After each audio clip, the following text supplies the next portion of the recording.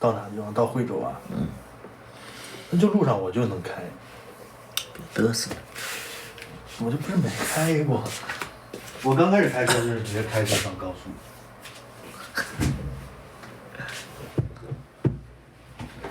比机票贵点儿，是。第一次上高速啊，我觉得就是刚拿驾照的人，然后上高速其实挺猛的，我觉得高速很危险，就是高速好开，好开，那多危险呢？因为高速的速度太快了，应该更新了8点了，今天不周3吗？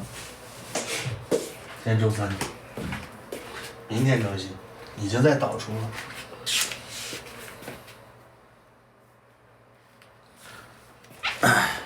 对，有的人说在那个普通路比较那个啥，比较好开，比较难开。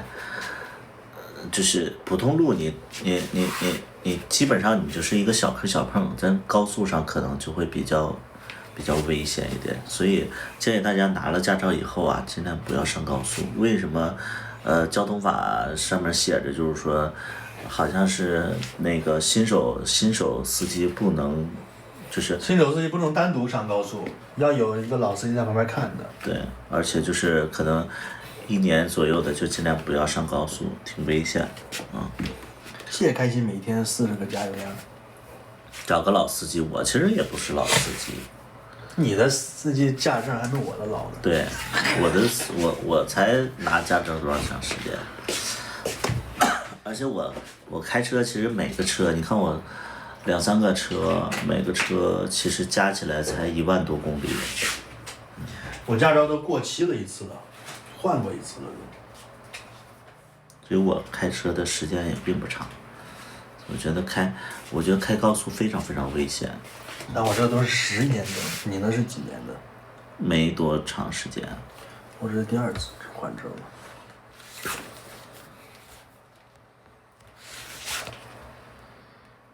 我这还上海换的嘞，上海市交通。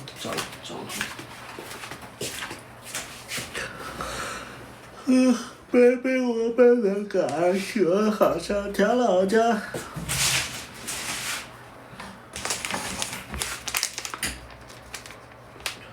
老公，你明天可能得去趟医院把你的片子取出来。行，他说能打印。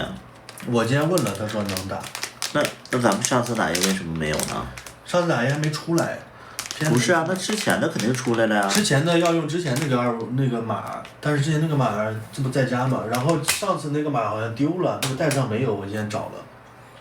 那咋整啊？可能要去那个医生那里问一下。就是去拍片子那个排队的那个医生那儿，可能他那儿就能给你这个码，因为之前那个码就是他那儿给的。有驾照不会开，像我这种。其实我拿驾照以后，我还请了那个就是陪驾的那个老师呢。我一开始拿完驾照，我也不敢开啊，我是不敢开。后来就是请那个驾校那个陪练，请了两三天呢。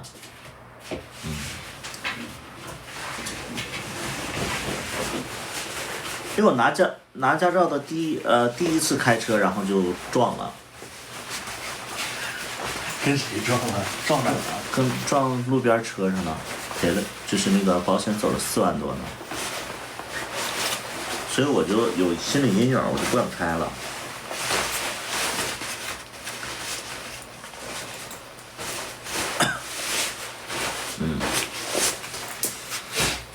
对，不敢开是正常的，因为其实现在我跟大家说实话，就我觉得现在就是驾校教的那玩意儿，扯犊子。我记得我们非常，我记忆非常深刻的就是，我们科目2是练，但科目3上道我们都没练过，就考试前我们都没练过。这学校驾校特别的那个特别的奇怪，就是你都没上过路，然后就让你考科目3，啊，我特别奇怪。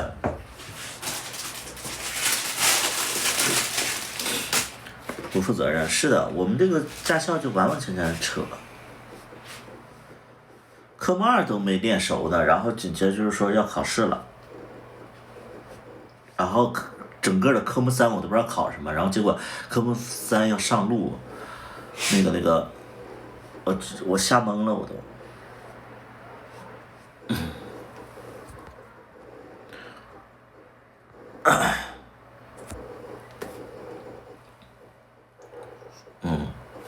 反正我觉得现在驾校学不到啥玩意儿，都是那个，我觉得就是你出了驾校以后，你再请那个陪练，陪练请个1、2天、2、3天差不多了，逐渐的他就赶了，以前驾校很松，我这是前2年学的也很松，能考下来驾照。我有考试，我有考试的那个恐惧症，任何的考试，我记得我考科目1的时候，我快窒息了，快窒息了，是。就是我考场就是考场恐惧，窒息了。特别难受，就是你要给我一个空间让我考试，我就懵了，心态就是耳鸣，然后手抖，我是那种人。小的时候可能考试就是会比较看重，所以导致科目1我就特别重视。我在家练的脑袋都疼了，刷题刷的脑袋都疼了。但是我记得我考科目1，因为科目1是2次机会，我第一次考科目1没考过，然后紧接着又让我答一遍，然后得了90分，特别吓人。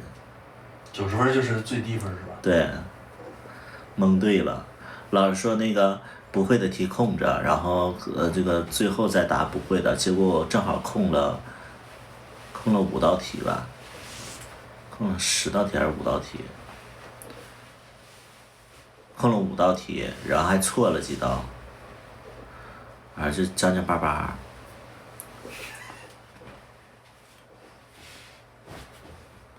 就我蒙对了，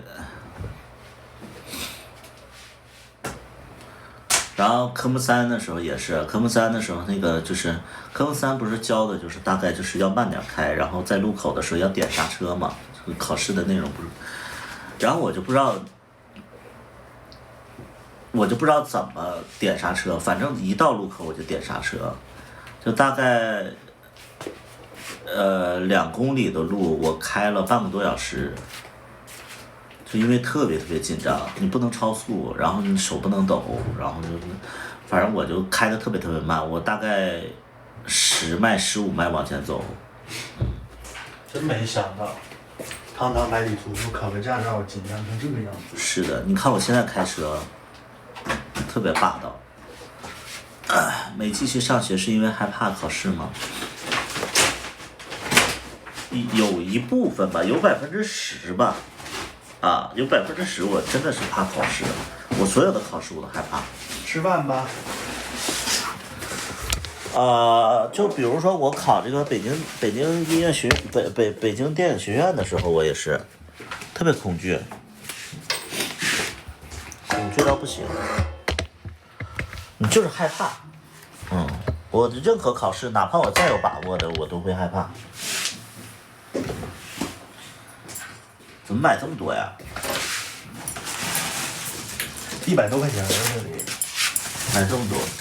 怕不够吃吗？反正下顿可以吃。你还干干了？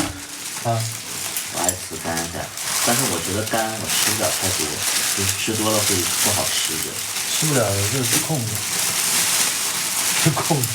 就不吃。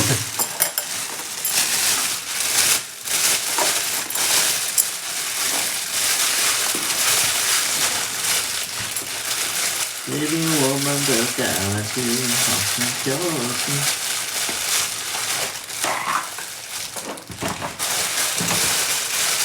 鸡屁股。吃的啥？吃的凉菜。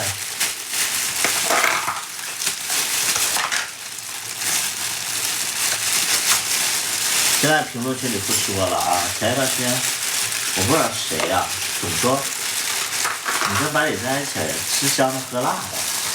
我把他拉黑了，应该。啊。你知道我为啥拉黑他吗？啊。因为前两天我发抖音，就是我健完身回来，然后我骑车子，就是在一堆那个美团共享单车里边挑了一大会儿，挑了个最难骑的，然后我就发了个抖音，拍的那个美团共享单车，我说在一堆这个共享单车里精挑细选出来一辆最难骑的车，然后那个人就下边评论说，啊这么冷的天儿，百里还让你骑车子回去啊？我就把他拉黑了，我真觉得他妈的跟傻逼一样哦。这个叫啥名你记得吗？忘了。是叫184什么什么？不是，这个好像是什么山高路远还是什么，反正就叫山高路远。我怎么记得叫什么184是不是都什么这么虎？那个人也是懂阴阳怪气的。那神经病，而且他每次就是来直播间都是说一些那个什么跟百里吃的喝辣的。那个184也是被我骂过。傻逼一样。然后我看到那个他评论之后，我把那个抖音也给删了，然后把他也拉黑了。抖音给删了，把他拉黑了是什么意思啊？那个抖音删了。我就想这些人真是莫名其妙，我发个这，就是跟你完全没关系的抖音，他也能扯到你身上去。所以啊，你发什么东西你要特别小心啊。那我这。谁能？我这样我都不发你的东西。那谁能想得到发个这他也能扯到你身上呢？就尽量不要发两个人的事啊。我也没发两个人的事啊，我就说我就骑个共享单车。那也不行。你平时你就要吃香喝辣的。吃。谁能想到？真的是那个人就是天天就阴阳怪气，每次来直播间就是阴阳怪气。快吃吧。一听到他妈的一肚子气，我当时骑着共享单车在路上，我气死了都快。我就想着，然后我就想着，哎呀，我不该把那个抖音删了的，我应该给他回复一句，我再删了的，气死了我都快。太酸了，太记住了。我想的就觉得那个。他又不是针对你，他是针对我，他是在酸我。我就发那句话就感觉比较搞笑，然后我就发了一下，然后又开始说。你跟着百里连车都坐不起，这么大冷天就骑个共享单车。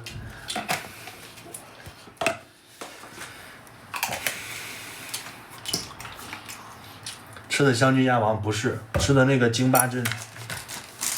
我们不吃那个鸭货其实不太好吃，我们爱吃那个鸡货、猪货。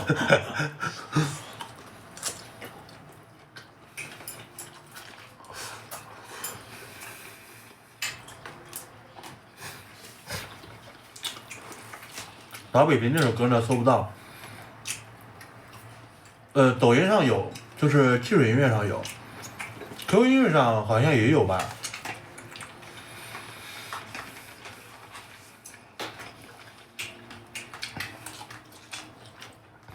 你们是一对吗？我是室友，酷狗没有，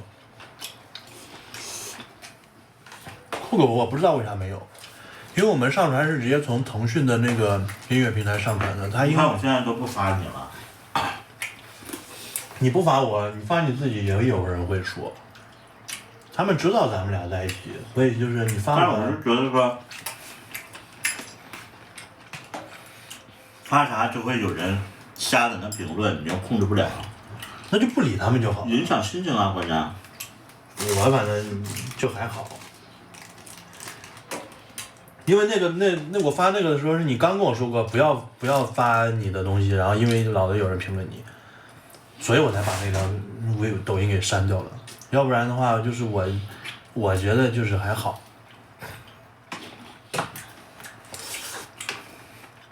松花鸡腿右手店不是京八珍的，这大米感觉黏了吧唧的还好，这个大米倒还好，不是很黏了吧唧的。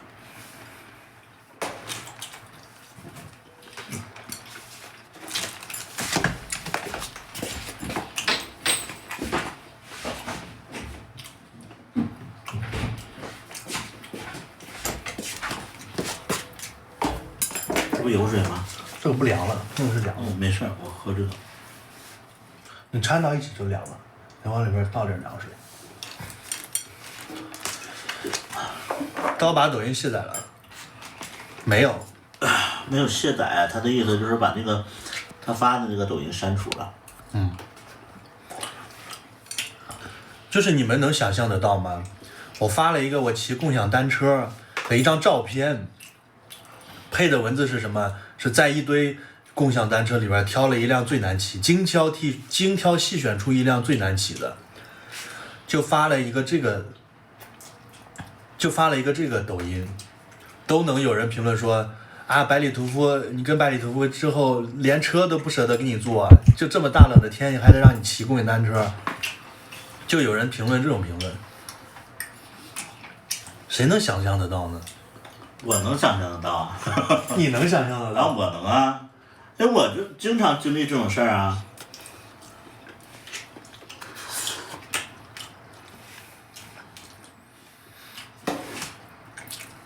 我本来是想发，哎，我想着这条会火，会引起大家共鸣，没想到竟然会，这也能扯到你身上去。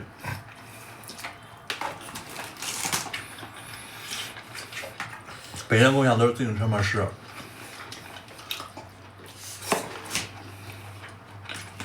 主要是我，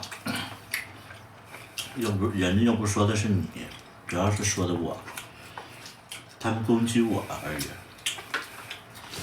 就是关键这事跟你没有任何关系，他们都能攻击到你身上，真的太闲了，这种人。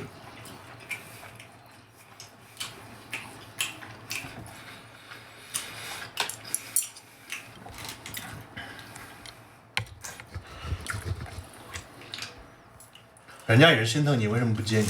他心疼个屁，他就是他妈没事找事儿。心疼你赚钱呢，心疼你买个车呀，心疼你这什么歪理啊，这都心疼啊。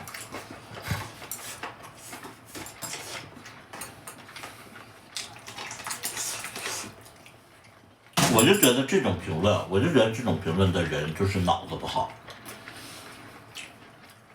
这他妈也算是心疼。就你为这种恶评去辩解，我觉得这种人脑子不好。那个人每次来到那个直播间，就是看到我在吃东西，他就说啊，跟在百里之后，每天都是吃香的喝辣的，这说话就阴阳怪气的。刚才是谁在那块说了？我看看这个 ID 我一定要记住。心疼哥哥，心爱哥哥吧？哦，心爱哥哥，心爱哥哥啊。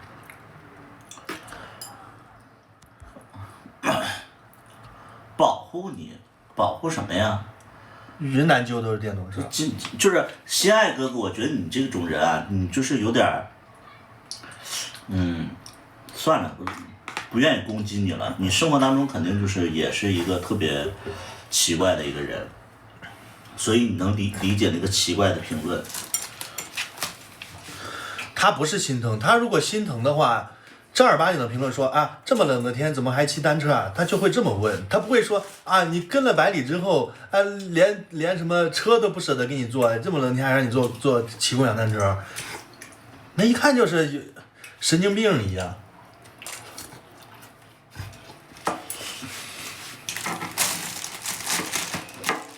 一线城市里边的共享单车都是自行车，没有那个电车。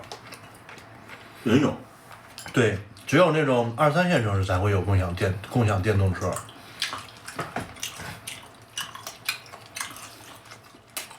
新歌在哪里听？新歌是那个第10集里边那个歌，我们会放在实体专辑里。很般配，感觉剧里就是你们的日常。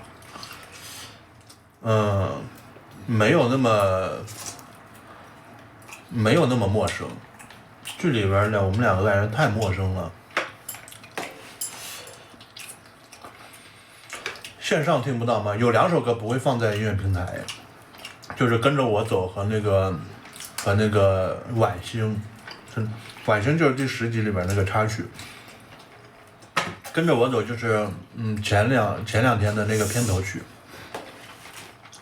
那会放在实体专辑中上面。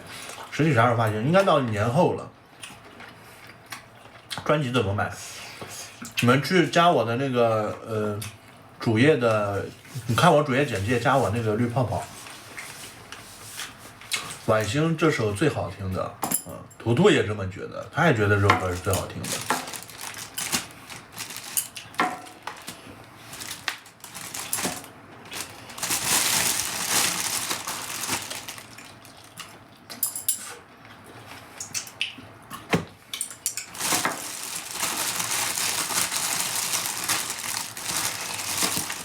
那你们想过他们为什么就酸我吗？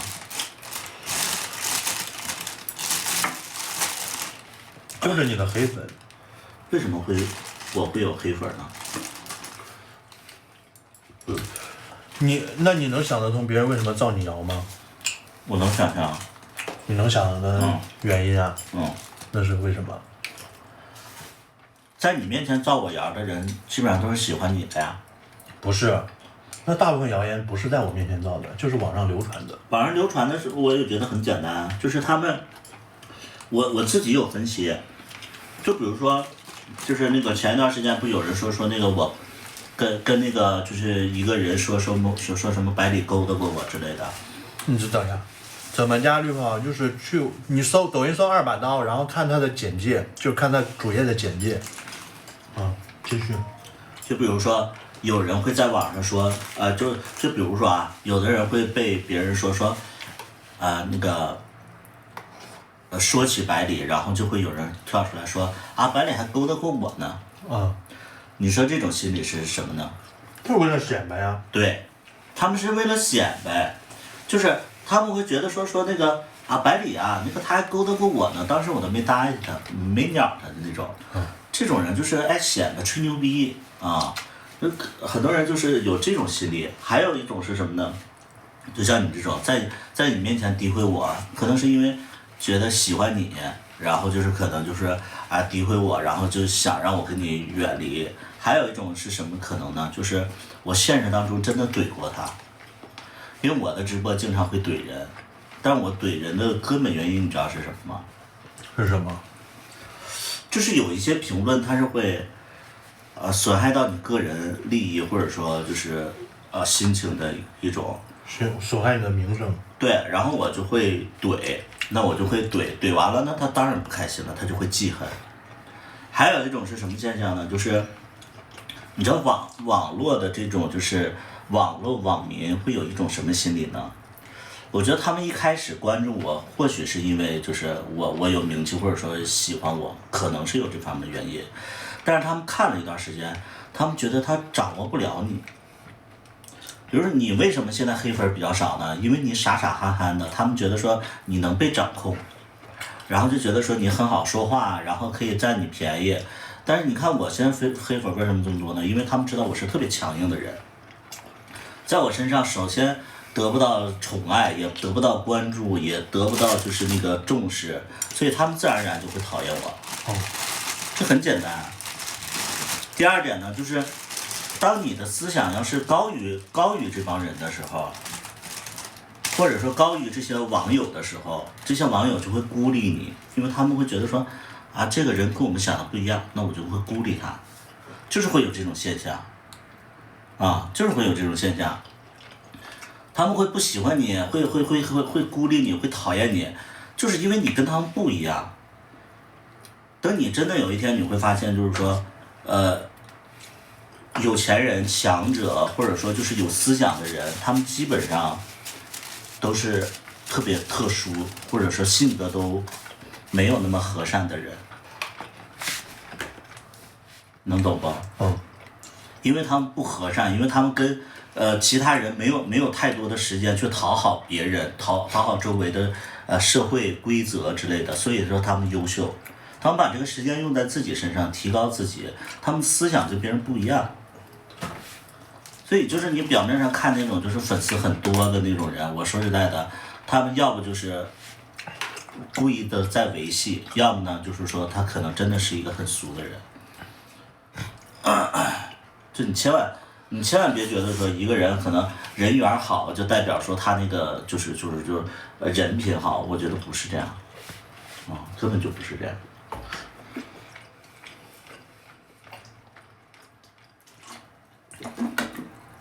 真正强的人，真正强的人都不会特别合群儿。就举一个非常简单的例子，如果说咱们通讯录，如果说要是合群的话，让每个人都喜欢自己的话，那他就不会选择通讯录这条路啊，那他就选择结婚就好了呀。但是，一旦你选择通讯录这个身份的话，那你自然而然就会被直男讨厌，被亲戚讨厌，被大多数人讨厌。现在很多人讨厌那些小众的人，但殊不知就是通讯录网友特别讨厌那些就是有个性的人，但殊不知你是通讯录，你本来你就是小众，你不尊重小众，其实就不尊重你自己。我们新剧都已经播了好久了，在 B 站搜百里屠夫绿豆。叨叨肯定没听进去，叨叨是没听懂，就是他有的时候他大大的脑袋里边就不装东西，他是那种，就你跟他说什么他就惦记吃，然后再想别的事儿，他是那种，他不是叨叨这个人，他可能在感情里他是有智慧的，但是在生活当中他没什么太大智慧。实体专辑在哪里买？我们现在还没有做，我们要售卖可能到年后了。你们可以去那个二把刀的抖音主页看他的简介，然后那个到时候可以联系他。脑袋里装什么？脑袋里装他自己。对，同时只做一件事情，是的。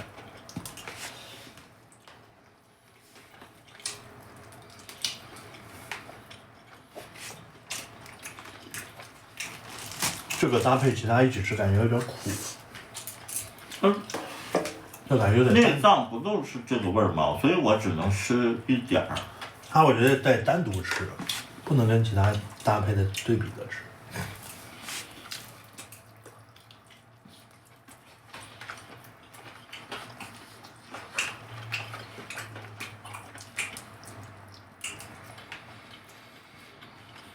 所以我觉得人生这个事儿就是特别的不可兼得。你又要成功，然后又让每个人喜欢你，我觉得这个太难了。你成功其实就注定着，不是说被所有人都喜欢。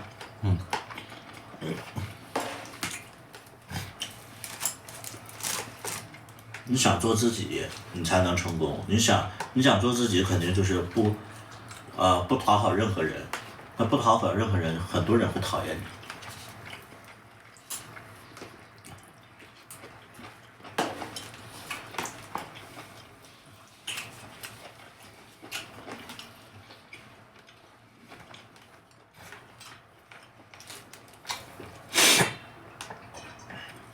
所以以后你发什么东西你小心吧，特别是跟我沾边的可能会骂你。你跟你不沾边的，人家有人往你身上扯。啊？你不沾边，人家也往你身上扯。对啊，因为你现在就是跟我沾边啊。现在小大夫的评论区里，只要小大夫发什么就是那个比较朝气的那些东西啊，评论区里都有人说忘掉百里重新开始，就那种。就是你会觉得说这个恶意是源源不断的，或者说它隔一段时间它就会出现的那种。那你这种东西，那你就怎么说呢？难道我不让小大夫发东西了？那小大夫什么也没发呀。那以后我发的东西看见这种我删了就好了。啊？看到这种就删掉就好了。删掉我觉得也没啥。就是尽量就是，反正我现在你看我都不发东西了。我要发自己健身视频，他们肯定说跟百里分了，肯定会这么发。有的人他就是这样啊，就是他说这种话，他其实有两个意思，一个意思是跟百里分了。就是在嘲笑你，另外一方面就是说跟百里分了，终于轮到我了，早就是期待你俩分了，就那种有两个意思嘛。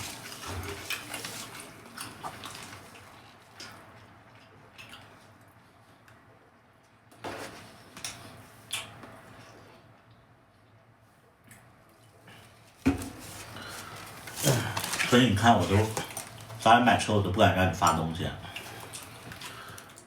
我也没发呀。对。比如说那个就是咱俩买车这件事情，然后你发了，肯定有人就在说，你这个车应该没那个小鹏的没有小鹏那个贵吧？我就知道你肯定要说这个。他们就会说，他给他前任买了30多万的车呢。这个车是给你买的吗？是那种，他们就会各种问题，然后就会酸你，然后或者就有人说百里真有钱，给每任都买，是那种啊。对，肯定会有这种。所以我不敢让你发了。唱黑刺猬歌的声音像图图怎么办？分析一下。唱黑刺猬歌声音像图图，黑刺猬的原唱的声音跟图图的声音完全不同，没有相似性，基本上。所以你看我就不让你发，其实是保护你，因为我不想你因为这个事儿就是又被大家这个议论。如果你真发了，你会开心吗？就是看到这种评论。其实我是无所谓。无所谓吗？对，我是觉得你看到会不开心。我其实也没不开心啊，其实大家在夸我呀，你知道吧？就是大家肯定，我如果看到这种评论的话，我会开心。就比如说，比如说别人说百里可真大方，给每个人都买车，我其实心里就特别开心，就是，哎呀，我终于，我的优点终于被发现了，之前说我抠的。那我们发好不好？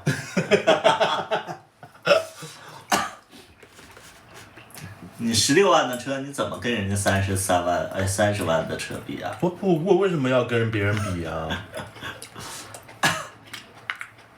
而且人小大夫的车，人写的是小大夫的名儿，你这个车都没写你名儿。人家又不知道写的是什么名儿。现在不都知道了吗？没写你名儿。没写我名儿，那也是我的。绿豆每周更新一集，每周更2集，每周4更新2集。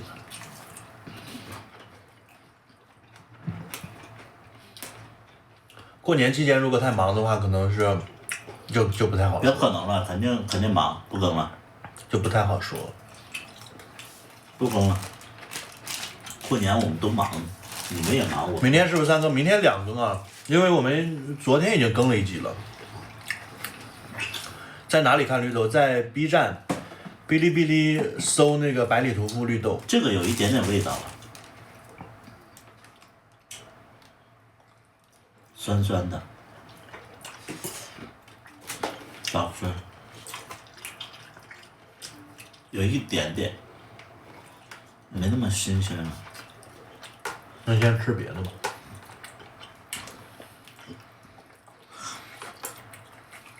第10集出来了，对，哎，第10集是前天更，哎，前天更的，对，不是昨天更的，是前天更的，周一更的。那交车仪式的那个视频还拍吗？拍呗，为啥不拍？那你敢发吗？那有啥不敢的？因为大结局的时候，那个小大夫也有个交车仪式的视频啊，可能跟你那是交房仪式啊，交房啊，反正大家会觉得说会有对比吧。交房仪式那还早呢，那我们这个交车视频那不就过2天吗？反正你自己想好。大结局的时候，他这个视频一出来，啊。无所谓，我是无所谓。如果害怕黑子评论，就压抑自己想做的事，其实想想会不会觉得自己不够强大？我也是这么觉得，就没有必要在乎别人怎么评论。但你说评论的力量多可怕呀！贾国龙是一个事儿，然后那个严旭京是一个事儿，有很多事情其实你不得不惧怕，就是网络这种暴力的这种行为，他们的就是影响力太大了，所以有的时候你还是要就是低调一点，就不就是你知道就是有钱人都是偷着富的嘛，没有特别高调的。你像很少，我觉得就是那种网上炫富的那个什么博公子，你知道那个博公子、百公子还是什么，就是一个类似于人妖的那种，然后他就没事炫富那种，就是什么就是奢侈品啊，什么什么豪宅之类的，那种我觉得都特别蠢。就是我会觉得说那早早晚晚的。他被举报了。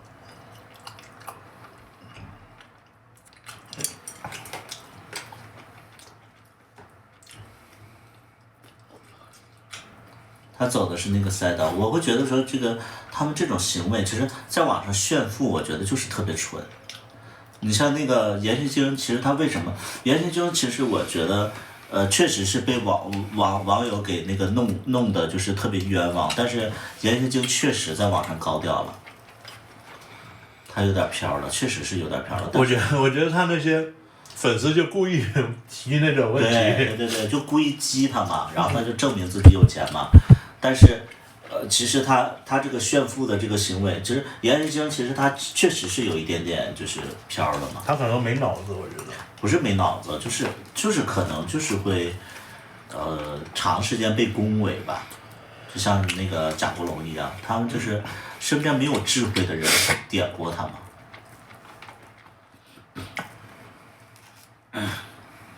很多人确实吃那一套，然后割韭菜。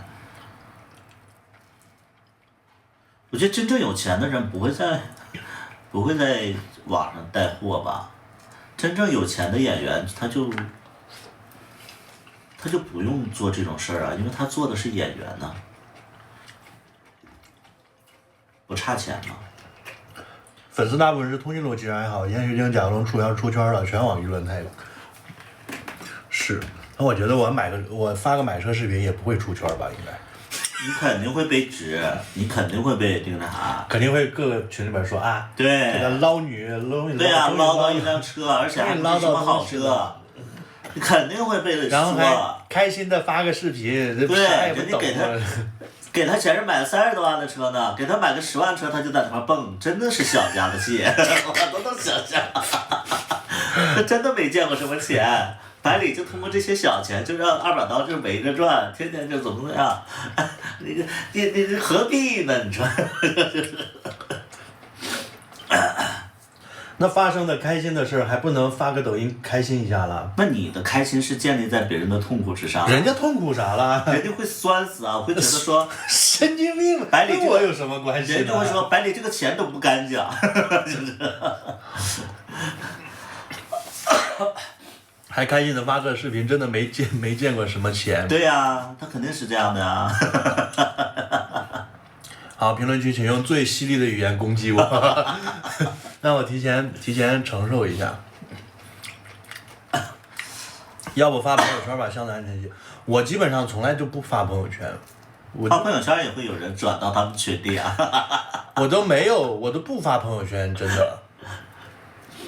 我一年可能就发的不到10条朋友圈。我相信，就咱俩在一起，肯定有人会觉得说，这咱们之前见过这种评论呢，就是说一个捞女，一个花钱买爱情，这种评论就是很多呀。包括你知道现在是有多少人？116个人，现在还有将近10个人会觉得说咱俩不般配，然后就觉得说你是因为傻，没见过什么世面，百里才拿捏你的。有至少16个人会这么觉得，他们就等着说啊，等有一天百里踹了你，然后这个在你身上一点钱都不想花了，就是会有这样的人。他们到现在都在就像那个什么那个就是秃鹰，就是等着你等着就是你剩一口那个烂肉，然后让他们叨2口。那我觉得我们做一些让大多数人觉得开心的事也行，没有必要管他们。就是你过得好，其实并不会有人愿意跟你分享你的就是什么欢乐呀。大家都过得不是特别好啊，你发这些东西，其实就是让大家会觉得很刺眼呐，能明白不？所以你分享这些东西并不会大家会替你开心啊。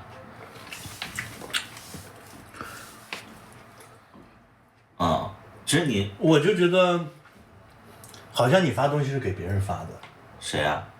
你。对啊。我发东西从来都是发给我自己看的。所以你看你的评论区里恶意比较重啊。我又不理他们就好了。但会没必要嘛？你就会觉得，你其实你之前一开始的时候炫富的时候，不是炫富，你一开始炫咱俩在一起的时候，然后秀恩爱的时候，虽然说那个时候评论很高，但是你没发现吗？有将近40%左右是在酸，或者说在说一些风凉话。真正祝福的其实不到50%，还有10%的人可能就是说在那个就是不就是可能会很严厉的在批评。你要这么想，你说90%的人不会留下评论，就是路过。但是你然后剩下的所有人看的都是评论嘛？你看的40%的人只是占4%，那么少一部分。好，就有的人真的祝福你，他可能就是说不会评论，但有的人讨厌你，他也不会评论；有的人就翻了个白眼，他也不会评论。所以我就觉得没必要。我还是跟你说那点，就是你发就是秀恩爱的那些视频，一开始评论量很高，那是因为大家酸，或者说一些风凉话，或者说刚见到咱俩在一起。后边你知道为啥评论下来了吗？不是因为大家好评多了，是大家已经没有，就是你发的太多了，大家也不想攻击了，就是觉得无所谓了，已经就是看。他们慢慢就接受了呀，这个事情。是接受了，但是他们并不祝福啊。不祝福，为什么要让他们祝福呢？那我就觉得没必要，就是引发别人就是不喜欢嘛，对不对？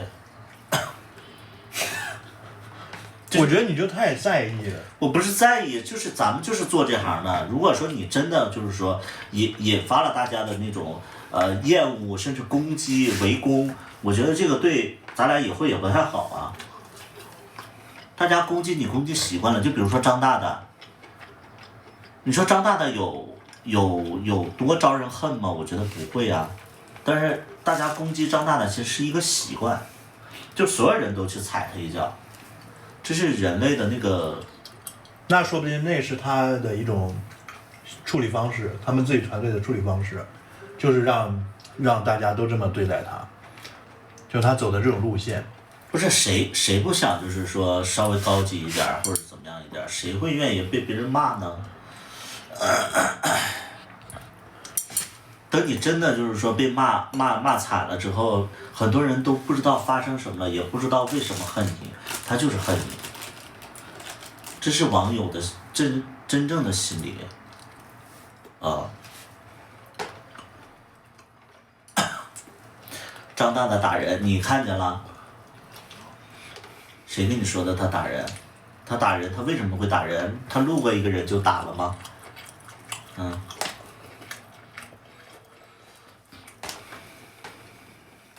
对吧？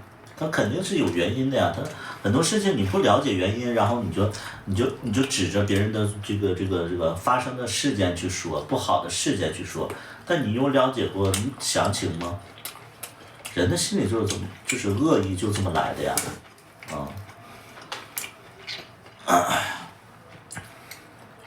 那你做的再好，人家照样讨厌你，就是讨厌你。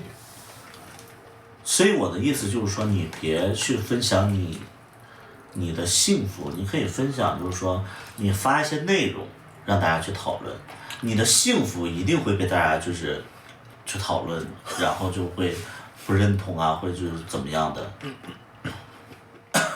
咱俩做直播这么久，或者说就是做自媒体这么久，其实你应该能感受到，就是网友的评论其实并不阳光健康。主要是针对你的粉丝是这样，是针对你的也多呀，你的黑粉，针对你的也多呀。我针对我的全都是你的黑粉，来骂我。怎么可能？就是你的黑粉来酸你，顺带带上我。那为什么要他们应该保护你啊，他们就劝你别跟我在一起啊，他怎么会骂你呢？那我以前自己发的时候，就骂我的都是直因为你被关男注了呀。都是直男，然后不是啊，你现在因为你跟我在一起，你受到了关注了，所以就是你被关注了，然后大家又了解一些那个情况，所以大家会骂你啊。那怎么能是我的酸黑粉呢？因为我跟你处之前就没有人骂我，因为那个时候你的关注量少啊，你的评论没有那么高啊。所以就是骂我的那些人全都是从你这边过来的。是因为从我这儿你有流量了，然后被大家去关注了呀。那怎么能说是我的黑粉来骂你呢？就是你的流量，就是你的流量就是你的粉丝。不是，还有就是咱俩在一起会新增了很多流量。但是没转化成我的粉丝。转化成了，现在你直播的时候，我之前关注我的都跑你直播间了呀。就咱俩同时直播的时候，大家会选择去看你的直播呀。骂你大部分也是嫉妒你，不用管。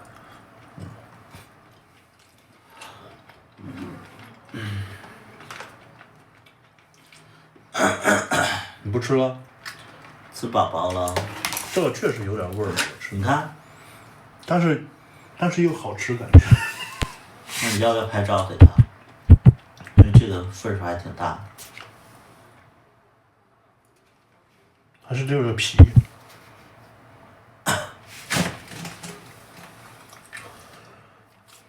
什么？直男嫉妒叨叨美色比他们还好看。叨叨，我可以当你的黑粉吗？我的黑粉有门槛的啊，那个1个月至少得那个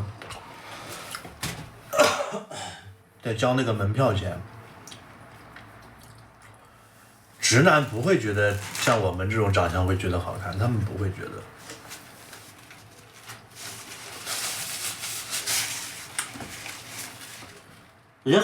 我就讨厌你的，其实就很简单啊，就可能是听说了一些谣言啊，听说了，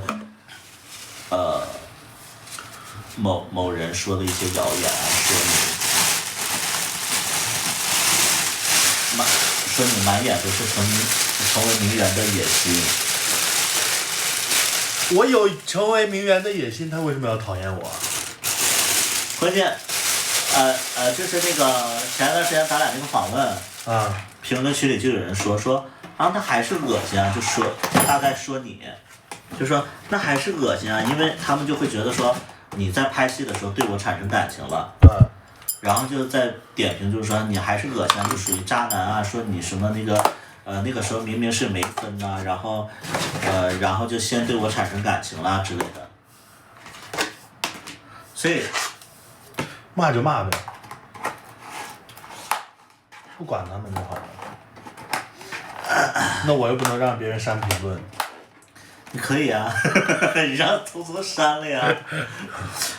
我记得聪聪好像真的删评论了，你知道为啥吗？为什么？是我记得那个访问里边有一条评论，就是他那个就是那个评论区里有一条评论，不是弹幕上有一条评论。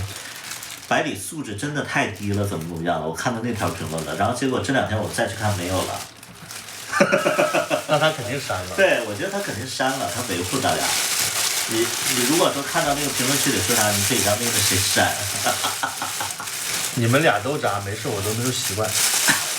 这就是你的粉丝。这哪是我的粉丝啊？我都不认识他。人家都有你粉丝灯牌呢。啊，真的吗？我看看是谁呀？谁有我粉丝灯牌？我看不见，太远了。我看一看。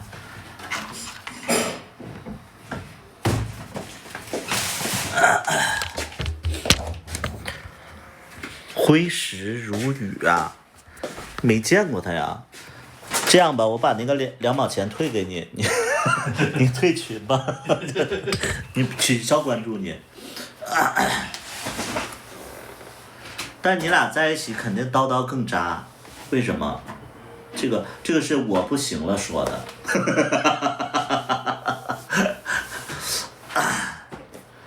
错了，我不行了，你为什么发表这样的言论呢？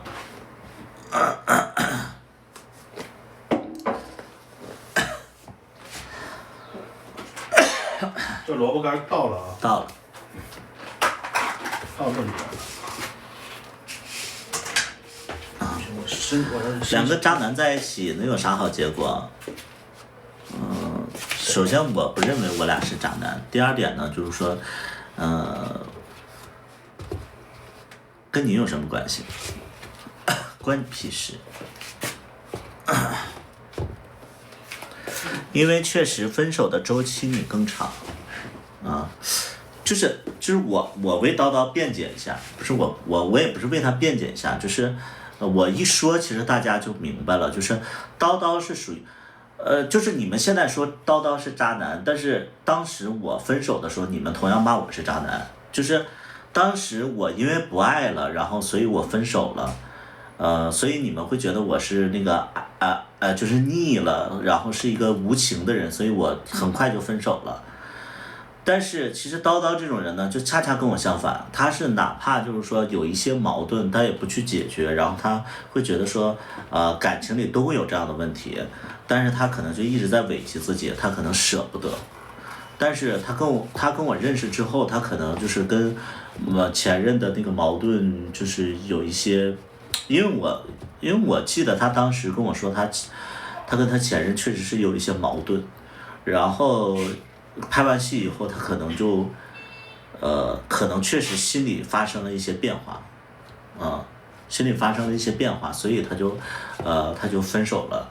那我就觉得其实表面上大家说叨叨这个行为不太好，但是我会觉得我那个行为也没被大家认同啊，就是怎么的都是渣啊，怎么的都是渣。那我就觉得这个没办法说了啊，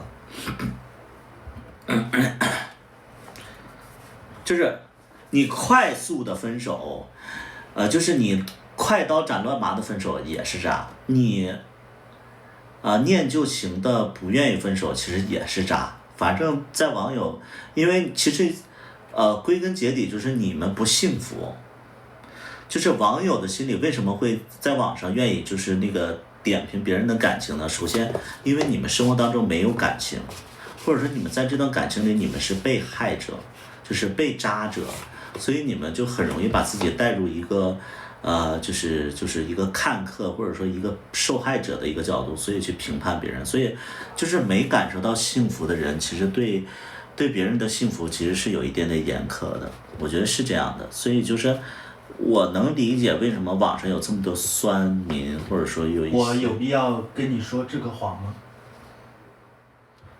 你可以过来取。啥呀？就是我要把这个退掉。他说不会吧，都是当天新鲜的。那你让他拿回去，让他吃啊就好了。闻起来是酸的，吃了几个。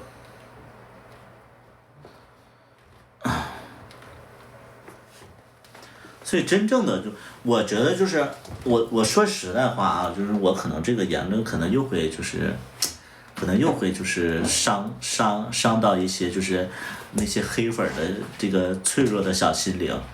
就是我会觉得说，真正就是在网上总爱去点评别人事儿的人，其实他生活当中他是一个小透明，能懂不？就是我觉得真正在网上爱点评别人事儿的人，其实他生活当中一是没有社会存在感，二是他生活不幸福。这回你们能懂吧？就是一般在网上评论的基本上都是这样。因为我举一个非常简单的例子，如果说你在生活当中你是一个特别忙碌特别幸福的人，你没有时间没有闲暇的时光去关注别人的生活，更不会花时间去点评。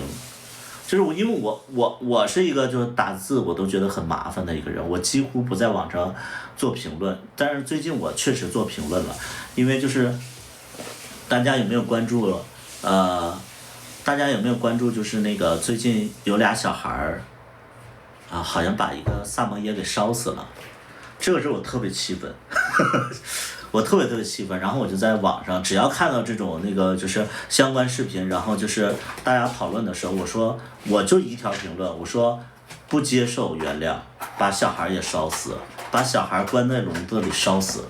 我的评论是这样，就是这个事儿真的跟我，你这要是被什么女黑粉看到，直接截图又成你黑历史了。那我就是不行，我就是不行，我就是想把小孩烧死。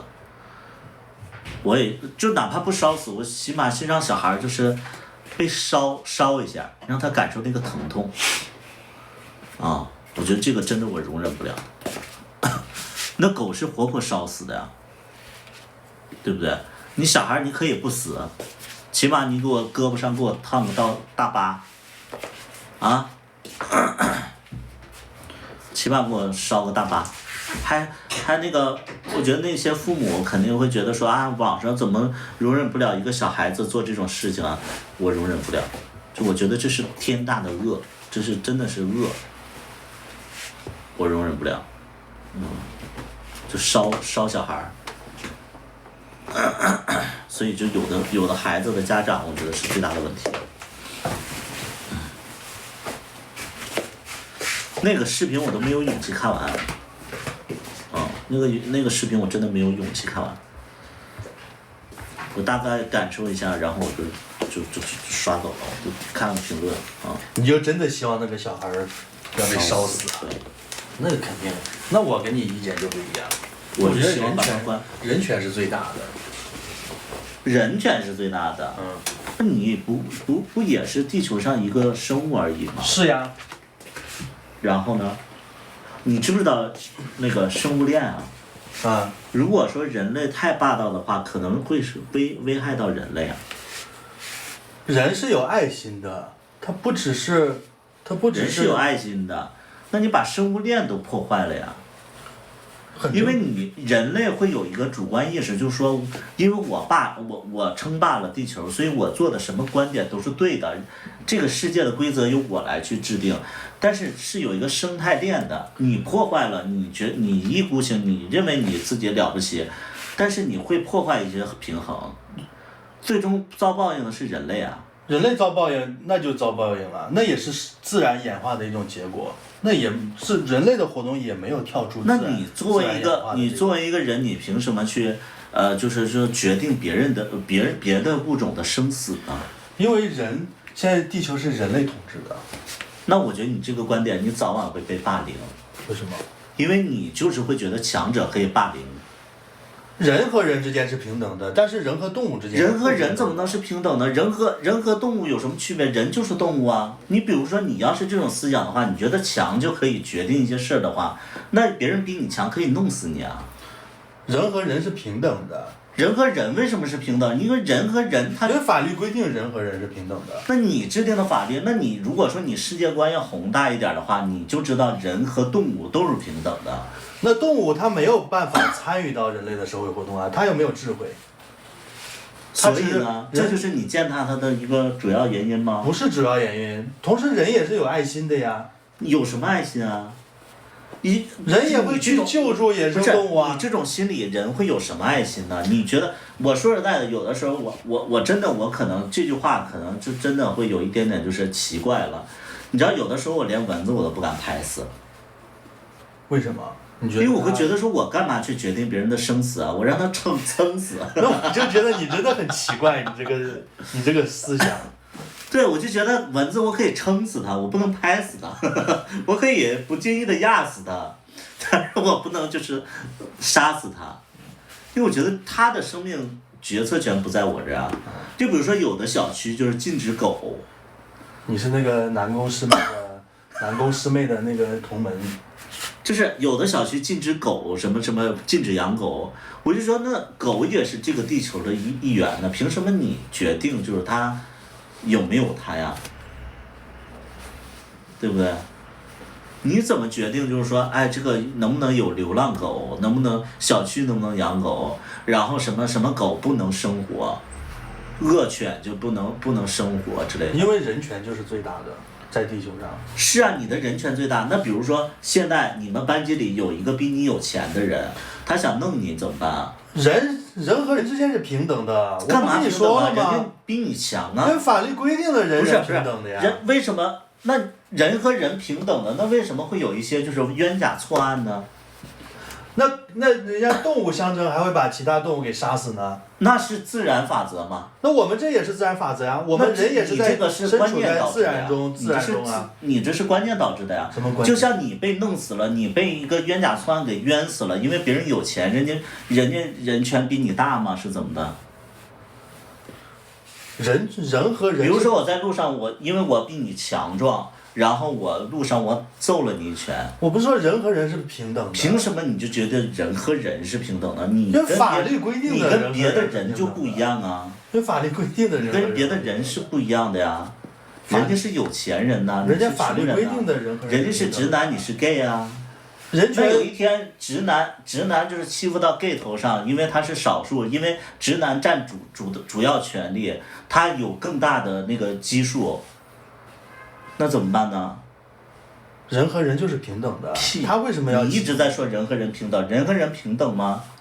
法律规定人和人是平等的。你法律有个屁用啊！那你人和狗之间的事，你牵扯不到人和人身上。干嘛牵扯不到啊？因为这不是同一个东西的。现在最主要的就是为什么人能做决定？因为人他是强大的，比那些动物要强大。对。所以有的人比你这个人还要强大呀。那人和人强大，是不是人就在食物链最顶端？什么呀？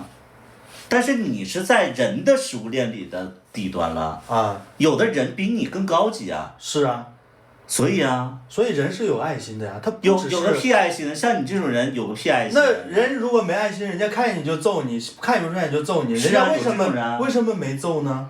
因为人不只是靠本能人家没揍你是因为他有爱心吗？你这种思维。我说的爱心不单指爱心这个东西，是因为人不只是靠本能去行动。你这种思维就你早晚你会因此会体验一些不好的事情。你不要觉得人强大了，然后他就可以做一些决定，就能站在道德最高点，不要觉得这样。恰恰相反，就是我们生活当中应该要保护那些小群体才是对的。越小的群体越值得被保护。我们人是在保护野生动物呀。你保护野生动物，你决定，比如说一个非常简单的例子，比如说一个狗咬人了，然后法律法规不能说了，就是比如说我现在我就觉得非常不公平的一点就是说，比如说人去摸流浪狗，然后流浪狗去咬人了。然后大家第一反应是把狗打死，是因为人做主权，但是我很好奇，就是这些流浪狗它在那块待着，它流浪了这么长时间，没有人去惹它，它从来不咬人，所以为什么要把狗？那咬人的伤害要大于摸人的伤害，为什么呢？它只是在保护自己啊。这摸一下，因为你骚扰它呀，它咬你了呀。那咬人的伤害就是大于骚扰。举一个非常简单的例子，如果说你是一个通讯录，然后一个直男过来就嘲讽你，然后你把他打死了，这是你的问题。对呀，因为你把他打死了呀，这就是伤害。好啊，那你把狗打死了，算不算问题呢？那狗你狗先咬我的呀。那你不摸它，它为什么咬你呢？那摸又没有什么伤害，就跟人家直男骂你，又没产生什么实质的伤害。啊，那你就活该给直男骂呗，你被网友骂你别反击啊。这不是你举的例子吗？你举的例子就是你就真的是你说歪理。你说挨骂跟揍死哪个更严重？好，现在直播朋友都可以骂他了。你说反正也无所谓。你说挨骂跟揍死哪个严重呢？你为什么要比较呢？这个事就不能发生啊？能不能不发生啊？为什么我平白无故被骂呢？你这就钻牛角尖儿。我不是钻牛角尖儿，那为什么会被骂呢？你平白无故走在路上，然后人家骂你了，或者人家打你了，一定要非常让你选，为什么我不能不被骂和不被打呢？你又管不到人家。你管不到别人，你不能允许这种可能性啊。那人家骂你，你也骂他呀。叨叨又是对的了，你们傻逼吧，你们傻逼吧，本来就是人权就是最大的。人权怎么是最大的？你就是地球上的一个小生物而已。因为人就是站在食物链顶端，你的能力可能高于别人了，但是这不代表着说因为你的能力，你就可以欺负弱者，或者弱的群体，或者弱的生物，你不可以。我没有说可以欺负呀。你这样把狗杀死，你人可以受到惩罚，但是没有到要死的这种地步。那它破坏的不是生命吗？是生命，而且它是恶意破坏。你要说这个事儿，它咬到你了，你把它弄死了，可能是正当防卫或者怎么样的，我觉得这个从人道主义上来讲的话，可能些许会被原谅。狗在那块笼子里待得好好的，然后这帮人就是活活把这个狗烧死了，然后这个事儿就了了。你人可以受到惩罚，但是没有怎么惩罚？你告诉我，怎么惩罚才能弥补那个狗狗在临终之前，然后它被活活烧死的那种痛苦？怎么才能弥补不了？弥补不了，然后不弥补了，就大事化小，小事化了。人犯了什么杀人罪，还不一定会判死刑呢。你更别说一个狗了。你这种思维，我觉得我跟你过不了。你跟你前任过去吧，我跟他过不了，真的，我就觉得他这种思维就是我完全认同不了。痛苦是一样的，无论说是你是任何物种，你是任何怎么样，你就是在破坏人家，你就是在恶意的去伤害别人。那这个一定要做出惩罚。咱们现在生活的这个规则之下，就是人权是最大的。知知道道，那个班长你好，怪不得你没对象，你在我这找了2次对象，没有人看得上你，你这个心态你也有问题。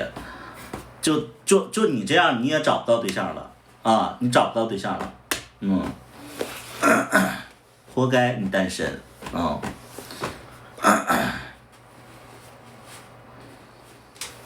他在这块，我在我直播间里找了好多对象了，但是没有人看得上他，因为他三观不对。他在生活当中，他一定是一个就是比较，他也是像叨叨一样，就是说不值得爱的人。什么叫不值得爱的人？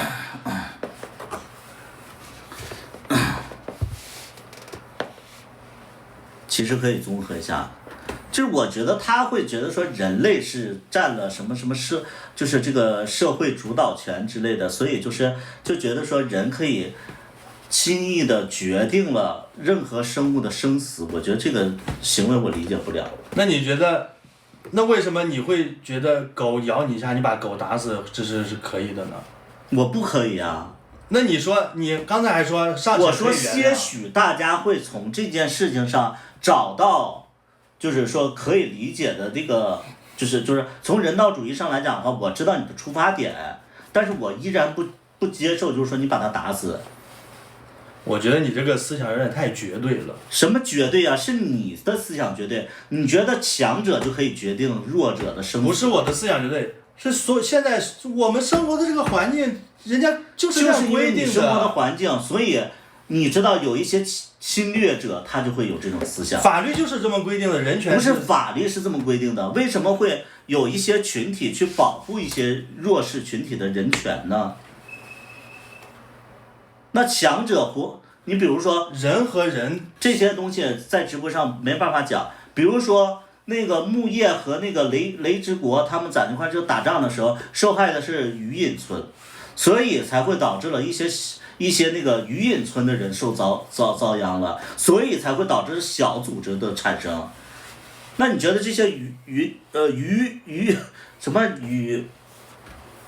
人和人之间是同一个物种之间的规则，然后呢？你没有办法，你没有办法引申到跨物种。就因为你的物种高级，所以你瞧不起别的物种。因为你本身就是物种隔离的呀，你的规则。那你下辈子如果你是个猪怎么办呢？那猪，那你没办法。你就认命了。那你要是猪呢？你连思考的能力都没有，然后就认命了。你猪根本就没有命这个概念。然后就认命了是吗？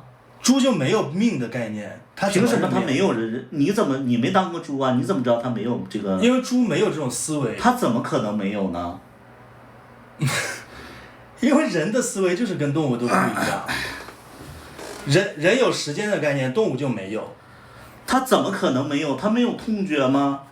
是有痛觉，这是属于人本能啊，但是思维是没有的。所以你这辈子你不能，你觉得因为你觉得你是人，所以你享受你支配别人的权利。人是有逻辑思考能力，有因有果，但是动物是没有这种。你觉得人是有思考能力的，但直播间里有很多人他是没有思考能力的。但是人起码懂因为和结果这个关系，就是这种逻辑。因为你比别人弱，所以别人欺负你是正常的，对吗？不正常呀。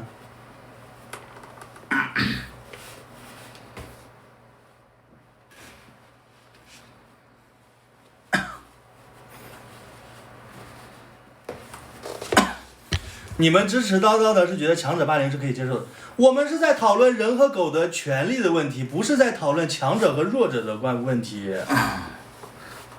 班长你好啊，支持叨叨，支持呗。你愿意支持你就支持。一个你俩可能都是那个当过兵的，就可能思想比较统一，叨叨，你别和他辩论，你说不过他，因为我觉得他这种思想其实就早晚会被霸凌。不是我这种思想，人家本来法律就是规定人权就是最高的，你就算大熊猫伤害了你，你也可以把大熊猫给弄死，你也不会负任何法律责任。我就很好奇，那人不去惹大熊猫，大熊猫怎么去伤害到人呢？那人家狗还会得狂犬病呢。然后呢？那得了狂犬病的狗，那不就到处乱咬吗？然后呢？那不就可能咬到你不靠近它，它怎么咬到你呢？人家在路边正常的走呢，万一根本就没注意到这条狗，人家狗直接上来咬了。那这个狗会咬很多人吗？不会啊。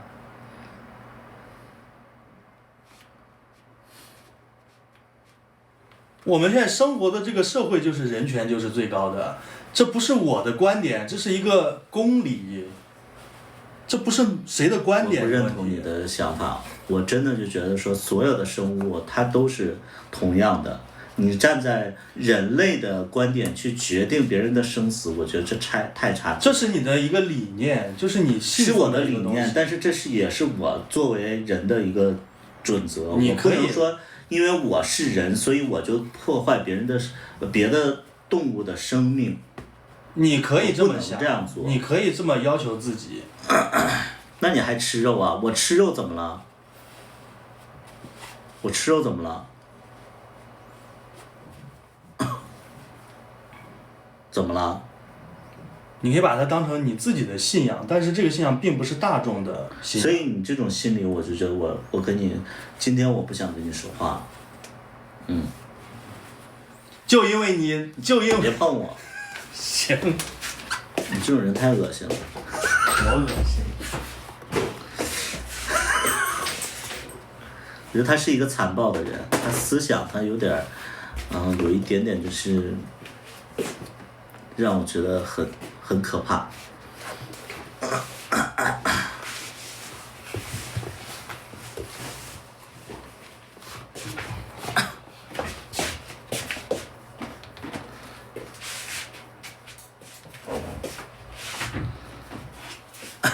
但是狼放在街上，不可能与人和平相处。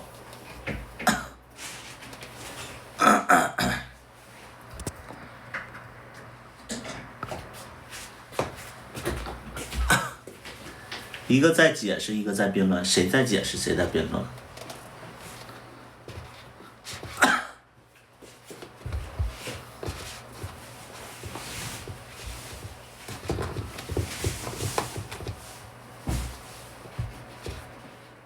看了你的直播，谢谢。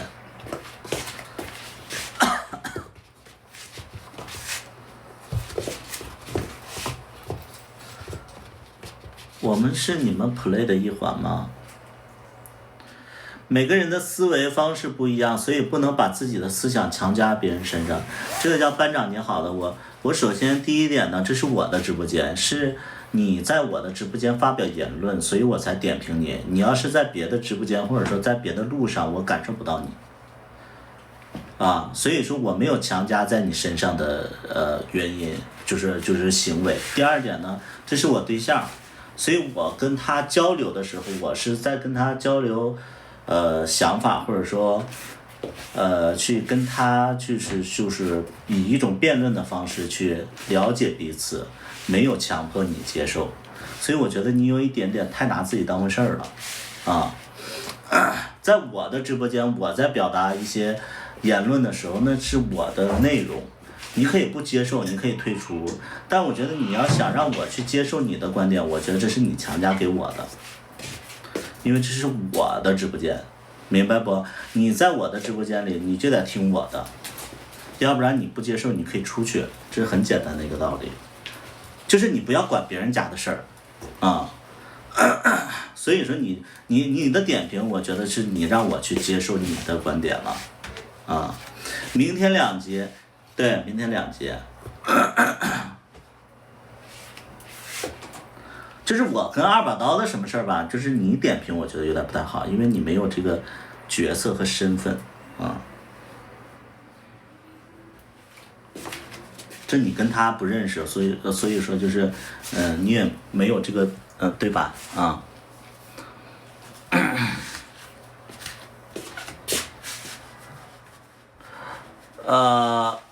把狗换成鸡就令人在意了，因为鸡大多数都能吃，狗是拒绝的。我太强势了，跟你有什么关系？我又不跟你过日子，我又没让你跟我过日子，我也看不上你。你管我强不强势呢？我强势是因为我跟你的思想不同，我强势是因为我的表达可能让你不舒服了，但我凭什么让你舒服？你是哪位？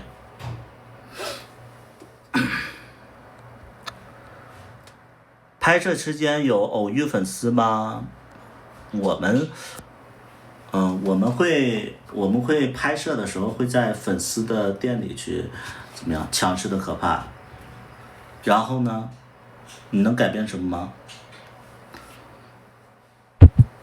这个念旧，你改变什么了？你好好念你的旧就行了，你的生活当中不需要新的人物。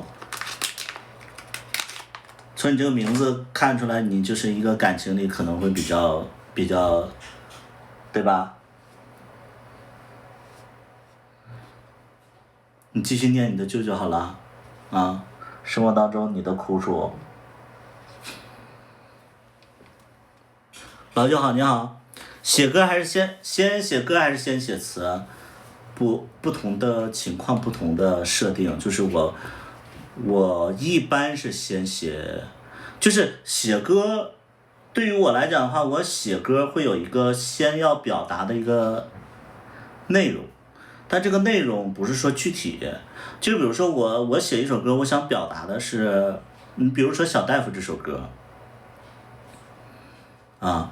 比如说这是小大夫这首歌，我想表达的是就是这段词里边，就是这首歌里边表达了我对这段感情的反思，所以我先有这个表达的欲望和内容，然后我去写这个旋律，然后再填词，对，是这种，他不会说。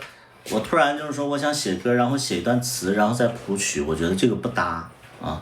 就先把内容大概去想出来啊，就不太会先写什么再写什么，没有这个流程。我感觉叨叨的黑刺猬副歌之前的部分可以重复2遍，稍微调整一下词儿会舒服。这个叫鱼江渔火，鱼江渔火，鱼江渔火。我针对你的评论，首先就是因为你是在跟我交流嘛，你是在跟我交流，然后我也友好的交流啊，我就是友好的交流啊，你千万，因为我接下来的话可能会让你不舒服，这个叫鱼江渔火的，我的接下来的评论可能会让你不舒服，我在表达我是友好的交流啊。首先第一点。我就想问一下，你写过词吗？你写过歌吗？你写过词写过歌吗？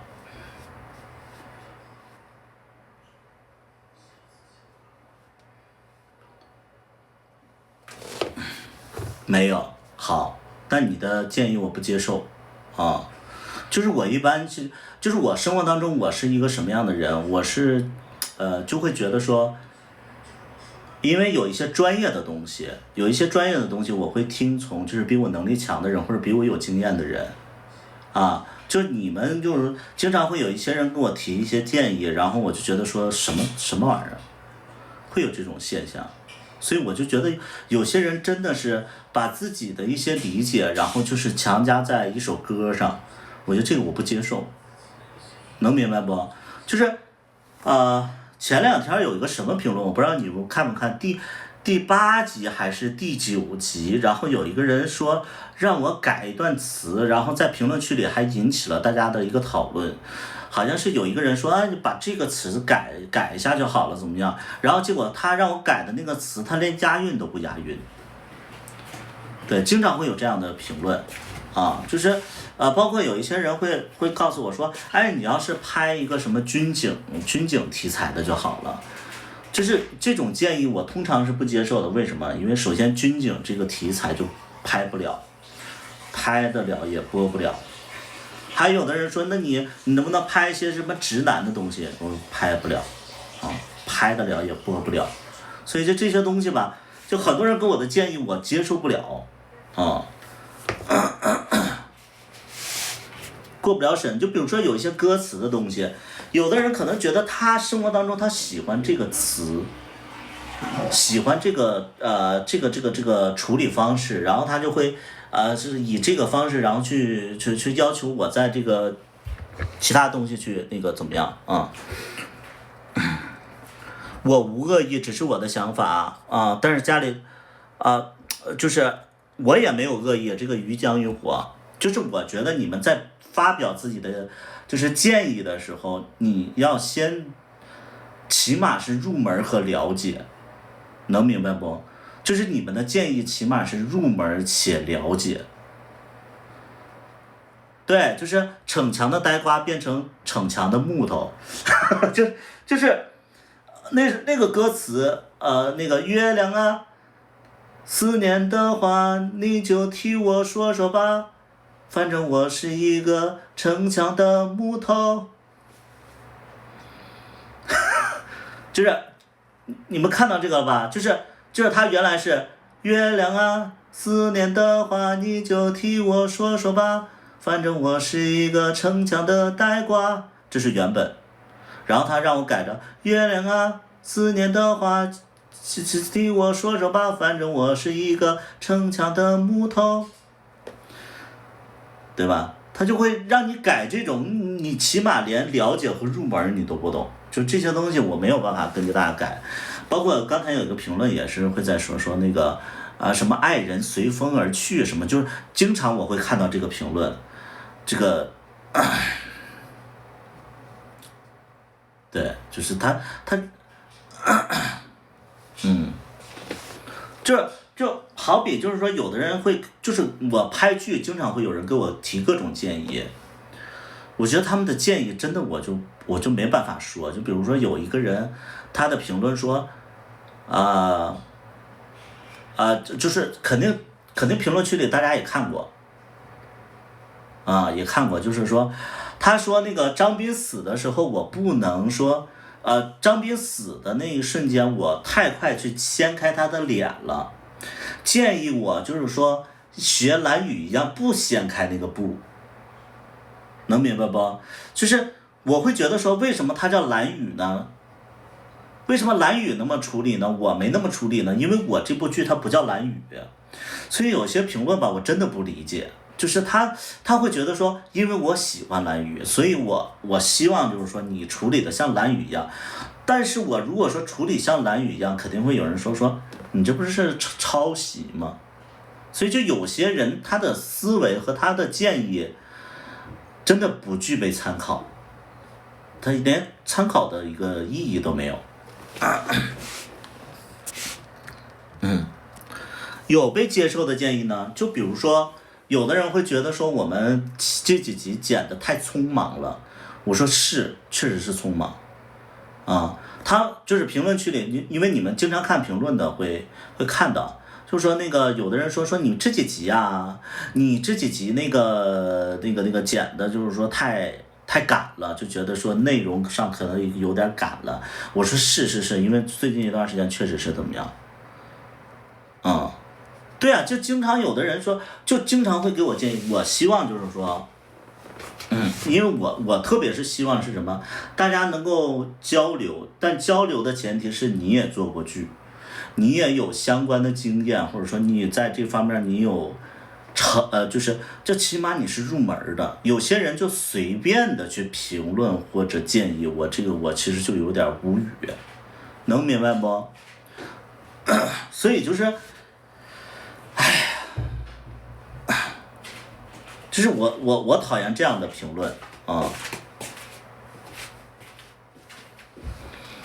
赶是因为一开始就，赶是觉得刚开始就结束了的感觉，不是，他是会觉得剪辑上可能有一点点走马，就是因为有一些情节，其实它是一个过渡情节，然后这2天我们的精力啊，包括身体啊，就会有一些问题，所以就剪的就特别的，就是没把那个镜头的意义体现出来。就会有这种，有的时候剪辑确实会出现这种，因为它是一个过场的一个镜头，过场的一个镜头大家能理解吗？就是有一些过场的镜头，然后它其实跟上一场戏它是有关联的，但是如果说你要就是丰富一点，大家就知道说这场戏和上一场戏它是有关联的，但是有的时候吧，可能比较匆忙，然后就没把这个关联表现得太明显。就比如说你们说的一点我非常认同，就是张斌发现那个亨利来了，然后他说那个不好意思，我去我有个短信要去发，我去厕所，然后有个短信要去发，结果他就去厕所了。所以很多人就看不明白，就会说哎，那个是不是张斌去厕所发短信发微信是给那个不是那个张大年去厕所，是不是给张斌发短信了？然后从而张斌去发现了那个亨利的出轨，明白不？所以这一块确实是我们在剪辑这一块就是可能做的不太好的，可能拍摄的时候不好，但是你剪辑其实可以修补的，但是确实是因为太匆忙了，所以就没这一段的意义就没凸显出来。正常的，如果说你不是去发微信，那你就没有必要说你发微信，你这段你就可以剪掉，或者说你改个词，就是说，哎，我去上个厕所就完事儿了。然后你又说你自己发微信，然后下一段，然后张斌又知道了那个亨利出轨，所以就是引起大家不必要的误解了。所以这个就是剪辑不到位，那几集确实是有问题啊。我说的够明白吗？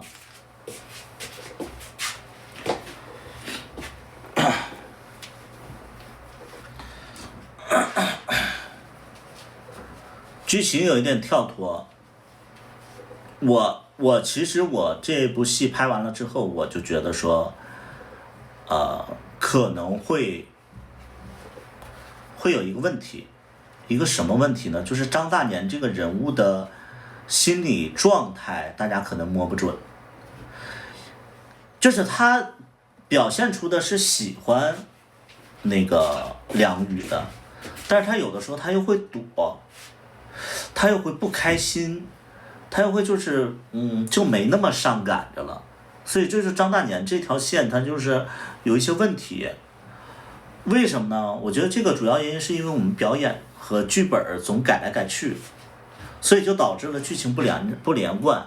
所以你们说的有点跳脱，是我非常认同的。我们在一开始其实就预料到会有这样的评论和这样的观点，所以这个我们尽量的去这个人讲话眼睛总是左顾右看，心里讲这是在撒谎。少刷点抖音，孩子啊，少刷点抖音啊。就是说有一些孩子吧，就是你的认知是通过抖音然后去那个去成长的，就注定你可能就是没什么见识，所以你总看抖音，你会获取这样的什么经验啊？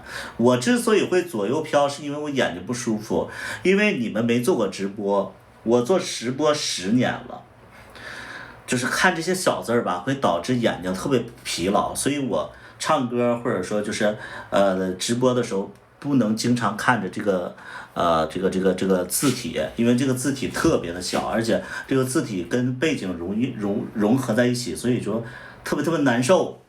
所以不是说就是左右飘，它就是那个啥啊，就是你的认知啊，就是你一发言我就知道你的认知其实还是处于一个比较初级的阶段啊。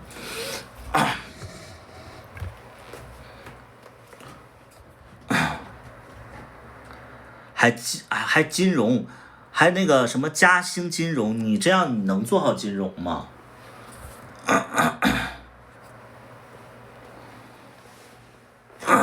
就你这样，你真的你能做好金融吗？崔山英老师跟你一样，就我觉得我很讨厌，就是说那种什么这个老师那个老师，就是你别一直在学，你要吸收，你要总结，对你天天管这个老师那个老师，抖音也是你的老师，但是你呈现出来的就感觉你这些知识其实都是一个无用的知识，你要筛选知识，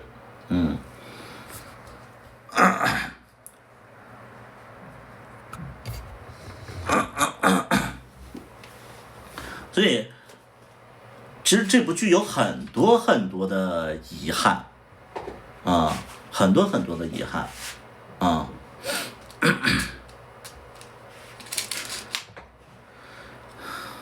我想知道啥时候开始做综艺，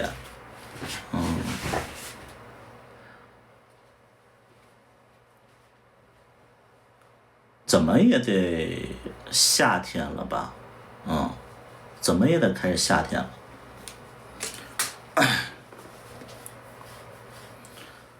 而且这个嘉兴金融王小辉，我给你一个建议是什么？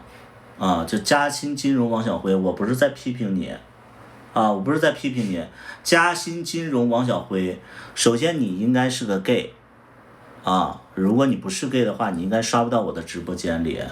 如果你是 gay 的话，我的建议就是说，这个可能你的老师没教过你。嘉兴金融王小辉，我建议你把这个名字改一改，这可能会影响到你正常的生活。如果说你在网上总会就是评论一些不好的评论，或者说就是可能会比较弱智的一些评论，可能会涉及到你现实当中的生活。就是你在网络上你要保护好自己，这是我给你的建议。就是嘉兴金融王小辉你知道，就是说这个网上的资讯呢，可能会比较透明化，这是我给你的建议，你可以听，你可以不听。我建议所有人，大家在网上就是可能会要保护好自己，就尽量的那个主页里边别放自己的生活。你知道有的人嘴贱。就是有的人，我不是说王小辉嘴贱我是说有的人就是那个黑粉嘴特别贱，然后呢，你点开他的主页，他也不是私密账号，然后他在评论，就是在他的主页里边还放自己的老婆孩子，你这种其实你就有点作死，你本身你嘴贱，你就保护好自己，就是真的就是你要给别人惹急了，你的老婆孩子他。就比如说你可以在网上去评论一些东西，但是有的人也可以评论你一些东西。你的老婆孩子可能知道你的抖音，可能你的抖音关联了一些就是说生活当中的一些生活，所以就是可能会你会付出代价，叨叨咋不直播？他在收拾那个后天我们走的那个行李，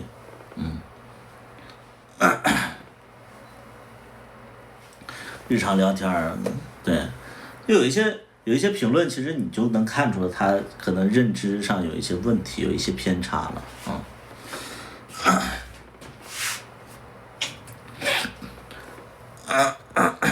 还有的人说那个说那个就是那个我们的剧可能会有一些就是就是会有一些就是不知道在讲什么。其实我看到这种评论，其实我也挺心虚的，因为这个剧本总改来改去，这个真的就是剧本总改来改去，包括这个穿越呀，你们看到这个原本它不是穿越剧。所以说改成穿越剧纯粹的是通过剪辑的手法去把它改成那个穿越剧的，所以就是大家如果说看起来观感没有都那么好的话，其实就是很正常。想听图的唱歌没单身没后天去手术吗？不去手术后天我们从那个北京要开车回那个，也不一定后天，可能大后天。可能要回那个广东，然后可能会把这个衣服啥的可能会寄回去，衣服啥的可能会寄回去，可能会带回去啊。真的很伤心，跟着哭了一会儿。开车回，对，开车回。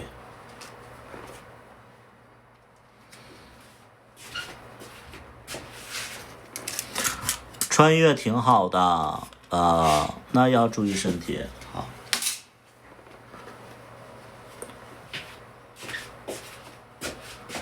哭戏绝了，我现在已经会觉得演哭戏是真的在演了，就是我20多岁的时候演那个《跟我回家》的时候，演《跟我回家》的时候和就是演《跟我回家》的时候，我还能很自然的哭，等到芝麻和这一部绿豆的时候，我就真的我哭不出来了。就是我的生活当中我也不怎么哭了，就是我这个年纪可能就哭不出来了，你们能懂不？就是我现在要哭的话，纯是演，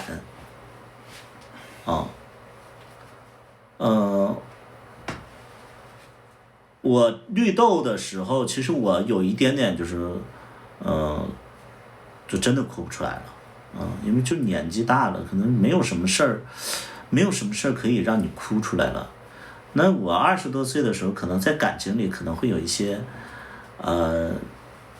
感性的东西可能会让我哭，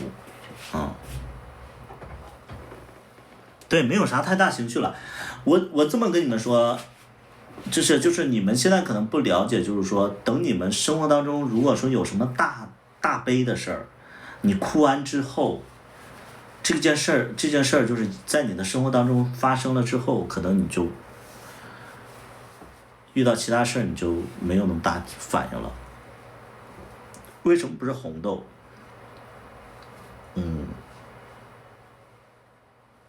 就是因为我觉得红豆这个名其实有点那个，我自己会觉得红豆有一点点女性化，就我觉得红豆其实有一点点女性化，有点文艺，然后我觉得绿豆可能更符合我的一个标签儿，能懂不？不是，它不是俗，它是我觉得红豆有点像那个什么张生和崔莺莺，张生和崔莺莺那种就是那种剧情，就是有一点点男女的那种，然后绿豆其实偏男的那种，源自于玛嘉烈与大卫这部片子我看过，但是其实这个片名跟这个片子一点关系都没有，对。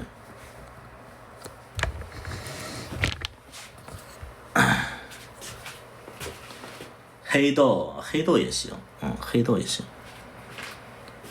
对，红豆像女童，那粉豆像女童，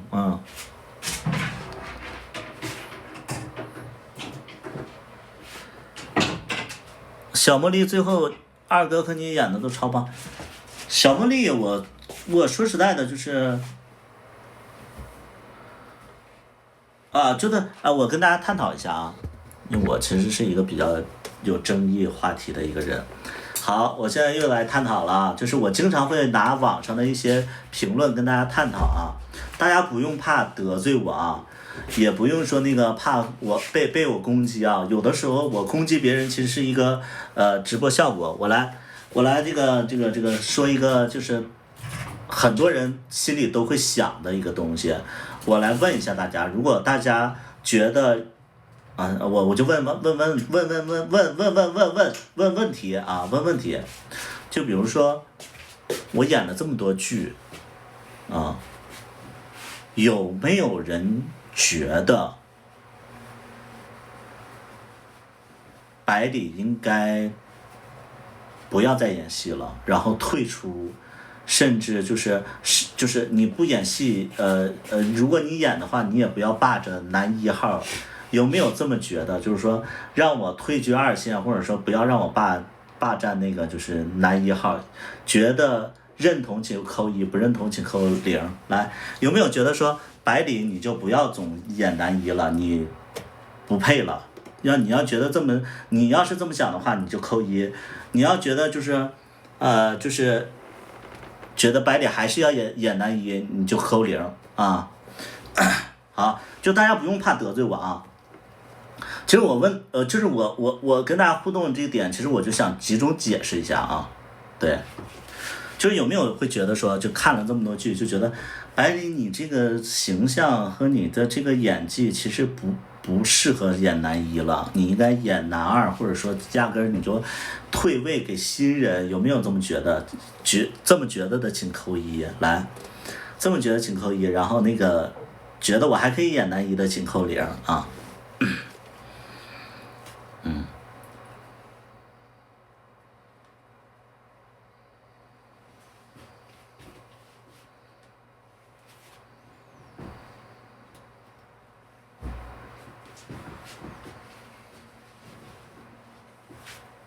不用怕得罪我啊。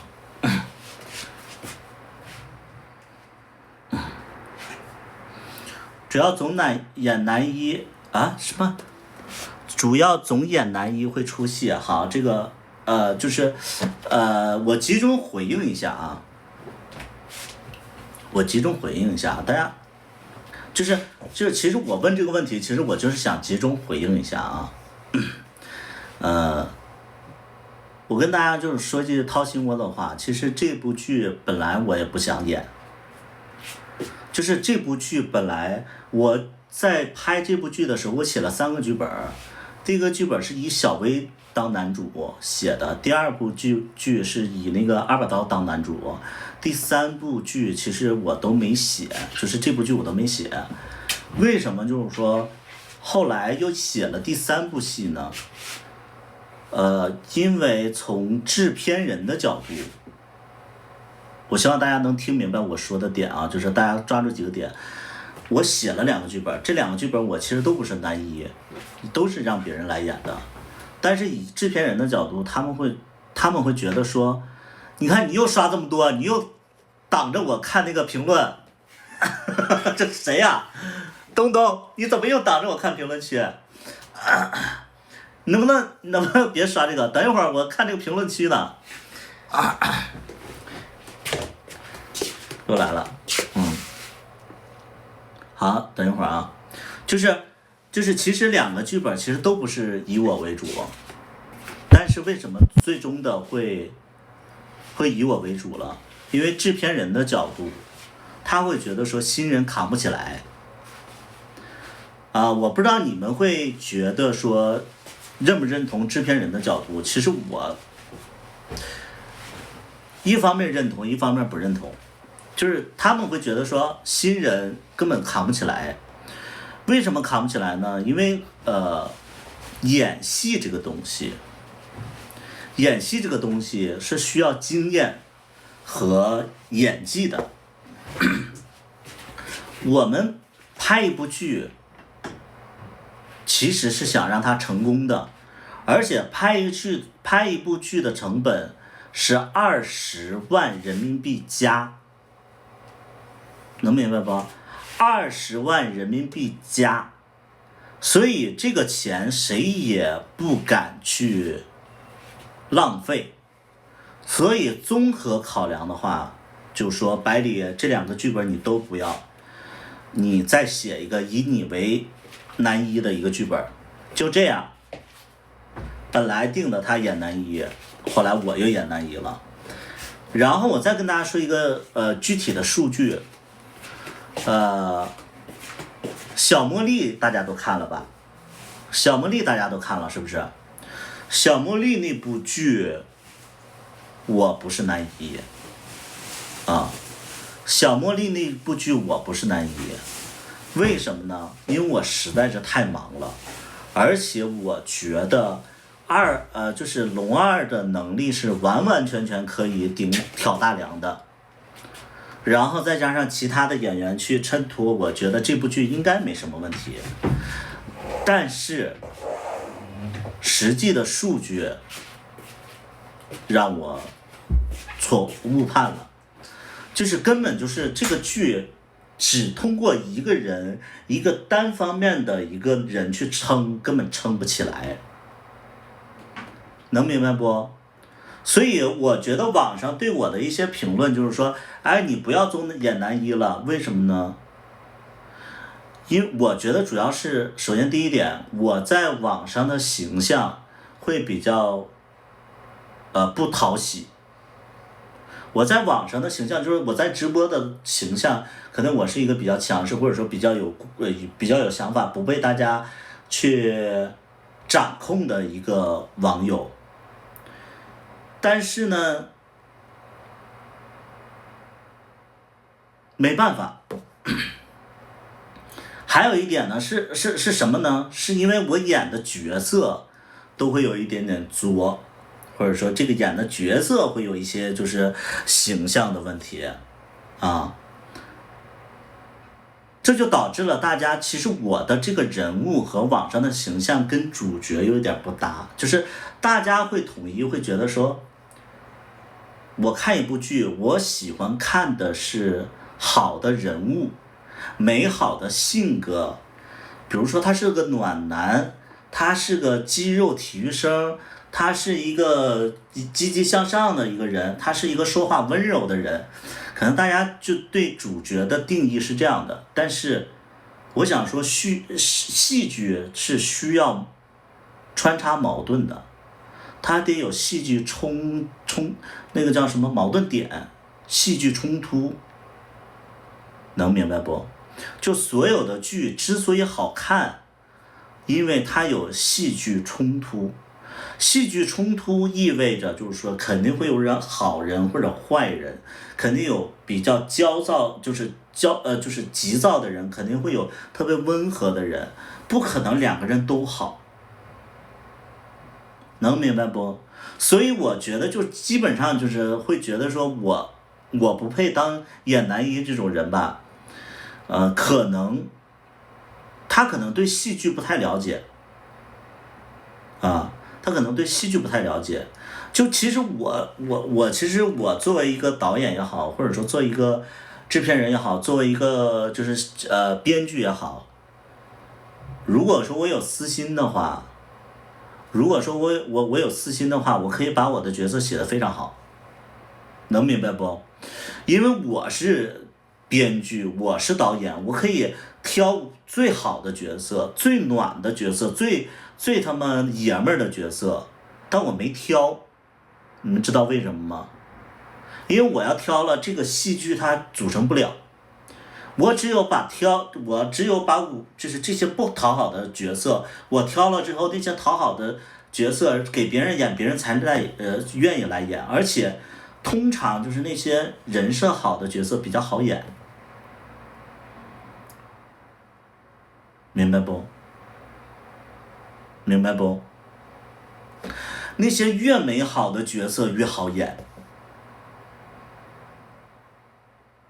所以就是这种渣男，或者说这种矫情的，或者说这种敏感脆弱的，或者说这种张扬跋扈的，其实是难演的啊。我作为就是这个剧里的一环，我必须得挑一些不好的。如果说我把好的都挑走了，别人演不好的，别人不想演啊。你觉得冷冷演的怎么样？就是伟叔，你觉得冷冷演的怎么样？就是这个伟叔，你觉得冷冷演的怎么样？你觉得冷冷演的怎么样？我想问一下。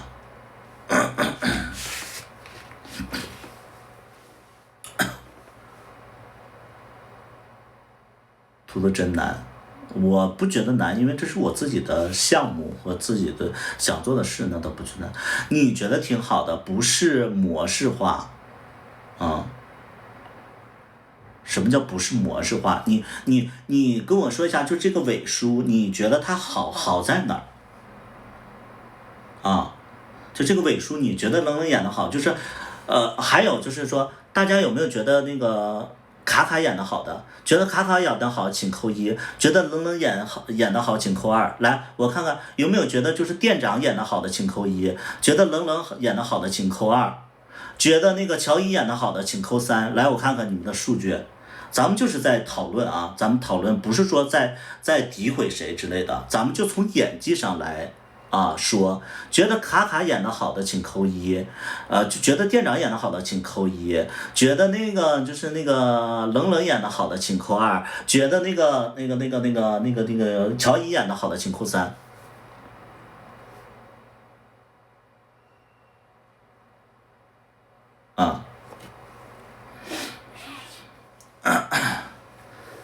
好，来，就是说扣一的朋友，咱们就是在探讨啊，你们别害怕，我也不会攻击你们啊，咱们就探讨一个问题，就是因为很多人就是觉得说他演得好，那你们说说他哪里演得好？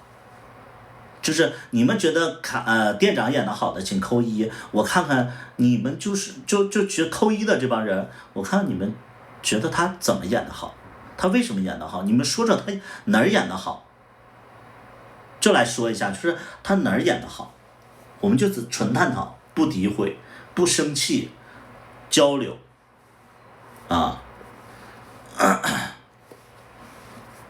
你就直接就是像那个挥时如雨，你就直接说那个脸好，这叫演得好吗？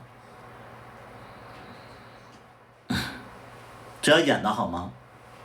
我说的是演技好，我的问题是说，你们觉得店长演技好的请扣一，你说一下他演技哪里好，包括那个伟叔，你觉得冷冷演得好哪里好了？就是你们说一说，我来看看你们觉得演技是什么。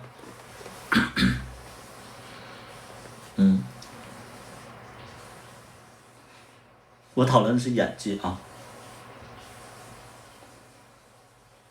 我给大家时间打字啊。我们针对就是我希望就是说我的直播间，我希望就是大家就是有交流大宝二宝，你觉得你是觉得店长演得好吗？还是怎么的？演得自然啊，不出戏。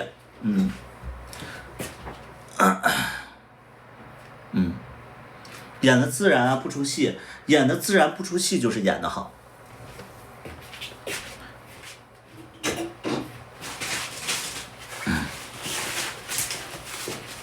就你们说演技好，咱们就探讨演技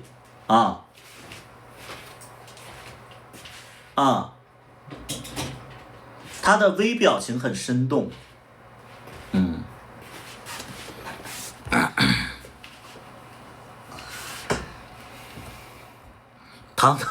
唐朝诡事录啊，我的妈呀，我们都赶上了那个唐朝诡事录了都那个叫诡事录吧？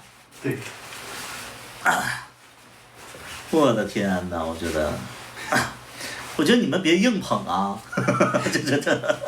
我们能赶上人专业的，你这有的太夸张了。我觉得这个演技这个东西，我觉得大家别神话了对，人那个制作标准和人家那个演员的那个水准是我们达不到的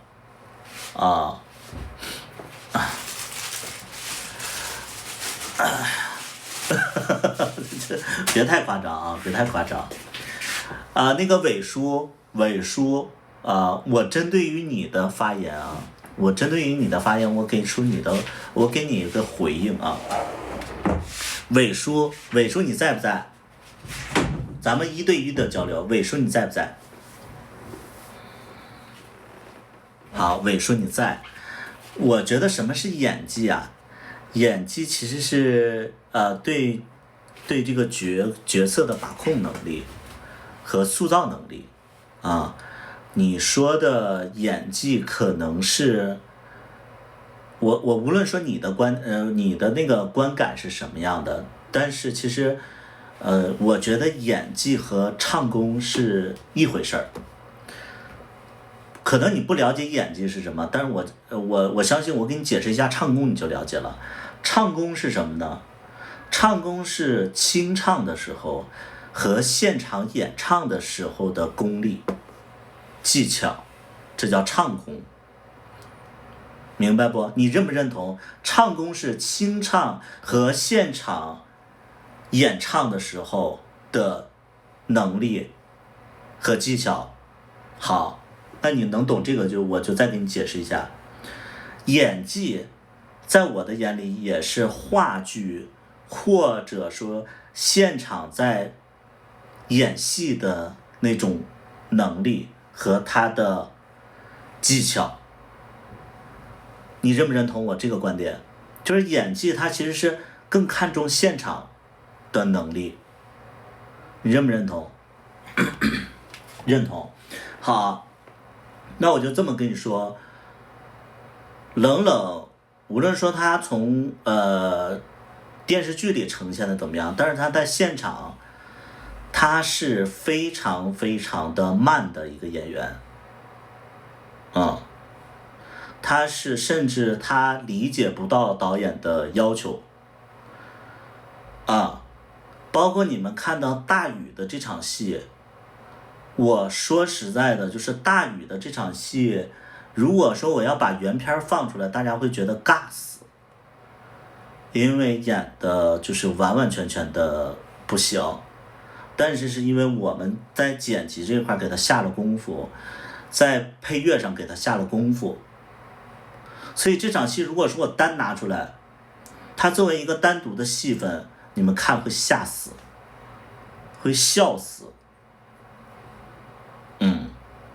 所以你们觉得演技好，其实在我的眼里，因为我跟他在现场就是交流的时候，特别特别不能理解。就比如说打戏这个东西啊，就是我们拍了，其实你们看的这场打戏其实是我们第2场打戏第1场打戏他完完全全的害怕，完完全全的表现不出来紧张，完完全全表现不出痛苦所以第1场戏我们就用不了。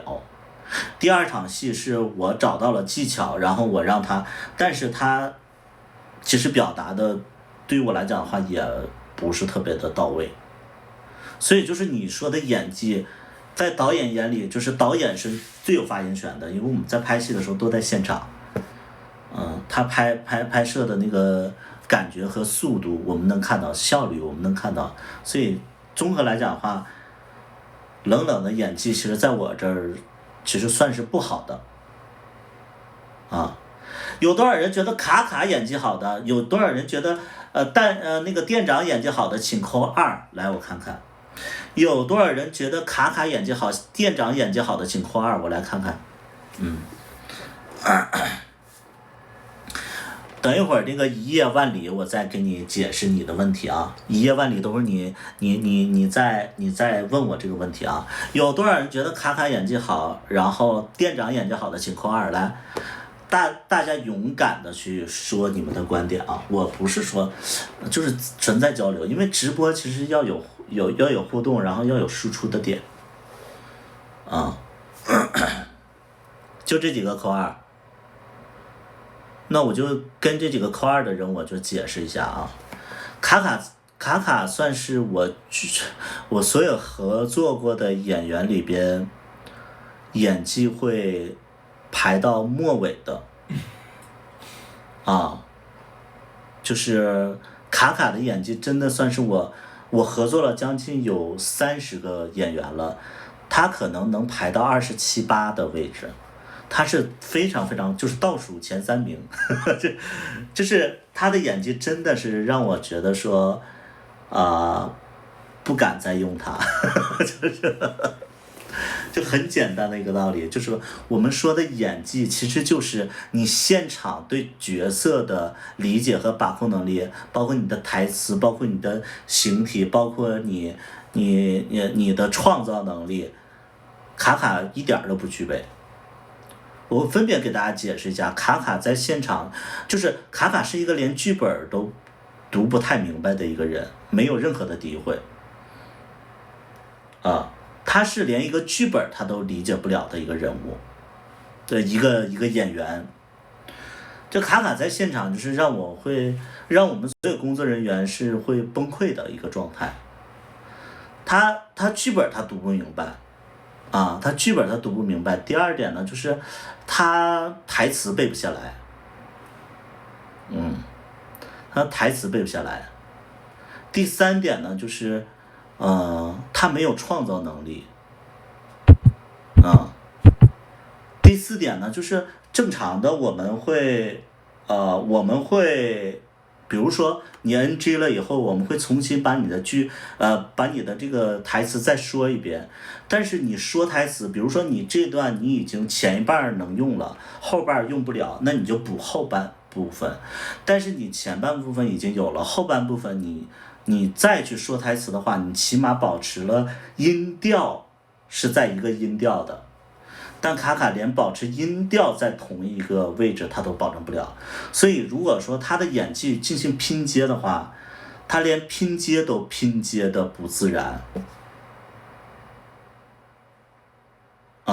他连就是两段的表演，他连连接都连接不顺，我们就综合说演技，我们没有对演员有任何的诋毁，也没有说对这个怎么样啊？我就是说真实的一个情况。还有一点，就刚才有人说演绎的自然，我还是那句话，如果说他现场演的不好的话，我们通过后期可以调。但是卡卡的表演其实就是店长的表演，其实是我连调我都调不了。我一开始剪他的片段的时候，我整个剪不了，我说我没有一条能用，就是他用不了，他每一条他都不搭，他前后的表演不一致，哪怕通过剪辑也处理不了，后来为什么说他演的还行呢？因为我们那个剪辑师当时有一个剪辑师，然后特别喜欢卡卡，然后他就觉得卡卡哎呀就是形象特别好。然后他就给卡卡调啊，就是基本上他一个镜头他能剪，就你们的理解就可以100万修音师，就可能一句话他可以就是调1个小时，因为他足够喜欢这个人物，往死了调，真的是这样，往死了调。所以他演技其实就非常的不过关，就是你们现在。我跟大家说一个非常扎心的话，我不是说不认同你们的理解，但就是哪怕现在有一些人看了芝麻一觉得卡卡演得好，也只是因为你们喜欢这个人设。我说这句话很扎心啊，就是如果你觉得卡卡演得好，一方面你是不了解表演，第二点呢，就是你可能就是说喜欢这个人物更多一点，你其实因为喜欢这个人设，你忽略了表演的本身，你甚至感受不到他演技差，甚至感受不到他每一句话的那个音调都不一样，所以不是说他演技好，他演技其实算是就让我非常痛苦的。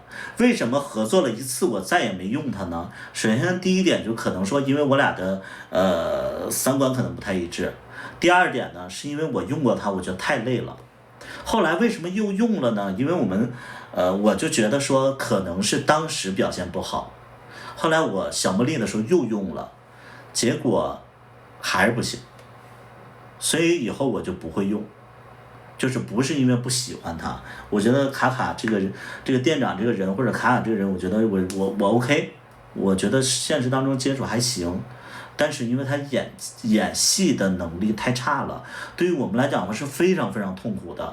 举一个非常简单的例子，我们那个他台词背不下来，他总得看台本，这边喊了开始拍了，然后他说不出来，然后到最后因为演过太多次了，我们的录音师都已经在提示他下一句台词是什么了，就录音师他没看台本，他也不知道这个剧情是什么，但是录音师因为他讲了太多次了，录音师就知道下一句台词是什么，说他就提示他，录音师都背下来，他背不下来，所以这个不是说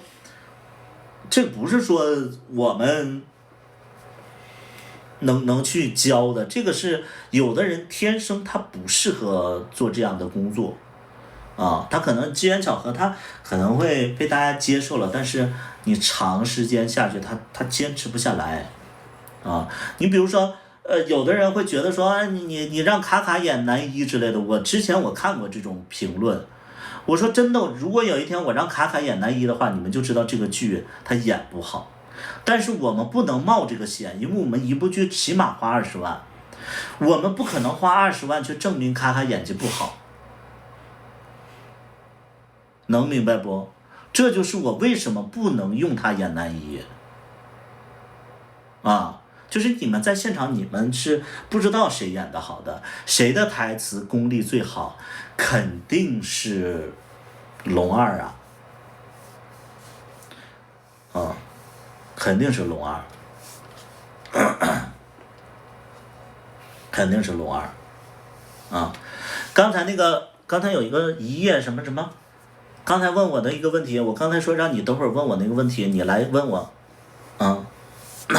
你来问我一页啊，对，我不是最好，是卡卡那个龙二是最好的，还记得我的问题不记得了。为啥要找这么多素人演？因为预算的缘故吗？我的剧全都是素人啊，只有那个现在拿片酬的只有1位，就是我剧里边全是素人，全都是不要钱的，因为我没钱给你们，没钱给他们，唯独拿片酬的只有那个赵桂兰啊，赵淑英。唯独就是小薇的这个母亲，她是专业的这个网剧演员啊，赵桂英，她是1天800块钱啊，不是1天800块钱，1天800块钱。张斌的妈妈，她是1天800块钱，因为她是做那种抖音就是抓马剧的那种啊。我觉得演员都是同志，不想让专业演员出柜。都是同志，都是同志，所以就是我们不涉及到片酬的问题，没有片酬，任何人来演我的剧就是没有片酬，因为本身我们不是盈利性质的，能明白不？我们的剧不卖给别人版权，然后也不收费，所以我们不创收，所以我们不给片酬，啊，能明白不？还有什么问题啊？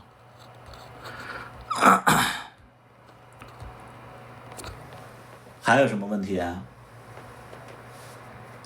卖花的女性是我们校友，我不是那个北电的吗？北电的校友，因为北电会专门有一个群，北电会专门有那个群演群，就是在校的学生。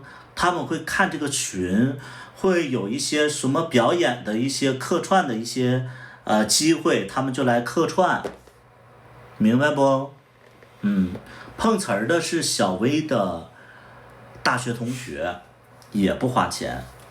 小薇这个大学同学也是在小薇话剧社，他们一起演话剧啊。还有什么问题啊？纯实现你的心愿，本身我对这个东西是热爱，我不热爱的话，我不会去学，不会去花钱去做，10年做6部剧，我不会花钱去砸，因为我真的告诉大家，就是说一部剧拍摄成本，你们不要觉得说我可能这个话说的有点敏感了，你们不要觉得说我们是那个像那个刘壮石他们，我不是说刘壮石他们不好，但刘壮石他们基本上不花什么钱，你明显感觉到他们是在拍网络段子，拍那个就是什么手机的，或者说用小摄像机拍的。我们是专门的机器，专门的有工作人员，专门的剪辑。我们的剪辑不是剪映，我们的剪辑是达芬奇，是 Final Cut。我们有配音，我们有灯光，我们是相对就是说投入成本的，所以你们千万别觉得说一个破剧剪这么长时间，不是这么回事儿。不是这么回事儿，就是因为你投入的成本比较多，然后你的这个工序会比较多，会工序比较多，就是所以它剪辑起来特别麻烦，花的钱会比较多。一部片子我真的不虚报啊，一部片子就是绿豆现在这个水平的片子，如果说按照正常的花销的话，起码在50万。就绿豆这种破水准的网剧，绿豆这种水准的网剧，这么长的片长，这么基础的制作，至少花50万所以你就是影视制作是非常消耗钱的。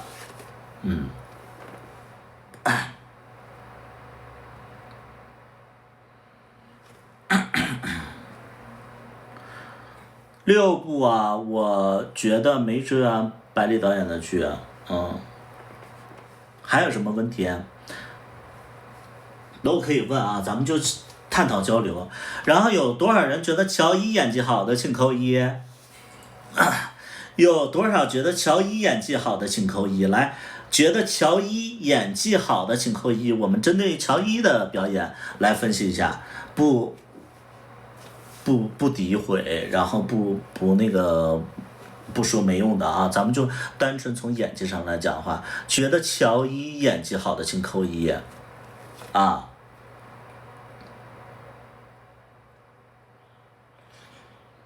谁是乔一？乔一就是正正，绿豆里边的正正，就是我那个剧里的前任。觉得乔一演技好的请扣1。来。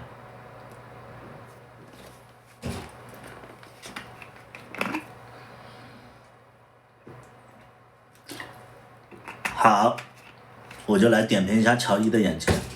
我们的演技，我还是那句话，就是演技主要衡量标准就是他在现场的表现啊。我们不说他呈现的表现，那我觉得就没办法看了。乔一的表演，我只能说有一点，他的表演方式偏话剧类他的表演偏话剧类，就是他的表演恨不得让所有人都知道他在表演，就他的演技做不到放松，就是他的演技啊，我会觉得说，一是他跟我合作他有点紧张，他跟我合作他非常非常的紧张，他就是字正腔圆，然后就是咬文嚼字。然后就是就是那种脸部的表情，就是比如说这场戏，我说这场戏的那个状态是比较生气的状态，他几乎每个表情都在表达生气他几乎每个表情他都在表达生气，所以这就是他其实做不到放松，能明白不？就比如说我们唱歌有一个什么要求，就是有一个是娓娓道来的一个要求。我觉得他的表演不是娓娓道来，他的表演就是特别直给他的表演是特别直给。但是我觉得他非常有潜力，就我觉得他如果说我们有机会再合作几部，其实我有想过，如果说我再拍剧我找他，我觉得他在我这儿如果说再演2部戏，他可能会达到一个非常高的一个水准了。因为这一次他跟我演戏，我没时间去指挥，就是没时间去教他怎么演，因为我在现场忙得要死所以他现在的表演都是他理解的表演。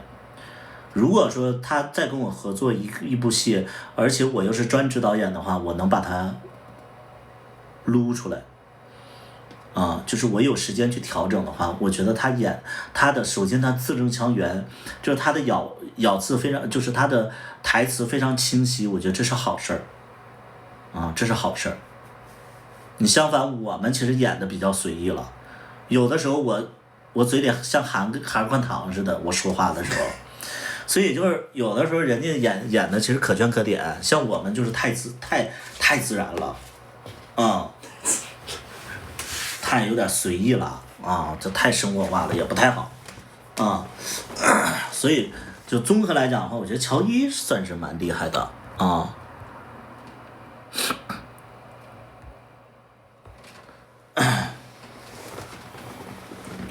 北京的前任是的，乔伊典型的就是那种，他想去表演，但是他不会表演，但是你一点，我觉得乔伊应该会能点通的，啊，新桥爱情故事拍的怎么样？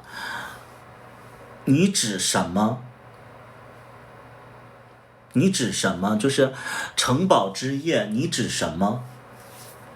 拍的好，是指什么？演的好？还是剧好，编剧好，还是制作好？你说一个剧怎么样？你说的是什么？大投入吗？是大投入吗？绝对不是。他要是大投入，那就没大投入了。啊，对。对，你说一部剧他演他怎么样？我说是演技呀，还是制作呀，还是剧本呢？啊，你在指哪方面？还是说分别去分析？导演和制片人有什么区别？导演你就类似于，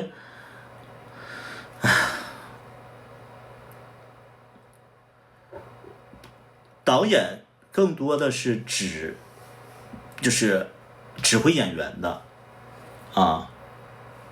导演就类似于就是比如说什么呢？就是演员的表演归你管，啊，然后现场归你调度。但制片人是指什么呢？制片人有点像后勤，啊，制片人就是属于，制片人就属于说那个花销谁来定，啊，他就管就是比如说这个场地。因为导演可能管现场，导演就不会说去联系说这个场地谁来租，这个就是制片人来做。导演就不会管说哎现场谁来订饭，导演就不会说那个哎那个等会儿那个拍到几点，导演不会管这些东西，导演就管现场的这些东西。我解释得通吗？我解释得明白不？导演就是辅助，啊。辅助那个不是那个制片人就是辅助导演的，但是制片人管的东西更多，而且制片人甚至能管导演，因为你花钱得通过制片人，所以他俩吧，我觉得是，如果说按照一个大剧组来讲的话，肯定是制片人更大一点，但是如果说小成本的这种剧组的话，制片人和导演同样重要，他俩是互相尊重的一个状态。谁也不比谁牛逼，但是要是大的剧组里来讲的话，制片人可能涉及的比较广一点。比如说你塞个演员，导演几乎不会做这种事，因为导演他对表演要求非常高，他是有职业操守的，但制片人他是会负责去处理很多的相关的事情，比如说投资。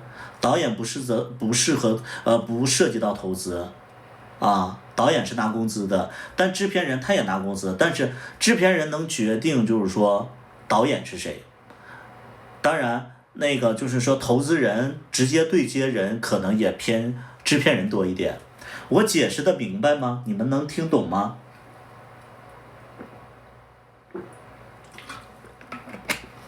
现场导演最大，啊。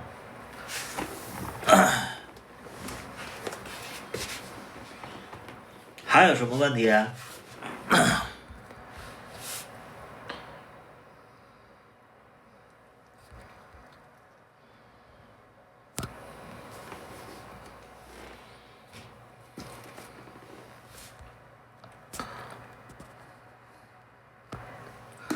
绿豆那段捡到手链的时候，你说我的嗲嗲的感觉有点出戏。就是这个叫疯的，你应该就是说这个叫疯的，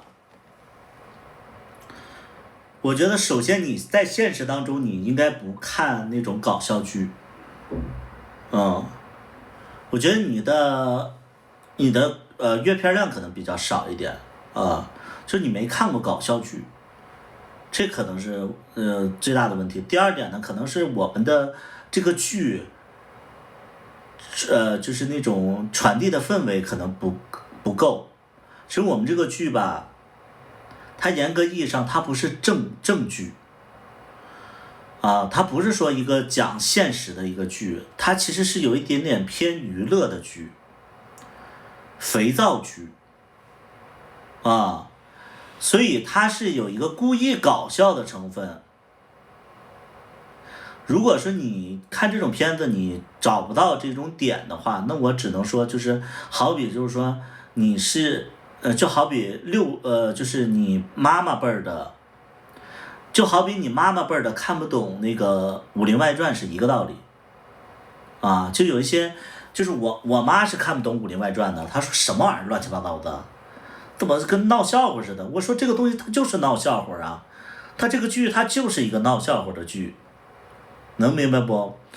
好比我再跟大家探讨一个事儿我再跟大家探讨一个事儿，有多少人觉得说热辣滚烫，也就是那个贾玲的热辣滚烫减肥的那个剧是垃圾片的，请扣一。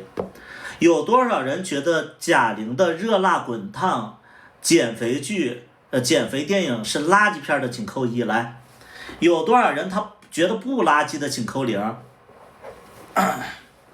来，有多少人觉得贾玲的减肥电影热辣滚烫是垃圾片的，请扣一。然后觉得不垃圾的请扣零。好，这些扣一的，我想问一下，就是你们的观点是什么？咱们就纯探讨。咱们纯探讨。来，就是扣一的，我想看看你们的观点，纯探讨。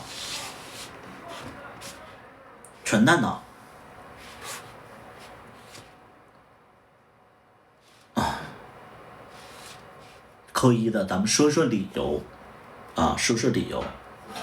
我觉得扣零的吧，我不想去跟他们就过多说什么了。扣一的，咱们就探讨一下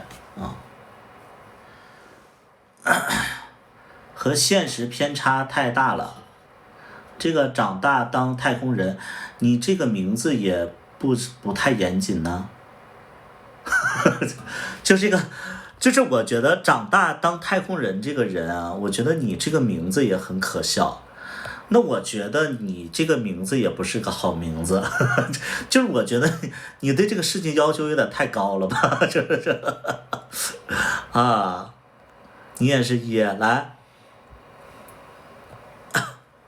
名字不必理会，不必理会一个电影为什么上纲上线呢？来，等一会儿我再回答那个就是珠宝的问题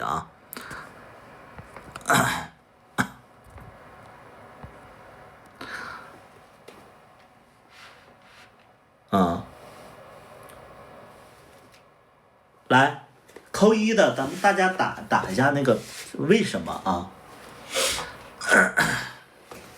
扣一的说一说自己为什么觉得热辣滚烫是垃圾片呢？当那个纪录片可以以励志的形式表达，就觉得不好了。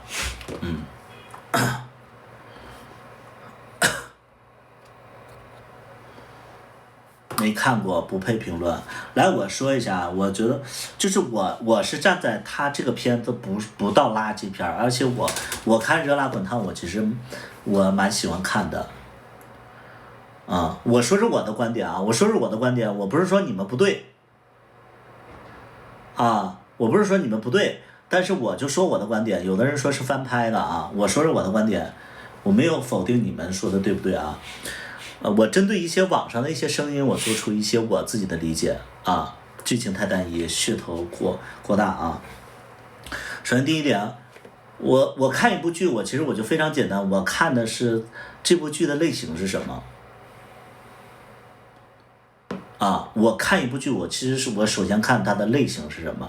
首先，我觉得《热辣滚烫》它的这个定义，它就是喜剧，贺岁喜剧。这个大家能明白吧？就是我看这部剧，首先我觉得它是个喜剧。如果这个喜剧不好笑或者是尬，我觉得它不成功。非常简单。我觉得《热辣滚烫》对于我来讲的话，我觉得非常好笑。我觉得非常非常好笑，我是会能就是感受到他所有的笑点，而且我觉得这个笑点是我能笑得出来，而且我会大笑的那种，我觉得设计的很巧妙。所以我觉得热辣滚烫对于我来讲的话，首先它就满足了，就是它这个标题，它这个定义，它就是一个搞笑的一个贺岁电影定义为励志剧，我没觉得它是励志剧。就算是它作为励志剧的话，我说实在的，就是这部片子出了之后，你们真的不知道，就是《热辣滚烫》这部片子，如果说当然你们不觉得励志，但是《热辣滚烫》出现了，导致了私教行业和健身房，还有我周围的人，引发了一个特别大的一个健身浪潮，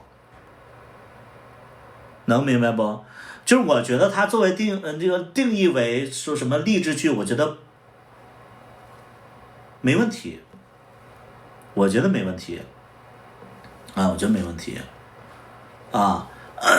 第三点就是说，有的人就希望就是说说这个他能有这么高的票房，有的人会觉得说他能有这么高的票房，他是不是除了这个喜剧之外，他是不是能有一些教育意义，或者说能有一些就是深层次的东西，让大家就是有共鸣，所以才能配得上他这个票房，有没有这么觉得的？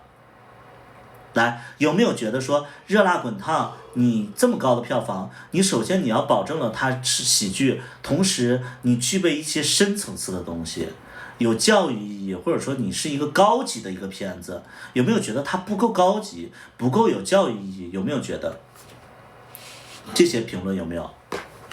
因为我看有一些就是网上的评论就说，这是不高级，不像《阿甘正传》，也不像什么《楚门的世界》，它有一个深层次引发大家的那个共鸣的，就是反思的一些东西。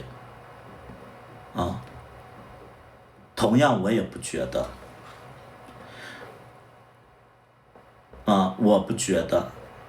这就好比就是一些春晚的一些导演，非得从那个赵本山的小品里去，引发就是全民的讨论。引发就是大家说，为什么这个没有教育意义？我们看的就是春晚，我们从春晚要教育什么呢？它就是一个搞笑就好了，它就是搞笑就好了。我们干嘛要求一个搞笑片，然后要具备什么各种各样的一些就是什么励志啊，什么教育啊，什么深层次的东西？那我觉得就是有很多片子，它连搞笑片它都做不到，我觉得他连搞笑片都那什么。之所以大家会讨论的一点就是说，觉得说它不值得这些票房，对吧？有很多的声音都说，它不值得这么多票房，它不值这么多票房，他自己营销的励志一夜万里，我不知道你可能觉得不励志，我觉得挺励志的。孩子，无论你们觉得励不励志，我觉得真的很励志，因为他是从一个200集，通过不到1年的时间，减到100多集，能明白不？你们没减过肥，你们不知道有多励志。我觉得很励志，非常非常的励志。现在我都不说别的，让你们去坚持健身3个月，你们都坚持不下来。有的人说给钱我就能健身下来，你以为你有一个出发点，你就会就是说很努力吗？啊？你以为你们有个出发点，你们就很努力了吗？我是在你们现在过得这么就是说平淡的生活，不是因为你们没有斗志，是因为你们就是生活当中就是懒惰。你们也有爱而不得的人，如果说你们努力，你们这段感情一定会获取到，但是你们没去努力，所以你别觉得不励志，非常非常励志了，非常非常励志的一个东西啊！我就这么说，二把刀，我为什么跟二把刀在一起？因为我觉得所有健身的人都非常非常的上进和努力。有的人会觉得说，现在健身的人这么多，这肌肉男这么多，二把刀也不过如此啊。但是我身边我看到二把刀，我觉得他非常努力了，我跟他在一起了，这是我的选择啊。有很多人也是这么觉得，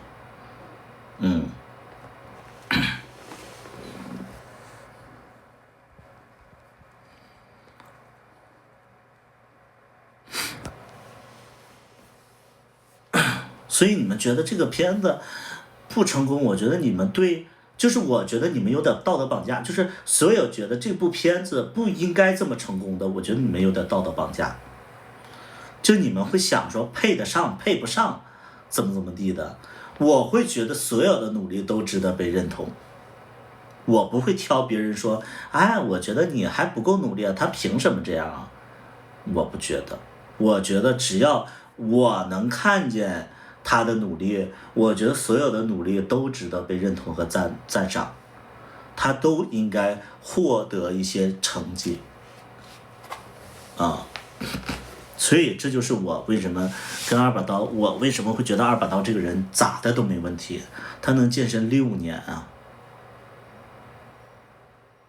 健身6年，真的，我现在想想我都想哭。我觉得怎么有这么好的人啊？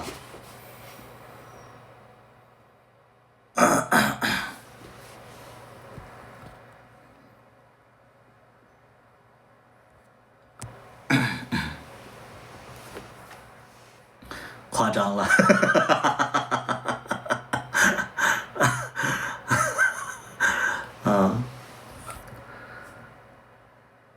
哎，刚才还有什么问题啊？刚才有什么问题？刚才有一个人说说什么表演怎么地了？刚才因为跳过太多了，孩子啊，对，这个珠宝，你解释一下，绿豆去你家，你帮他做突然把他把他搂在那个地下，突然觉得有点不自然，那块我也觉得不自然。就是为了搞笑。就是那块就是搞笑也不自然，珠宝那块就是不自然。我看那段的时候我都尬死了，但是那块本来是想怎么地呢？本来是想着说把他整倒了，然后以后会有一些幻想的一些画面，但是幻想也搞错了，因为我们那个时候吧，工作强度特别特别的大。你想想，我们10天把这个剧拍的80%、90%了。我们本来定的是10天要把这个剧拍完的，所以就是现场我们没有时间去调整，所以那个真的演得非常的烂，而且本应撅嘴的应该是我这个人物，怎么能是他呢？对不对？你们按照合理性来讲的话，是不是应该因为我喜欢他多一点，又不是他喜欢我，为什么他撅嘴呢？因为我们现场就觉得说这条用不了了，然后就觉得说哎赶紧过吧，所以我们没做出调整。严格意义上来讲的话，应该是张大年被搂倒了，然后张大年突然撅起嘴，然后跟他接吻，后来清醒，然后就是梁宇去做饭，然后张大年才清醒，觉得自己很失态，因为刚才他在幻想一些东西，是不是因为应该这样啊？对不对？而且其实这个画面啊，我在想这场戏的画面是什么？一个过肩摔，但实际上其实我不会过肩摔，而且过肩摔能把他摔死，能明白不？就是我想象的是那个动漫的那个沙雕动画的那种，我啪一下过肩摔，或者说那种日本的那个搞笑剧，就是啪一下过肩摔啊，对，想象的是这种，但是因为我们拍摄的经验比较少，所以他就没有办法做太多的，对，旋风少女，对。为啥亲要被摔？反正就是当时其实幻想的东西没拍出来，能力有限，所以这个东西无论是你们怎么觉得，我们其实就是那个设定是搞笑的，但是并不搞笑。我看这段的时候，我也觉得很尬。这个是很现实的。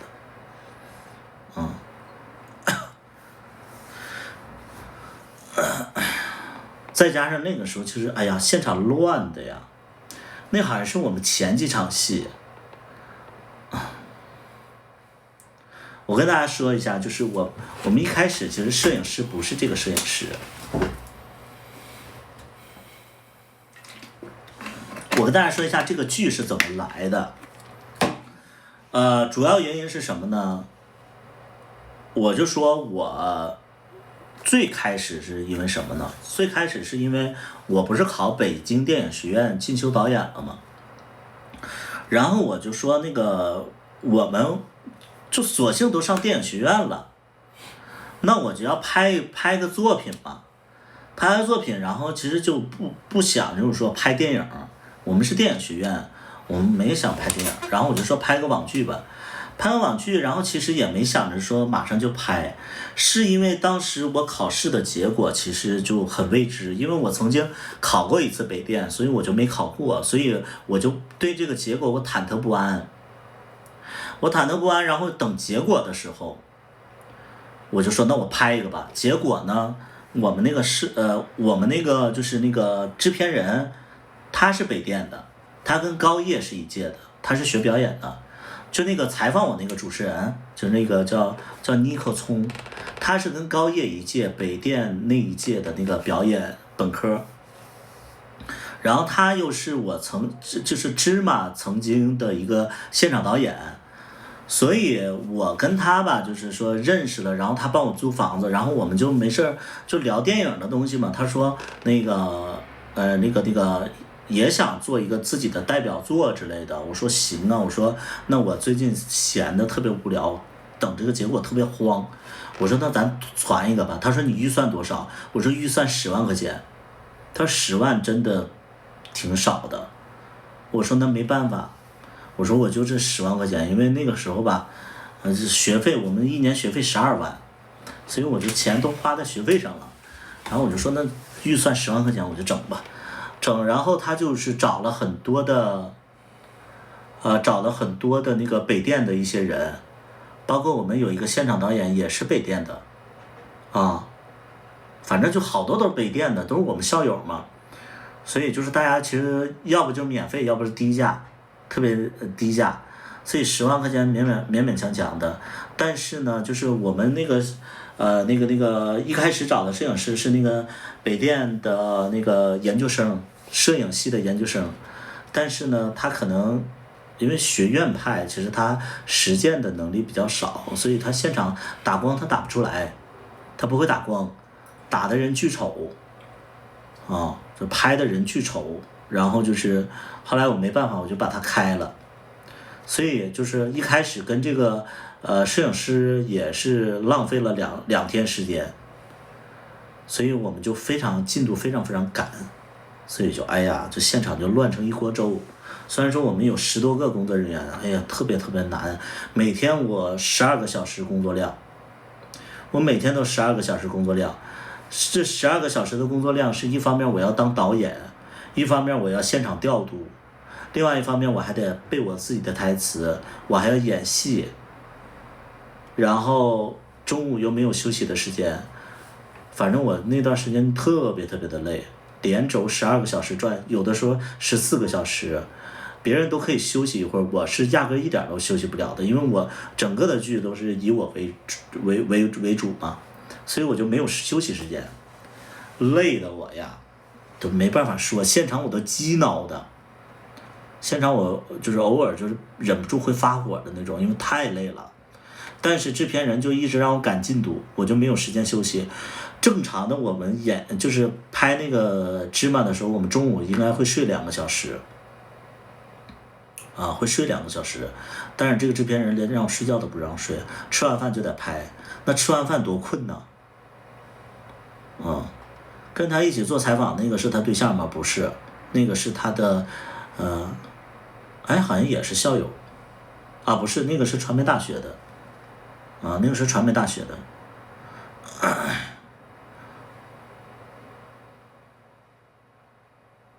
那个好像是传媒大学的一个，反正他那个是也好像是腾讯的还是那个优酷的一个高管，反正都这部戏，我说实在的，就是相对就是同行业人多一点的。之前可能就是芝麻剧组，可能大家就是不是专业学院的啊。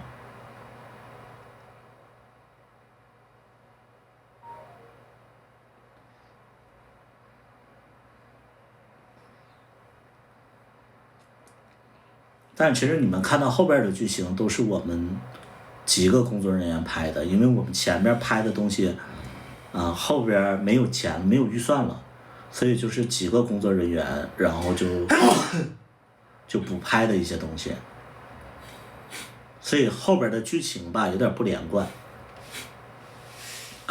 你们看后边的剧情就有点不连贯了，因为它后边没钱了。我们这部片子本来预算10万，现在花到20万左右了，但这20万左右是我又当导演又当编剧又剪辑又写歌又录歌反正就各种费用加起来。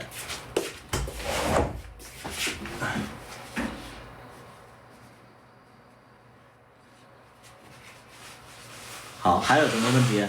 还有什么问题想探讨了解的？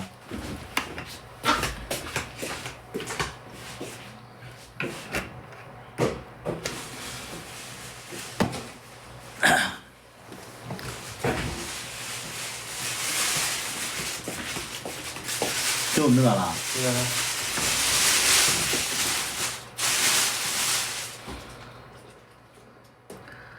梁宇完了。贵人梁总把他拉黑了，该不会是梁宇吧？这个自己看。同性之间关系不稳定是什么意思？同性之间关系不稳定，你是直接自考的电影学院吗？我们那个是进修班，进修班就是有表演、有那个拍摄经验、有表演经验的人，同行业经验者才能考的进修，能明白不？进修班跟本科不一样，明白不？刚哭回来同性之间关系不稳定，任何关系都不稳定。你在任何圈子、任何的场景、任何的这个群体里，关系是最不稳定的。你人是不稳定的。你跟狗狗关系稳定，对，任何关系都不稳定你为什么一定想稳定呢？因为你生活都是不稳定的，你为什么想着关系要稳定呢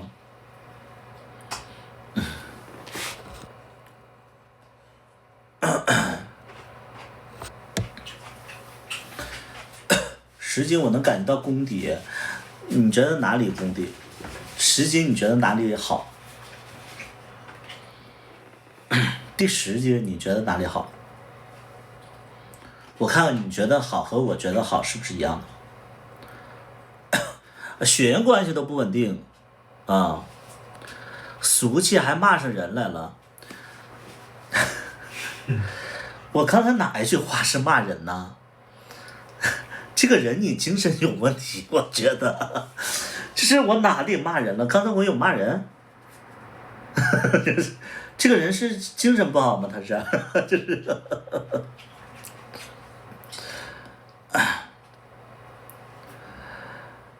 各有所需，什么有所需啊？你在说什么呀？你说狗稳定，我说狗稳定是骂人，就是这个人偏激到要死，我觉得他，这个人你没事你看个心理医生吧你，你真的你生活当中你是一个特别偏激的人。因为我是喜欢狗狗的人，我是养狗的人，我说你跟狗，我说跟狗狗的关系是最稳定的，然后他说我骂的，你知道吗？这个人你生活当中你一定是有问题的，我还纳闷说我哪里骂人了，就是你去看个心理医生，真的偏激的呀，哎呦我的妈呀！老 gay， 我觉得你可怜，我觉得你更可怜，你精神有点问题，你去看看心理医生。我觉得你现实当中，我觉得你就有点像安陵容那样，就是敏感且自卑，啊，你真的你就像安陵容一样，你真的，哎呦我的天呐，真吓人，就你就好比就是说，人家说一句什么话，然后你就会曲解，你会想很多，你就典型安陵容性格，啊，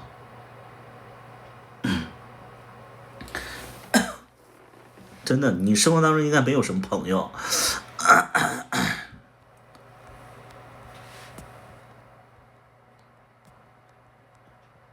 音乐真好啊，我还以为你说的什么真好。你说第10集有功力之类的，我以为你会夸出什么。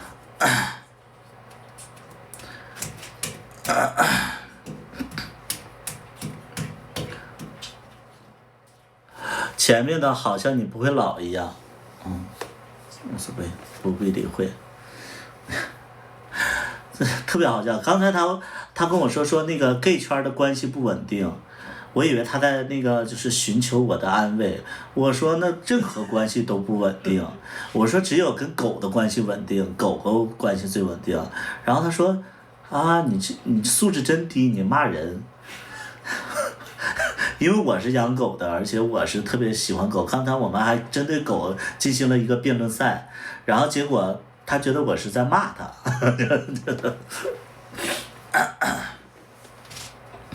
一共是14集，一共是14集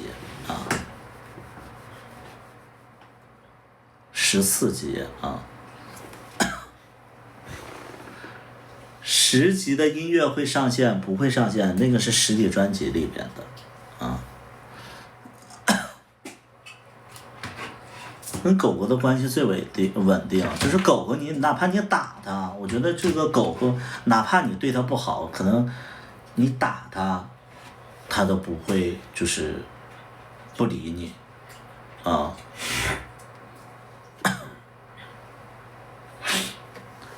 再有2周就更新完了，是的，周4更新2集，然后我们过年的时候会延更因为过年大家都休息休息，我们也休息。你要反驳吧。主播楼层有14集吗？猫了不行是啥意思？猫了不行是什么意思？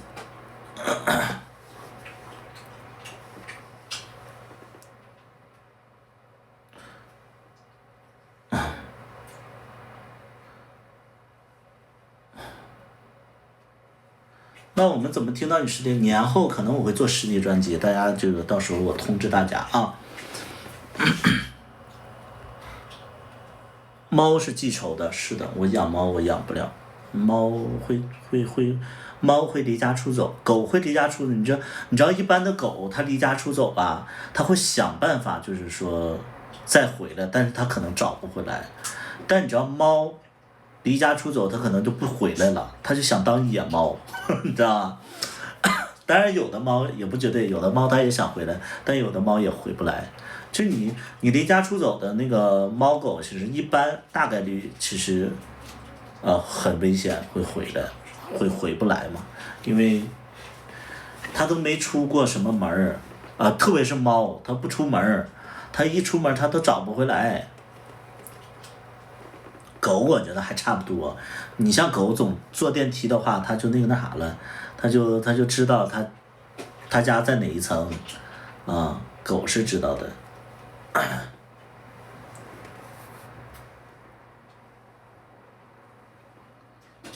丢了半个月啊，我哥就丢了一只狗，我觉得丢狗真的太难受。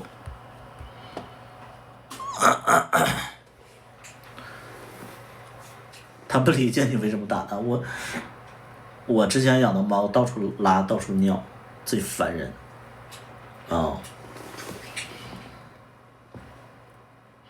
狸猫就是还是以前最近看小茉莉想知道礼貌和狸猫的设定是一体两面还是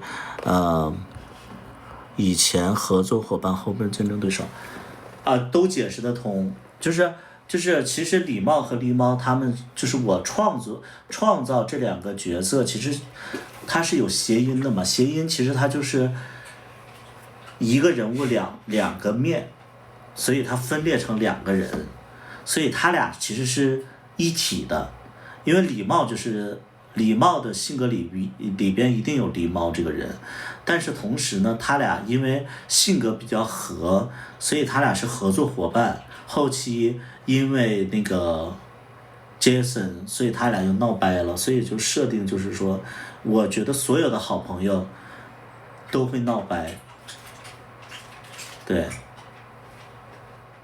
就是我会这么觉得，就是所有人之所以成为好朋友，他们一定有共性。啊，所以这个东西有的时候创作起来就会根据这个规律去找啊。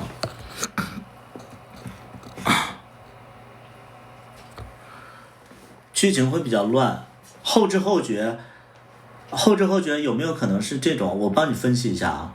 后知后觉，我觉得后知后觉，我跟你分析一下，你为什么会有这种感觉？首先，第一点是我们拍摄确实乱，我们拍摄确实是乱，因为那个时候我的全部精力是在酒吧开酒吧的身上。第二点呢，因为这部剧呢，我说实在的，我自己本身出演也会比较少，其他人其实演的也不太准。就如果说我出演的再多一点，我能把这些就是主要的环节，我能把它演得准一点，可能这个剧观感会好一点。第三点，是因为这个剧情其实不是你喜欢的剧情，所以你没有特别引得你就是全神贯注的在看。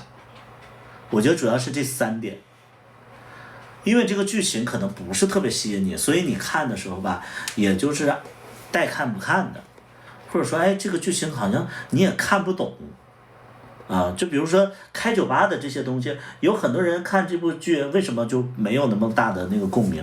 很多人都没去过酒吧，好多人跟我说，你开那个酒店在几楼啊？我说我没开过酒店，那个叫酒吧。他们说有什么区别吗？我说酒店是住宿，酒吧是喝酒的地方，所以说就是很多人对酒吧的这个事情、这个行业都不了解，所以他们自然会看不懂，他们也不懂，就是说酒吧的这个什么营销啊、什么竞争啊这些东西，所以就这些东西他们自然就看着懵，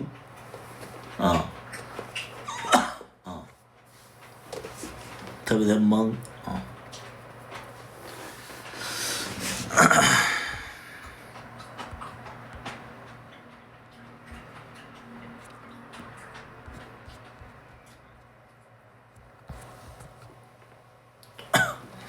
叨叨的寝室小故事还没听完呢，他可能会再封一遍。聊到开播了再讲。行，明天他直播，明天我休息。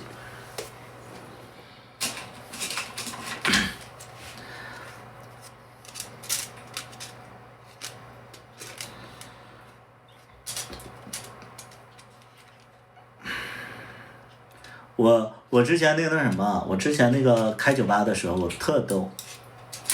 有一个粉丝就私信我，就说图图我想来支持你，然后那个他说我不知道地址，我说啊那个好，我告诉他地址，然后紧接着他来的就是当天他就来了他就给我发消息，然后我就没看见，然后他就那个特别生气。他说啊，我给你发消息你也不回我，然后我说啊那个那你现在在哪儿呢？他说啊我现在都走了，给你拨消息你也不回。我说那你怎么上午跟我说的呀？他说我一大早就来支持你来了，然后我就特别无语，我说酒吧没有，我们酒吧早上不开业的，他特别的生气，他说我为了支持你，我从外地来的，然后我一大早就来支持你的，我说我是开酒吧的，酒吧早上不营业，你知道吗？就是他们不知道酒吧是什么啊。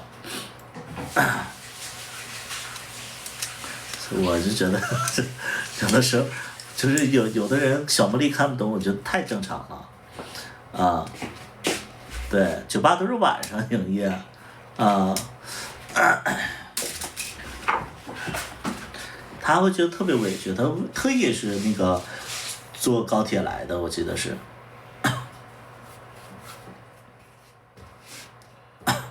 那个酒庄还在吗？我没有酒庄啊。酒庄。对，之前酒吧是 gay 吧，我开了2个 gay 吧。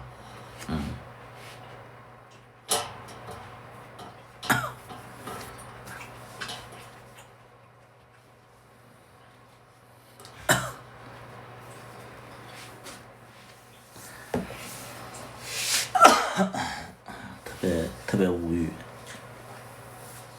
咋的了，老婆？冷吗？不冷啊。水还喝吗？喝完了是吧？可以喝。要凉的常温的。凉的吧。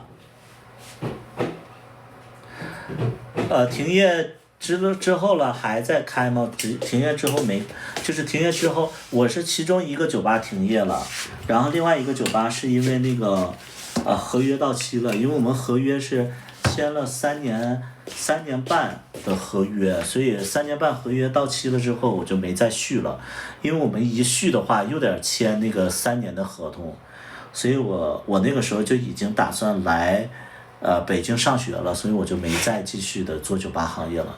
确实酒吧行业也不赚钱，那个时候就是拼死拼活的，就是我那个时候我真的不夸张，拼死拼活做酒吧，我自己亏钱，然后就是那个也自己非常累，身体也不好，但是唯独就是有一点点好的一点，就是养活了几个同性恋，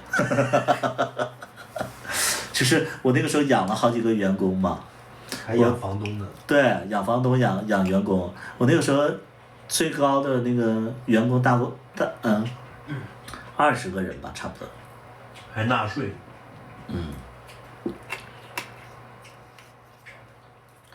就合约到期了，没有转让。合约到期了是什么意思啊？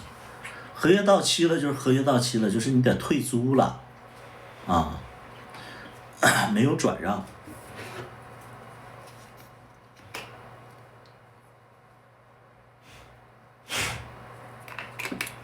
你要合约没到期的话，你就要转让；合约到期了就要退租，退租了。押金给了吧？那个给了，那个还蛮意外的，我也是觉得，好像押金好像是7万多给了。疫情很多都不好干，是啊。所以2把刀一直都觉得说那个实体好做，其实实体一点都不好做。你越大的买卖，实体越不好做。我觉得就是比如说你路边的小吃摊儿，可能还赚点钱，酒吧的设备卖掉了吗？卖掉了，好像是小大夫全权处理的吧，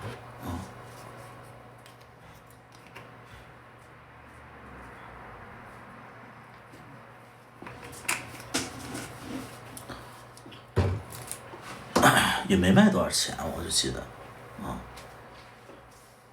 好多网红都开酒吧的，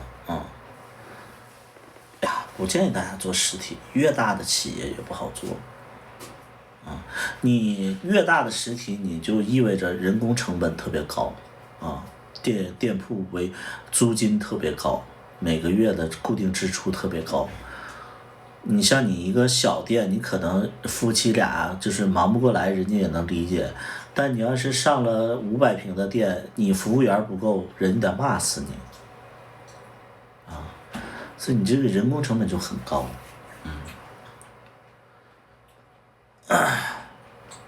今年就开了俩。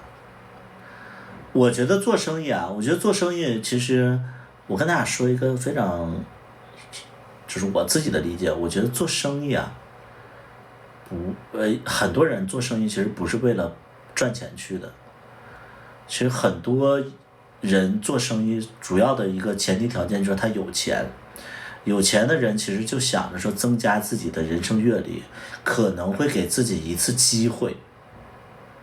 他不是说，我觉得一般有钱人做生意都不会想说我这个生意一定会赚钱，那个是没钱的人会这么想。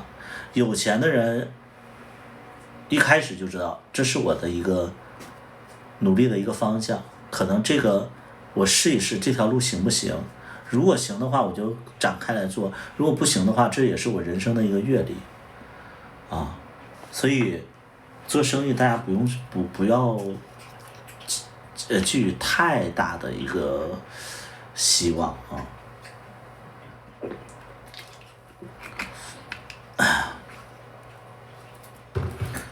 上班起码就是说有老板养着你，能那个抵抗一些风险。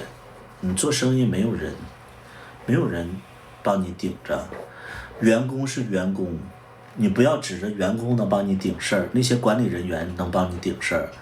那些管理人员如果说他真的拿自己当老板的话，他的管理不会出现那么大的问题。更何况你老板，你说贾国龙能到今天这个地步，完完全全是因为他自己，所以做生意太难做了。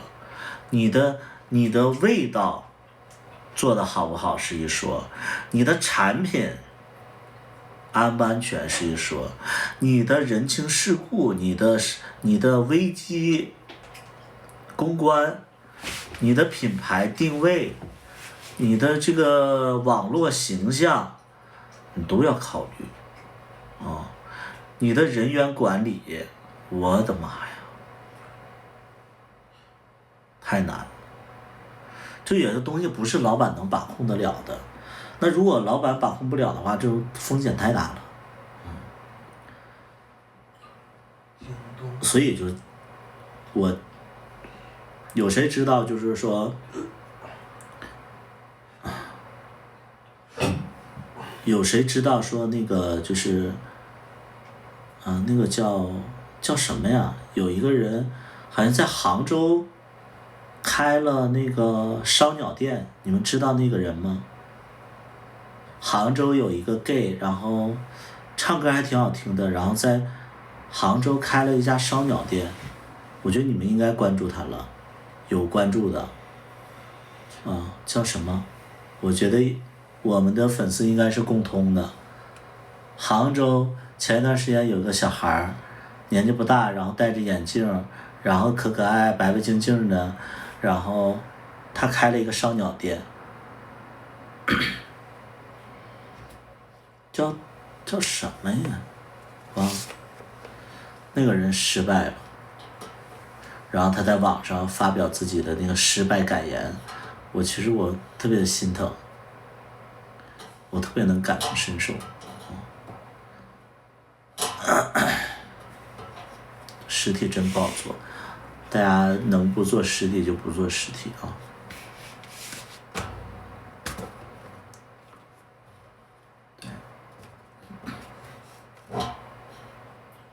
老公，这种车载香薰有没有线下店呀？没有。那要咋确定它啥味儿？京东上买就好了呀。京东上，我知道那啥味儿我不确定。那个特效可以吗？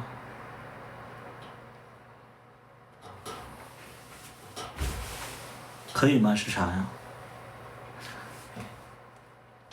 车载香薰啊，车载香薰其实我们也没有啥好的，我觉得车载香薰就尽量买那个就是那个草本香，就是植物香，不要买那些就是花香的东西啊。汽车配件地方有卖啊，汽车配件那不贵吗？你说那话说的，那饭店里也有卖餐具的呀，你敢买吗？对不对？名创优品那玩意儿那都啥呀？那都，天呐！名创优品那玩意儿，我告诉你就是整出来那个味儿啊，我的天，老吓人了。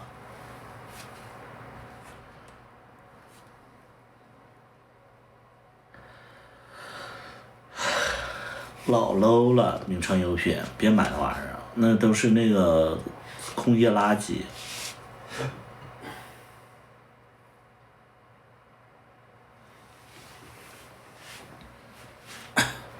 谢谢东东大哥，这个延迟多长时间？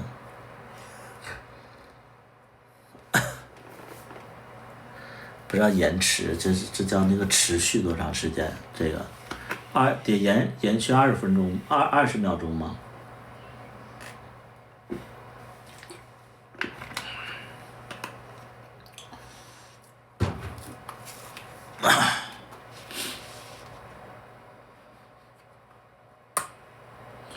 我之前用过一个香薰叫爷爷的茶，非常好。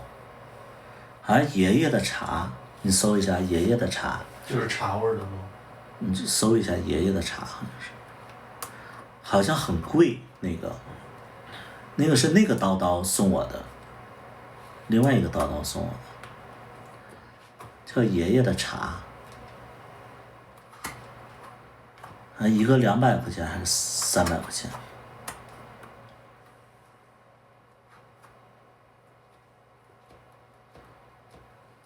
爷爷泡的茶香薰。爷爷泡的茶啊，咱们10几万用不了那么贵的，还是人贵，要用好的。其实我其实挺后悔买这个车的。为啥？但其实也不后悔。你觉得太便宜了？不是，因为我看那个宝马 mini 出了一款电车，15万左右。那不是小吗？所以也就是也不可惜。可以让主播休息一下。我的天，东东你这句话真的是太让我真的，因为我眼睛特别不舒服，他故意的就是把那个弹幕屏蔽掉了。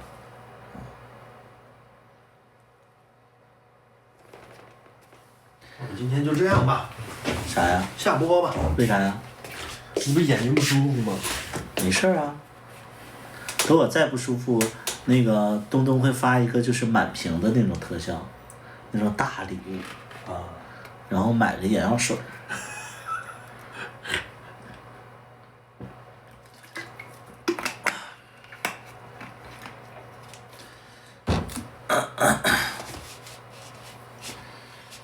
电车还不够成熟，但我觉得特斯拉很成熟。今天我看那个特斯拉，我觉得也挺好。特斯拉也很成熟啊，我觉得特斯拉那个感觉挺好的，但是我始终不相信智驾嘛。但是我觉得那个特斯拉那个不带智驾版，我觉得我开的应该挺好。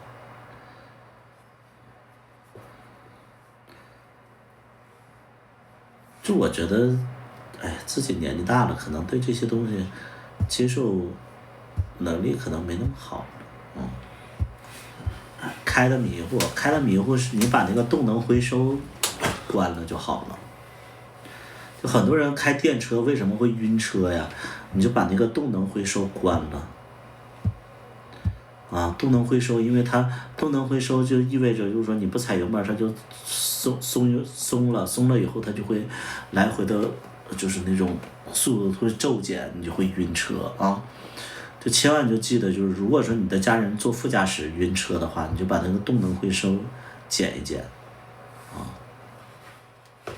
特别是副驾你主驾你要晕的话，那你就没办法了。你副驾如果晕车的话，因为我之前我的那个电车也是会，我一开始我就没注意，我就没关那个动能回收。对，就你让他把那个动能回收关了就好了。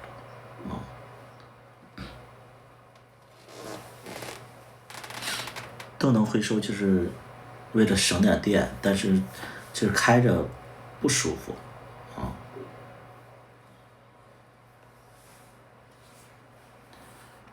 好轻电车会让你觉得说加速很快，然后会，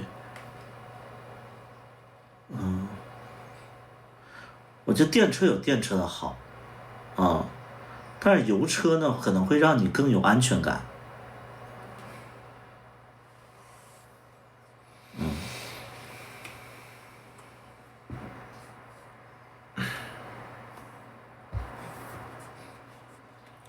就油车会让你觉得说加速也比较缓，然后那个刹车也比较缓，就不太会那么夸张。而且电车会有那个电池焦虑，电量焦虑，你会非常非常难受。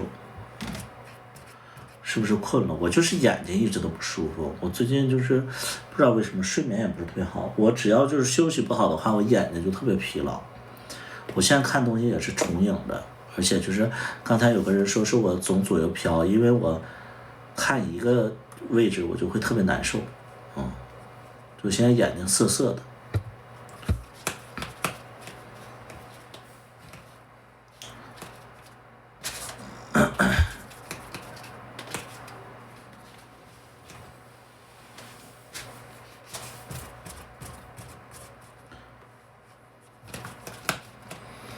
眼睛干是的，就是疲劳，睡眠不够。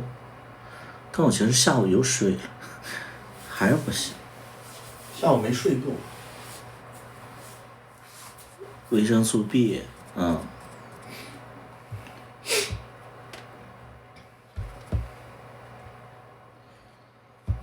味地黄丸。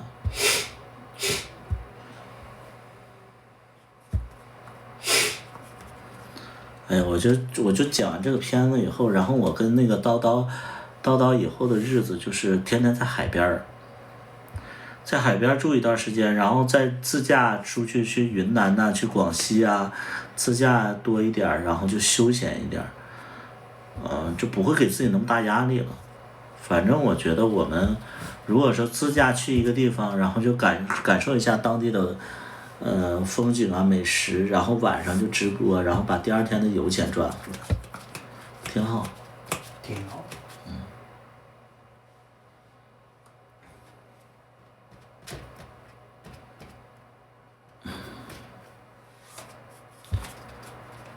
哎，那你说以后咱们就去每个城市的粉丝那边做客或者怎么样？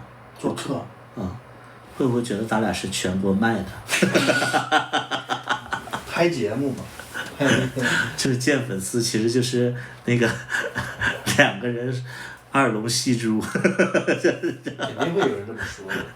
但还是不能见呐。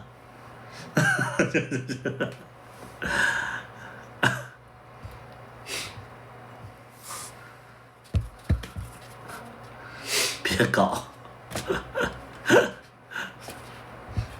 吃饭可以，吃饭也不敢，你知道吧？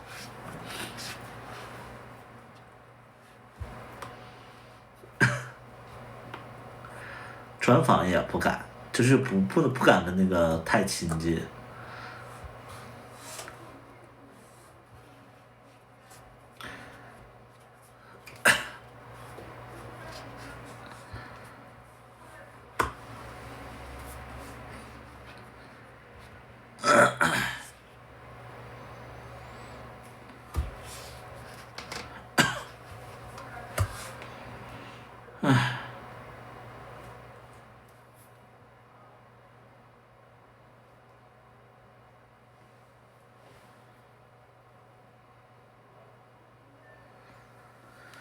累了，要不你播会儿？来吧。你播会儿，我休息休息。今天赚500块钱啊！现在不知道多少钱。谢谢东东的荧光棒。哎呀，这个荧光棒像我们吃的那个雪糕。我栽了一会儿。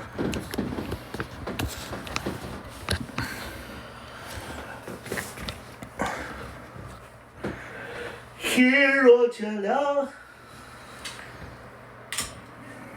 干啥呀？我调美颜。咋了？你这个美颜开的太大了，我觉得。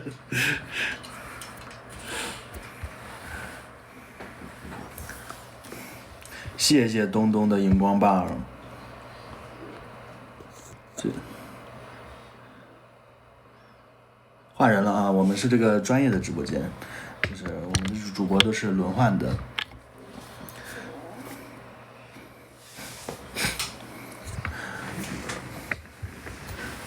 我们这2天不是要那个，准备对，衣服。啊？衣服啥呀？这衣服你卖一卖或者送一送。你不是说不让送吗？那卖吧。但是卖那个新衣服，不是有几件新衣服？我们这2天搬家，然后有一些衣服可能就是要，我们就是准备要扔掉的。有那个老衣服，就是穿过的衣服。你像我这件衣服，其实我打算扔掉的，但是其实这件衣服，我之前发作品是好多人都问这个衣服是怎么在哪里买的，这个其实现在网上是没有卖的了，所以我觉得扔掉有点可惜，我就干脆送那个直播间粉丝得了。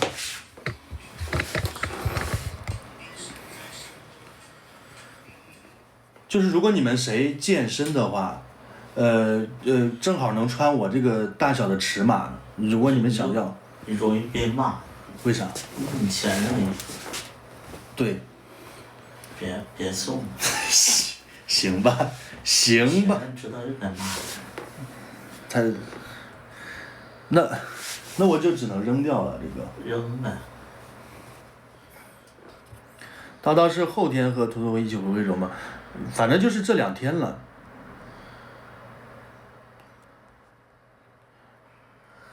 啦啦啦啦啦啦啦。叨叨卧推多重？我这卧推就100多吧，多一点。啥呀？卧推多重？我去垃圾桶捡，挂咸鱼。然后我们有那个之前图图做的一批衣服，其实我们有之前图图做的这批衣服。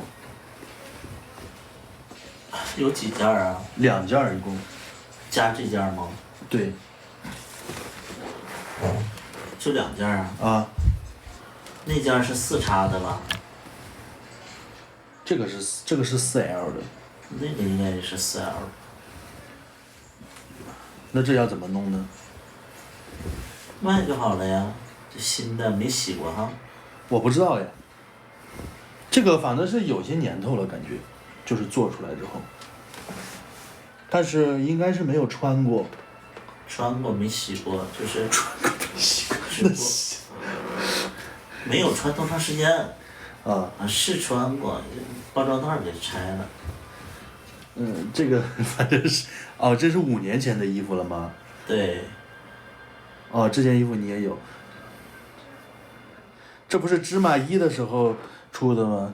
图图穿过，对，这个图图是穿过，他是不过就是穿过很短的时间，可能就是几个小时吧，就是直播的时候穿了一下，但是没有洗过。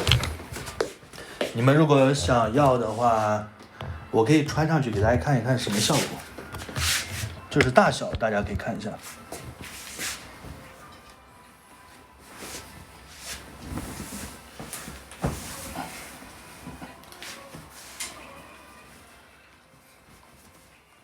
大小其实就是这么大。如果你们身高体重跟我差不多的话，其实你们穿上是正好的。这个衣服。我觉得不公平啊！嗯，就你穿上什么衣服都好看。我说大小。大家尽自己的能力买啊，因为他穿啥都好看。那这个多少钱啊？你当时卖的时候？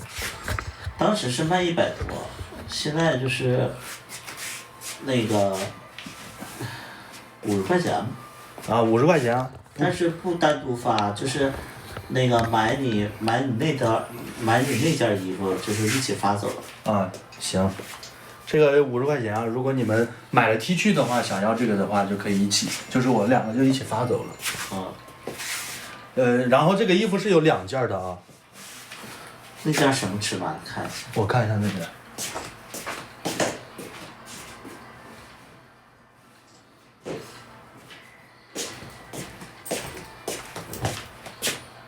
这个是 XL 的。啊，XL 的行。这衣服好看呀，好看啊，是吧？好看，你们可以就是连着我们那个 T 恤一起下单。其实我们购买真的要谨慎啊！我老婆穿什么都好看，别你们买回去你们觉得不好看。但是你们买到的，我敢保证就是我身上穿的这一件，不会说因为可能觉得我给你发的不是这件，所以不好看啊。但是我发的就是我身上穿的这件。然后我们里边我们那个 T 恤其实也就是白色的，就是如果你穿到里面的话，就是跟我现在上身是一模一样的。在哪儿买？在哪儿买？我身高体重多少？我身高是175，我现在量一下体重啊，等一下。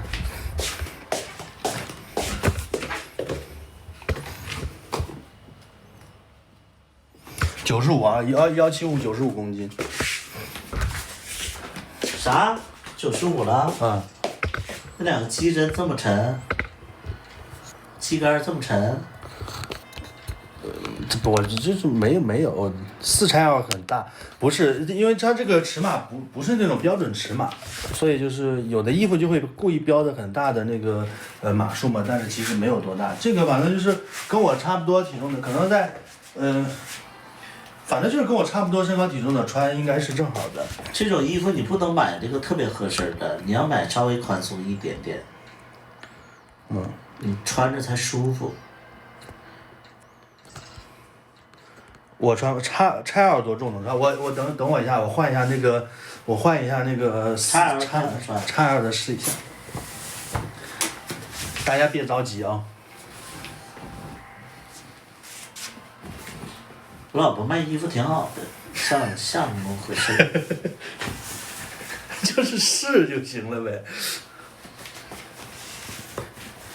哦，这个稍微没有那个大，但是，哎呦，这个是没那个大，穿上去只能说是将好吧，这个。但是如果你跟我是一样身高体重的话，我不建议买这个。我觉得它这个感觉有点短，就是有点短。如果是前几年的话，我觉得这个长度是正好的，现在可能就不流行这种就是正好的长度了。对，就流行稍微宽松一点。对，这个是稍微有点小。我建议170左右的可以穿这一件，这衣服有弹性吗？有弹性的，这棉服都是要有弹性的。XL 我想要，你想要这一件是吧？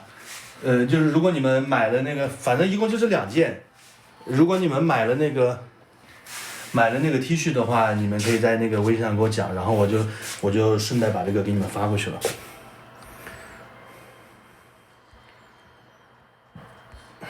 然后评论区里有没有想买那个2手衣服的呀？我们要搬家了，然后有些2手衣服也想卖。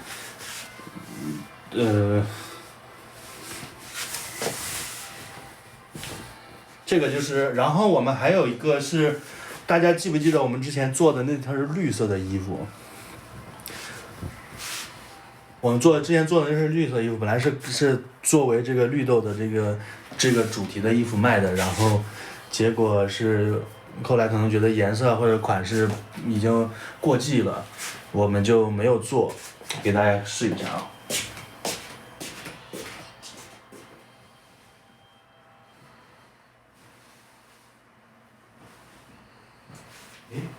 我在这儿，就是这件衣服。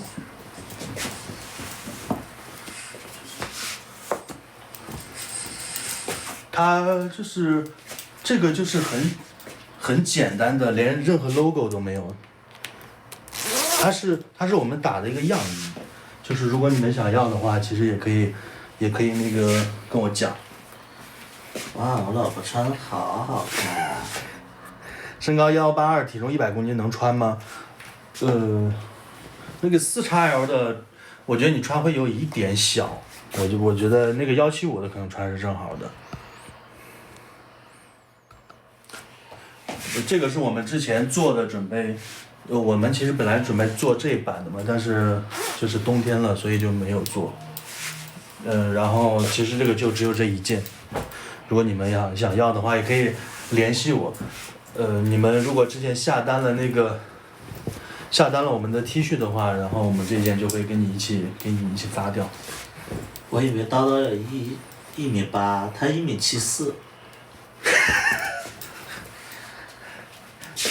我反正就是可能这个是170到175之间的人穿可能正好，我这个穿的稍微有一点点小这个，然后这件 XL 的就是170的人穿，就是正正好好的。175也可以，正常没有你的。175的穿的话就是穿如果你没有我这么大的体型的话，可能那个175也可以穿，然后这个就是跟我差不多体型的就可以穿。为啥不上链接？就2件。为啥不上链接？因为我们没有注册那个抖音商家，我之前注册那个抖音商家就是用不了了，然后因为我的手机号加上我的身份信息都绑定了那个商家，然后关店好像也关不了，我不太会操作，就没有办法做，就没有办法开抖音商家。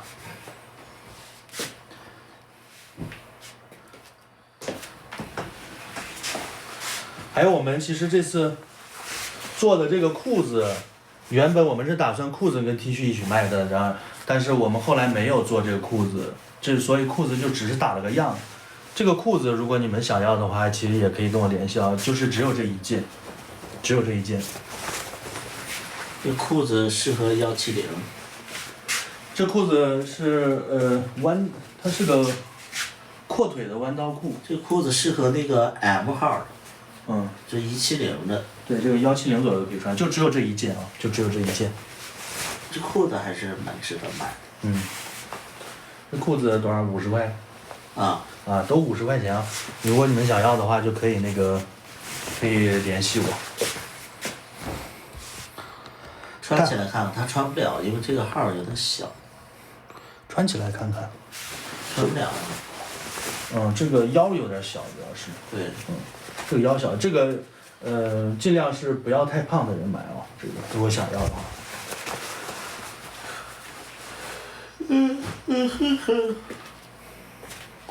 裤子有点透。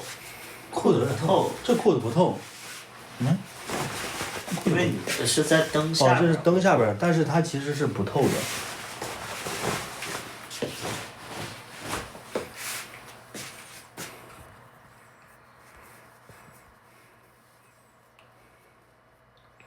大骨架，但是想干成轻瘦型怎么做？你男的大骨架就还好。是好事啊。为什么想变成轻瘦呢？你就想做纯领。然后我看看还有什么衣服啊？我看看如果有合适的衣服，我给大家试一下。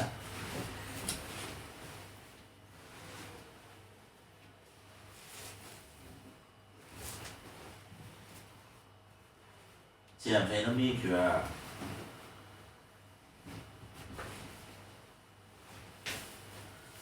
减肥有什么秘诀？好像没有了。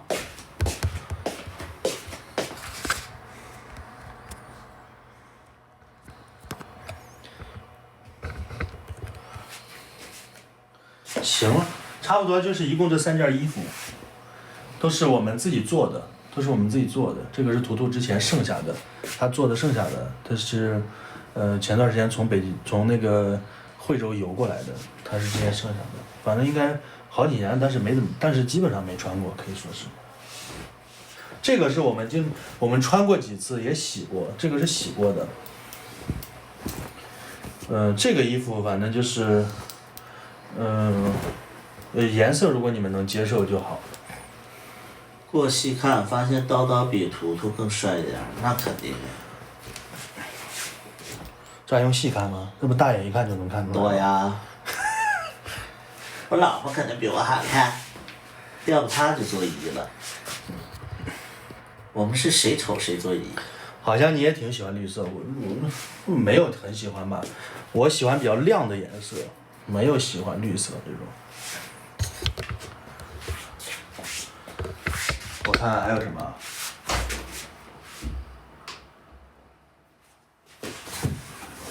哇，镜头里身材好好，我的妈呀，好性感呐这个！我的妈呀，这个胸，我的天！你直接看我不就行了？好想沉浸在你的大胸脯。你别让你直播间整疯了。哎呦我的妈呀，好馋啊！都谁在吃啊？要不这个衣服干脆就送了得了。送个屁！温馨提示：有色情话题，或者歌曲或者声音，说你呢。提示你了。我没有啥声音啊。色情的话题。行了，刚才就是那3件衣服，好像有人给我发微信了，我看一下。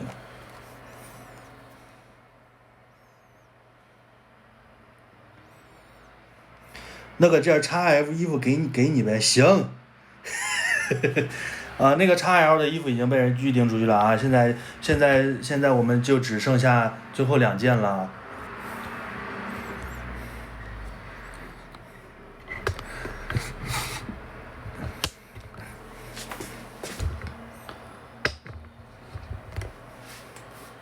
哇，真好看！哎，我们那个 T 恤呢？真好看呀！我把我们那个 T 恤找出来，等我换上，我开始。就我老婆是那种真实的帅，就是她不是那种就是特别那种书面上的画上的那种帅，他是那种就是就是好真实，他就是我们认为的那种帅，就是他是人格上的帅，很有生命力的帅，很有生命力的帅，行，这个就是我们现在在那个。说是预售，其实它应该后天就到了，后天就到我手里了，然后到了之后我就可以给大家发出来了。这个就是我们现在在做的一个 T 恤的样子，它其实这个 T 恤挺厚实的。那个是刀吗？对，这个刀它我们现在的这一版是在右边这里，这个因为是镜像嘛，镜像它显示这个在右边，其实这个是左边，它最后会跑到右边这儿。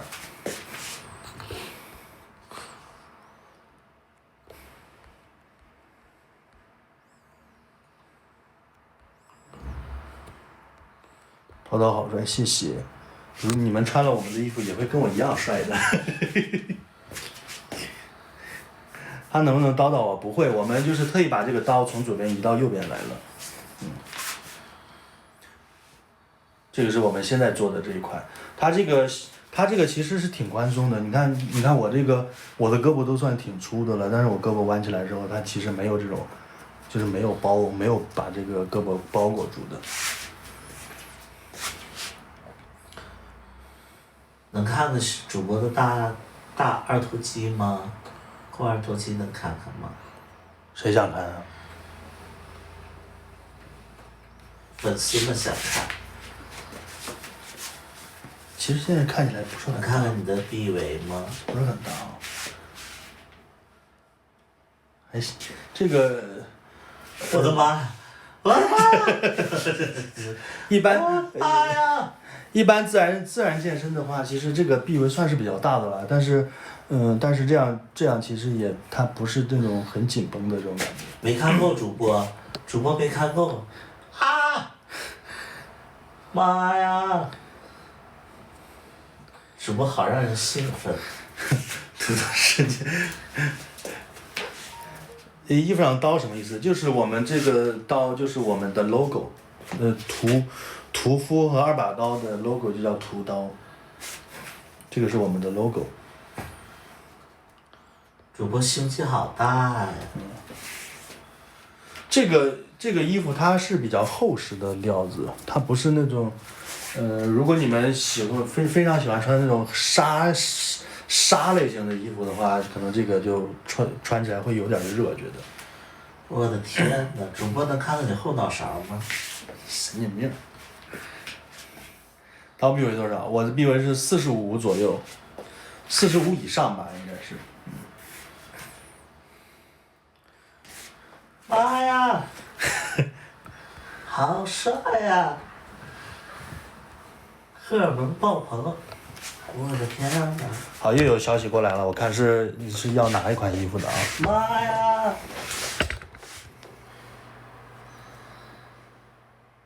好想吃。谁呀？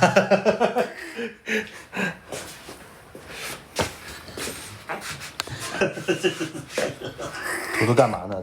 他平常就是这个样子，你别看他这个直播怼天怼地的，他私底下就是这个样子。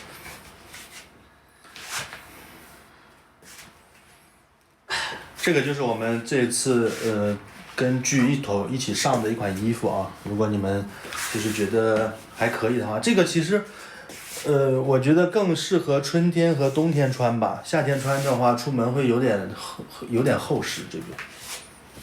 口干舌燥的看。但是有的人好像就喜欢穿厚实的那种 T 恤，而且特别是就是那种不是练块头很大的那种人，其实穿比较厚的衣服是比较容易体现出体型的。就是那种薄衣服的话，太贴身的话，就是容易把自身的缺陷给暴露出来，这个就还好。182 88适合穿什么码？穿 XL 吧，我觉得 XL 或者是 PXL， 买大号一点啊。图图急需远糙米似的。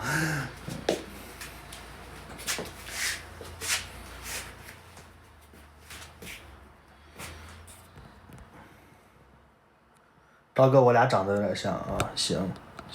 在哪里买？你们可以去那个抖音搜2把刀，去他的二把刀的主页的简介，看他的简介。这次设计真好看。这个设计是我们是跟那个就是我们是参考优衣库的那个衣服的设计。优衣库的衣服大家都知道啊，它是出了名的就是舒适，就是贴合。优衣库的剪裁是非常贴合亚洲人的体型的，所以就是我们这个衣服可能比一般市面上就是卖的衣服它更加的贴身。那主播，你的身材，你觉得是亚洲人的身材吗？我是亚洲人的身材。那你的楼层是亚洲人的楼层吗？我是亚洲人的楼层。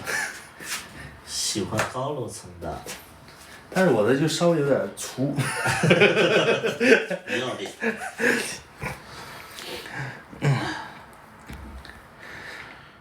没练过蜘蛛体型，那你可以穿 XL 号的。其实，如果你们不知道自己穿什么体型的话，你们如果不知道穿什么号的话，就是你把那个身高体重发给我就好。推荐你出速干的，马上夏天就能穿了。后边可能，我们会那个出别的款式。一定会出速干的吧？因为咱俩都爱穿速干。对，速干的我跟图图我们俩也爱穿，所以可能我们也会。莫代尔的那个内裤我们也买了很多。然后就是我还跟大家说一下，你看这个领子，你们看它是正好就是我脖子的这个大小，看的是比较小的，但是它其实一点也不勒得慌。就是不知道你们有没有在网上买那种杂牌子的 T 恤的那种经验。真的呀。对，它就是虽然跟你的这个领子特别贴合，但是你吃饭的时候啊，或者总觉得这个脖子就被勒得紧紧的，但是这种不会，因为它的裁剪就是那个参考优衣库的那个 T 恤的裁剪方式，不勒。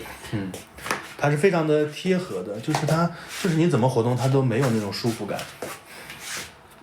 刚才的裤子还在吗？还在，小羊 Messi。标好好看是吧？这个是我们屠刀的标，就是我之前穿，就是图图带我去那个成都的时候穿了那个 T 恤，就是它的脖子就是特别勒，我给你们找一下，等下你找到。我冬天也喜欢里边穿短袖，谁能告诉我冬天短袖怎么搭配其他上衣？你在哪个城市啊？漓江与我。就是这种衣服，我给大家试一下啊，就是可以对比的看一下这个衣服。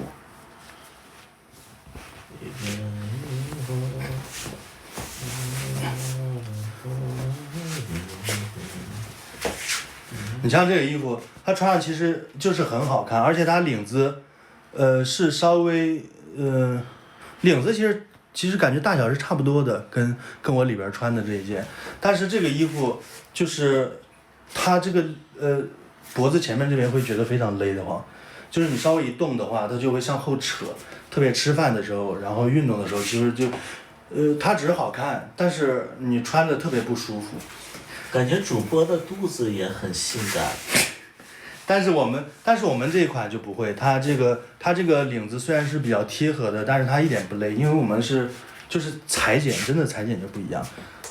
就是我为什么爱穿优衣库的衣服，因为优衣库的衣服真的是，就是很舒服，穿起来不会有那种束缚的感觉。主播，你能吸一下肚子吗？我想看看你的胸肌，你侧一点，然后展示一下你的胸肌好。真是展示不出来这个衣服。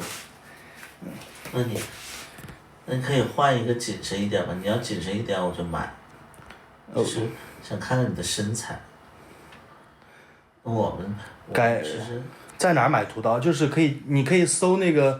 主播还在吗？主播，我想看一下胸肌。就是可以搜那个。主播不理我，主播。抖音搜那个二把刀，然后看他的那个主页的简介。那我把衣服脱掉好不好？不要穿那个，你穿那个紧一点的那个优衣库的。紧一点优衣库，那种棉衣了。我现在在带这个衣服。薄薄的那个。我现在在带这个衣服。我不管你，我是主播的小粉丝，我想看一看身材。穿这个吗？对，看看身材以后我再决定买不买。这个不就是普通的那个之前每次直播都会穿的吗？对啊，我要看一看身材我才买。我也没有提过分的要求。就是大家可能会见过我经常穿这款衣服，其实他们的裁剪是有点像的，不过这款衣服是更加修身的，它的这个袖子会比这个衣服会比这个衣服更短，而且更紧，这个是比较宽松的。你要身材好的话，我就买2件。哇！哇啥哇哦！少来这些有的没的，对呀。这个就是，你看它这个优衣库的领子，它其实也是很贴的，但是它这个其实一点也不勒的慌。主播看一下那个3头肌，肱3头肌。然后这个袖子它其实是，就没有那个那么宽松，它同时也没有那个那么长。这个袖子能不能往上拉一拉？这个是比较短款的。袖子往上拉一拉，看不到我就不买了。哇，能看到那个筋呢，能看到那个肌肉的那个筋呢。我儿子跟你们是一个类型的，喜欢健身啊，那你可以买我们的衣服，我们衣服就是健身的人穿，就是比较显块儿。能展示一下胸肌吗？胸肌咋展示啊？就是侧一点。这样吗？哇，好饱满哦！而且主播好像有人鱼线，那总不能给你看吧？我自己晚上看吧。穿这个衣服看起来真合身，就是我们的。想在你的人鱼线里边来回的跳跃。就是这款衣服的剪裁其实跟这个衣服是一样的，它就是很贴身，但是又不会很紧绷的那种感觉。但是这个它比这个衣服要宽松，因为你看这个它不管是胳膊还是这个就胸口这里都勒得紧紧的，但是这个就不会。这个是比这个稍微就是宽松一些，但是剪裁是一样的，它都不会那么紧绷，然后不会有那种束缚感。我的妈呀！如果大家就是想要，主播能看一下后脑勺吗？后脑勺跟你买衣服有什么关系啊？就是如果大家对我们这个衣服感兴趣的话，可以就是抖音搜那个对后脑勺感兴趣。搜二把刀，搜二把刀那个去看他的抖音那个简介啊、这个粉色是什么材质？这个应该是棉的吧？我看一下啊。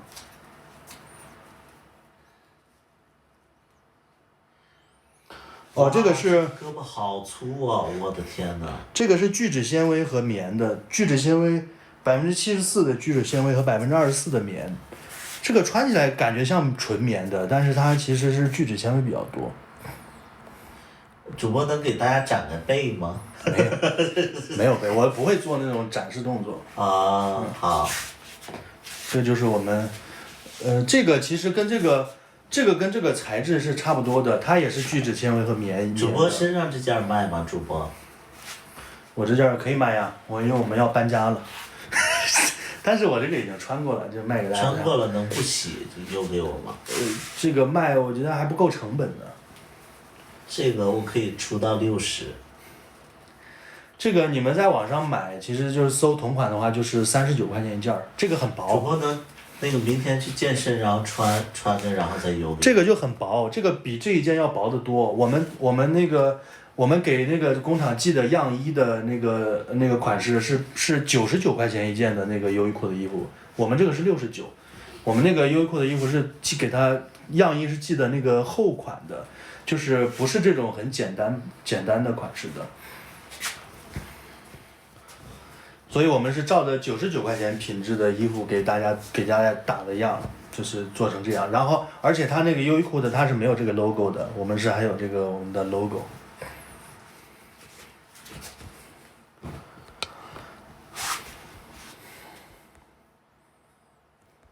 哇！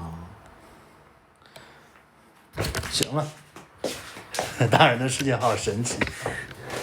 优衣库好贵，优衣库有便宜的衣服。它就是那种设计师款就会比较贵，设计师款的用料跟那个设计都会跟一般的不太一样。屠刀品牌是，你们可以加那个二把刀的那个看它的主页简介啊，看二把刀的这个主页的简介。就是我们这款衣服是69块钱，然后里面也有那个联系方式，如果你们想要的话就可以加它。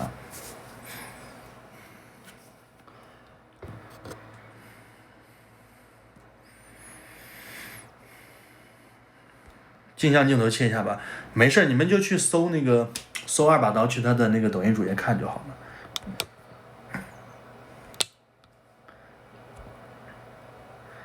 叨晚上睡觉需要带呼吸机吗？感觉鼻子会堵。你们带不带呼吸机可以去那个医院让医生给一下你建议。因为图图的呼吸暂停已经严重到带着呼吸机仍然会暂停的那种程度了。其实每天晚上我跟图图睡，他一般这段时间一般他都先睡着嘛，然后他睡着之后我再睡，我就会感觉就是他呼吸2次，然后就会进入一个长久的憋气期，就不再呼吸了。他不呼吸的时候，你就能感觉他这个肚子在吸气，是蛤蟆功吗？对，就跟蛤蟆功一样，鼻子是不透气，但是肚子是一直用力在吸，然后肚子一鼓一鼓一鼓，但是这个鼻子始终是堵，就是不通气的。他的夸张程度到什么程度？就是他在下一次呼吸前的最后一次憋气，他能让整个床跟着他一起震。哇！就是严重到这种程度。吸多欧阳锋。就严重到这种程度。然后就是一次猛烈的震击之后，他自己可能就会被憋得半醒了，然后他半醒之后，他就会重新开始呼吸，就是就这样，一点都不夸张，真的一点不夸张。我给大家听他的那个录音啊，我给你们听听那个录音，就是他呼吸的一个录音，非常的夸张，包括他。呼吸的那个声音和他那个憋气的时长，你们听一下。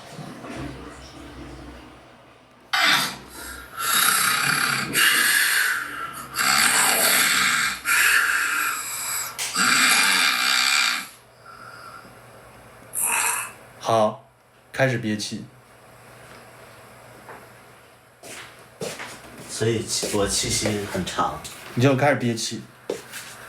没声了。对，就是憋的气呢，就这么长时间，然后就一直憋气，一直就是吸气吸不上来，就是肚子一大一小一大一小，一直憋一直憋。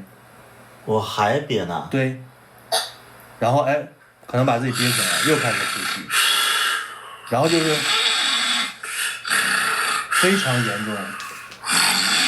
感觉旁边有一只猪。是。你经过我同意了吧你？损害我的那个公众形象。就是憋气时长可以达半分钟以上，就真的，你每天晚上在他旁边睡觉，你就觉得他会不会下一口气就上不来了。然后每次他一憋气，我就手就握他，我想着我一动他可能就会醒，醒了之后就会重新开始呼吸，我就开始要么就是挨他一下，要么就是摸他一下。别死你手机里啊！等哪天就去你家给你吓唬你。我记得图图发抖音说叨叨打呼自己睡不着，图图更严重，对他真的是很严重，他的呼吸暂停，而且他属于那种带着呼吸机还会呼吸暂停的那种，张嘴时候用嘴呼吸，他是用嘴呼吸的，他用嘴呼吸他也会上不来气，就是他上不来气之后，他这个肚子就是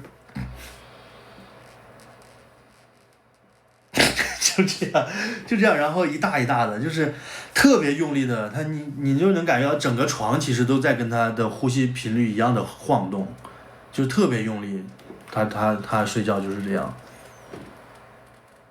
这就是为什么我特别着急让他做这个手术的原因。啊，绕了半天在这儿啊，证明自己的便秘。你要是能看见你那样子，你比我还着急呢，我跟你说。第二天肯定头疼吧？我头疼耳鸣。呼吸机有用吗？呼吸机反正是不带好，所以我跟他讲，我说你睡觉一定来呼吸，但是他老不听，他就是老是不带。长期会大脑缺氧是我觉得他肯定已经影响到他了。所以我记忆力很不好啊。这个肯定是已经永久性的产生了损伤了。前一段时间那个去检查我认知障碍了都已经。和枕头位置有原因吗？有吧，但是我觉得不是特别大这个原因，主要还是就是这个，反正就是呼吸暂停的问题，跟枕头有一定原因，但是不是全是枕头的原因。枕头我觉得只占一小部分。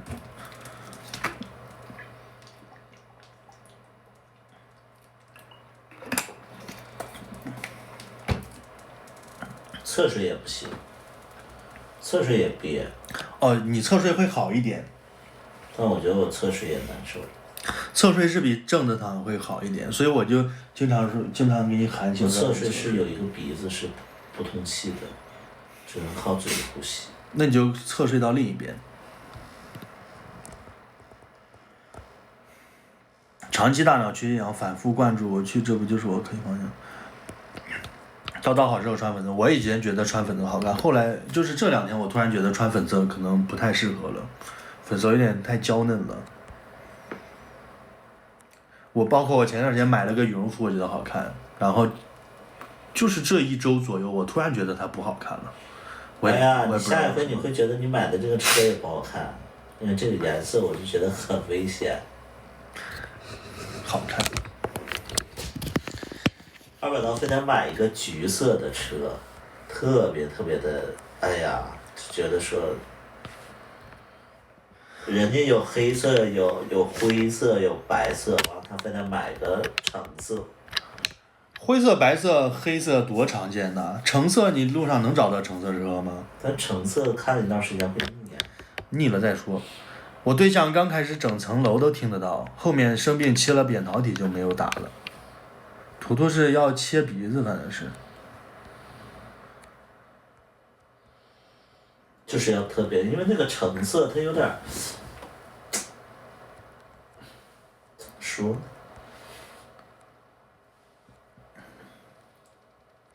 你觉得那个橙色有点浅是吧？它不够深。要是这个黄色，我觉得 OK。那个橙色不高级，就是太常见的橙色。反正买都买了。比如说这个粉色我也能接受，就我觉得橙色比较常见。爱马仕橙差不多。没有爱马仕橙那么深，它要稍微浅一些。我觉得如果像爱马仕橙的，倒也更好看一些了。你嘴唇好红，感觉气血很足，它每天晚上吸我的阳气。因为开了美颜的是事儿。是灯牌那种橙色吗？是，反正是一种比较浅的橙色，不是爱马仕的橙。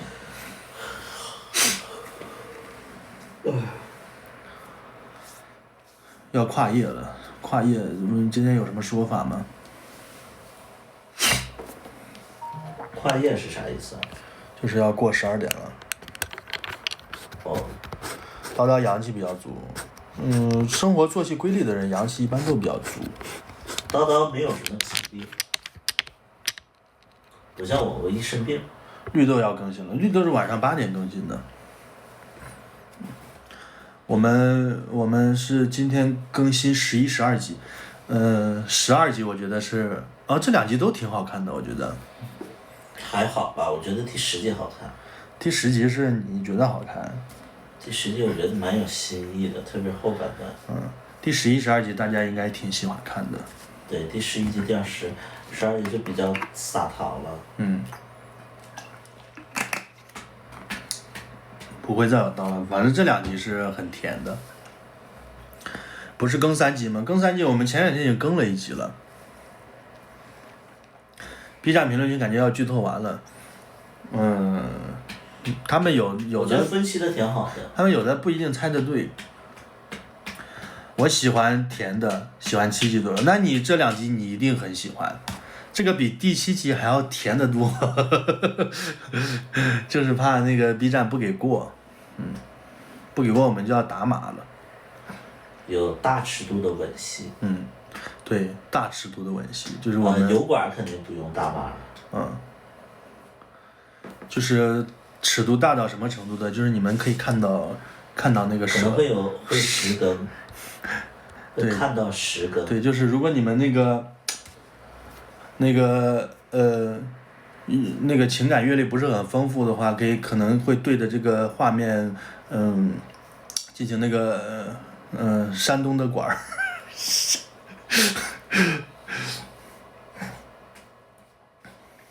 拍吻戏的时候在一起了没有？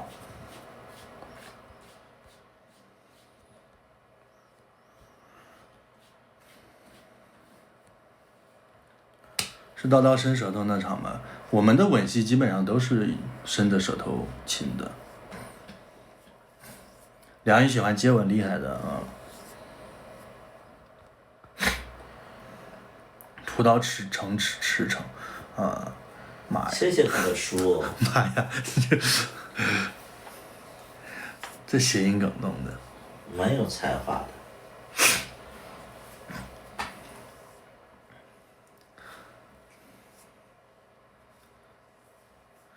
你和谁的吻戏？我和导演的吻戏，我和我对象的吻戏。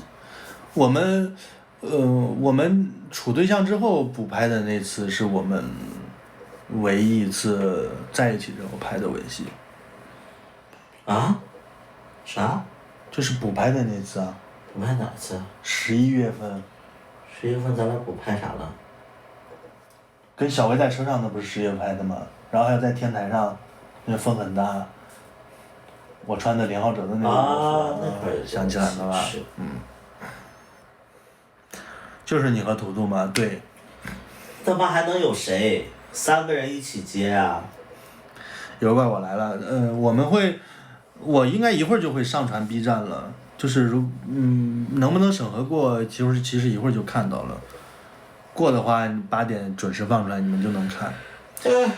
谢谢开开心心每天的闪烁星河。谢谢开心每天的热气球。睡觉喽，睡吧，反正也没有人亲你。睡吧，你们明天还得那个啥呢？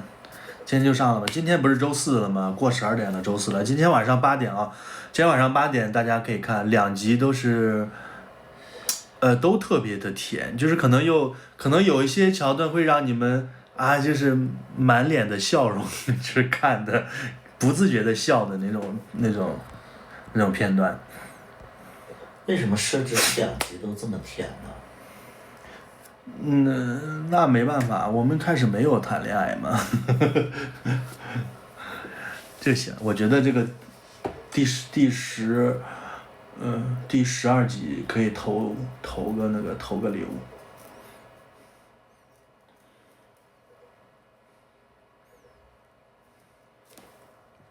太甜了，我会觉得说没有什么起伏。剧名叫什么？剧名叫绿豆，你们在 B 站搜百里屠夫绿豆，一共多少集？一共14集吧。11、12的时候你们俩在一起，你去看就好了，就今天晚上就能看到了。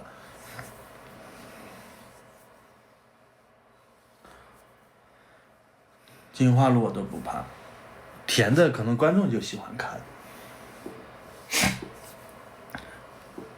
我等一下把前面集数都投币，好的，谢谢你。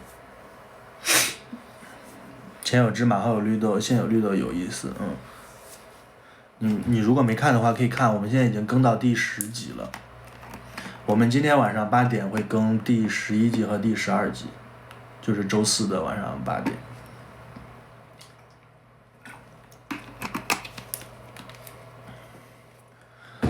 晚上要在胰岛素看，这2集是整部剧里最甜的2集。最后一集也甜啊！妈呀，我又剧透了吗？这是不能说话了都。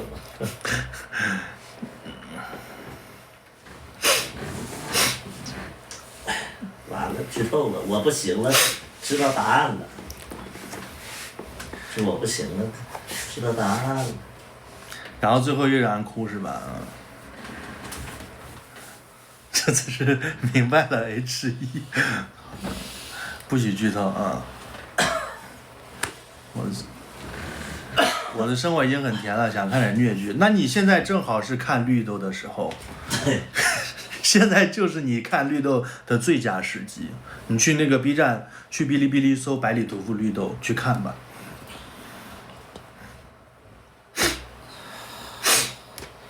上次看剧露出姨母笑还是芝麻二，临时换结局也可以。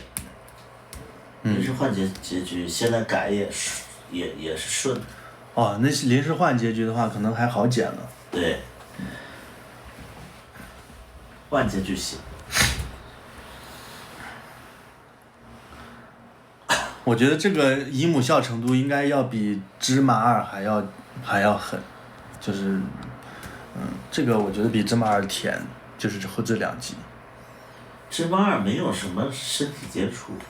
对，芝麻二，而且它的没有一些非常巧妙的设计。我们这个是有身体接触的，会有一点点欲。我们第11集是，就是非常甜，有个非常甜的设计。然后12集的话就是可能看了让人想要那个上那个黑色错误软件发泄一下。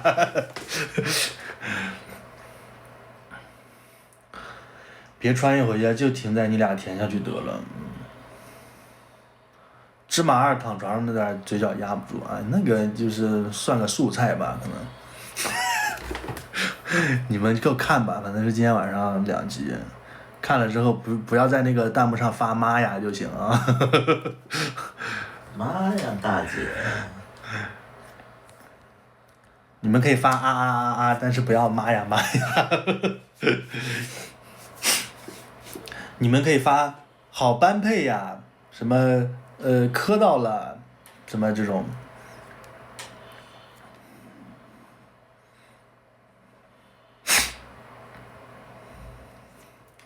好的，今天就发妈呀！你发妈呀，那个弹幕就不会给你那个啥呢，不会给你过的，不会让你显示出来的。穿越回去再在一起不会更好吗？我的老天爷啊，磕死我了！行，反正大家多多发弹幕。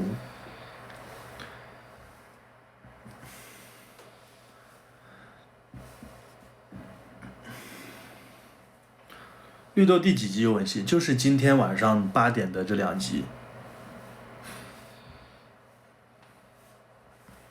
今天晚上8点这2集，哎呀，真的特别甜。妈呀，大姐！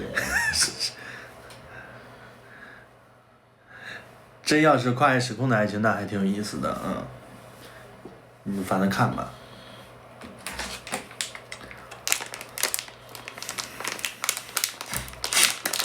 我记得就是我们演完之后，第2次补拍还是第3次补拍的时候，图图说改剧本了，然后他把剧本结局给我讲了之后，讲的我就是起鸡皮疙瘩。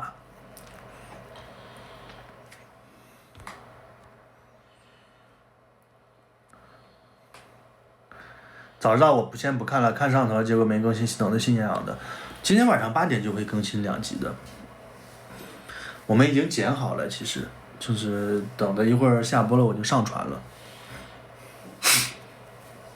最后2集要等了，反正你们过年肯定也忙嘛，没事。可以问总共几集吗？总共14集。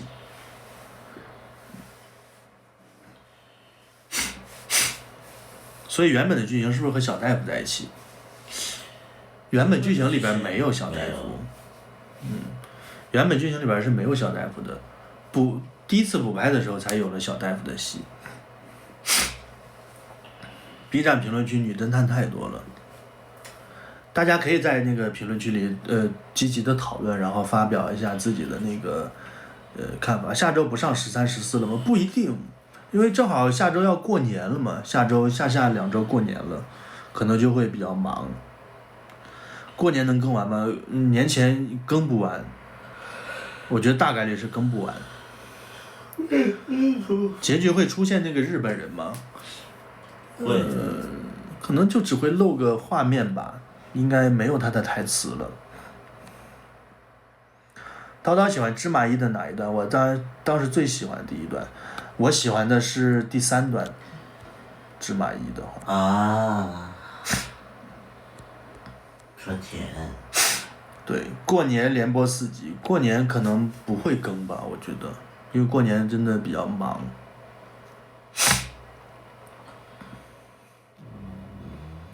升级喽，首尾会。但是芝麻衣我入坑的片段其实是周明磊跟那个龙二他们2个的片段，我是刷到那个片段之后我去看了全集的。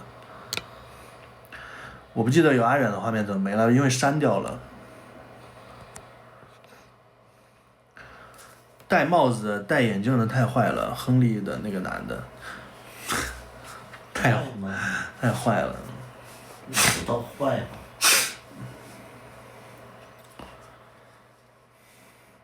你们觉得因为不能进行亲密关系而出轨的人可以被原谅吗？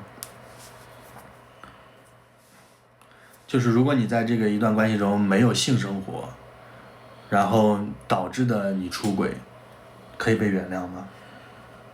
那就不用在一起就好了呀。第3段是馒头吗？不是，第4段是馒头。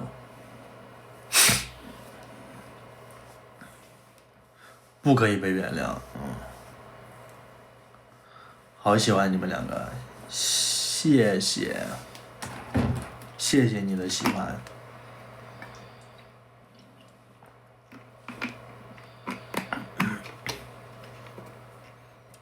隐瞒出轨肯定是不可以。那出轨如果不隐瞒的话，那还叫出轨吗？出轨不隐瞒，那就叫开放关系了。图图还穿白衬衫帅。我不穿衣服更帅。图图都欲罢不能。我恨不得现在就直接坐图图关图腰上。然后一看我不穿衣服就完了。其实我每天都那个啥，我每天都在克制自己。真是一个性感的尤物。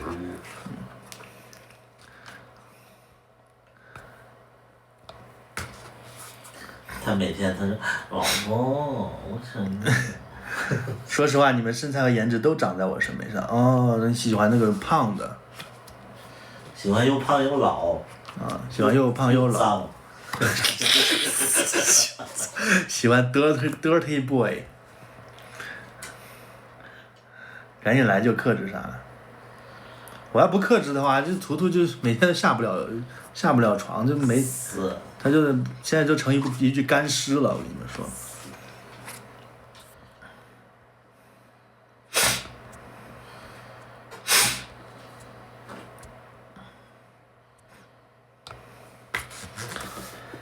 那确实压抑太久容易有问题啊。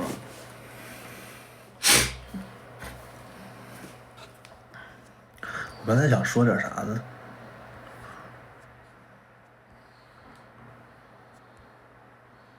妈呀，大姐！我其实跟图图拍这场戏的时候，就是在这场，就是你们明天可能看那个剧就会看到，我们拍这戏的时候，其实就是在这儿，这个百叶窗和现在我们俩睡的这张床。周4会更2集，会就是这周4，就是今天嘛，今天晚上8点会上2集，就是我们就是在这儿拍的，然后拍这场戏的时候，我们俩就是一个接吻的戏嘛，好像前后一共拍了3次，每次拍完之后，图图那个他都起那个反应。我是个人。每次拍完之后，图图就要从这个床上下来，然后拿那个浴巾还是什么东西把下面遮住，然后去看那个镜头上我们俩的那个回放。但你当时有没有觉得说，百里那个有反应，你还挺开心的？对。对吧？代表自己有魅力，是不是？是，我本身就是一个感性的人。所以是因为我有反应，你才加深了你对我的好感，是吧？是。这里之前剧里没有出现过梁宇的房间吗？出现过呀，我们之前不是在一起睡过一觉吗？就是在地上一起铺那个瑜伽垫儿。之前那个沙发亲嘴的剧情不是那段，就是反正还有其他的接吻的剧情。图图把你当成袁成了，剧集里，那不会，图图不会把我当成袁成的。袁成是。你自己难道没反应吗？我记得我好像前2次没反应，后边我好像才起了反应。我说梁宇卧室没有出现梁宇的卧室，剧里没有梁宇卧室。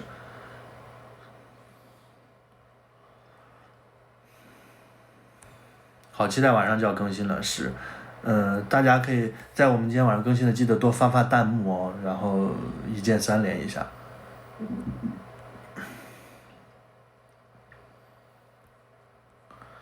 梁羽比袁成好看，谢谢。其实之前演那个袁成的那个演员，他在那个小红书上撩过我，但是我没怎么理。哎，别胡说八道了。是特意拍了3次，还是确实需要拍3次？因为我们拍戏不可能只拍一遍，因为要切不同的视角。就是你就算，就是你就算是，就算是你的表演是一遍过的，也基本上不可能只拍1次，因为他可能要单独拍你的对手，然后单独再拍你，然后再拍一个你们2个的大全景，就是可能这种拍3次是比较正常的。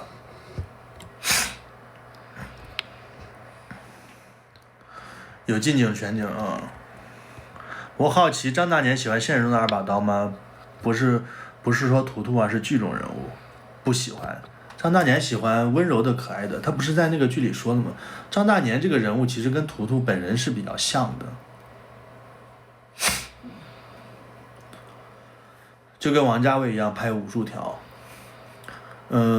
我们这个其实有些不是很重要的场景，我们就是只有1个机位，但是那种关键的大戏至少都要拍3遍以上。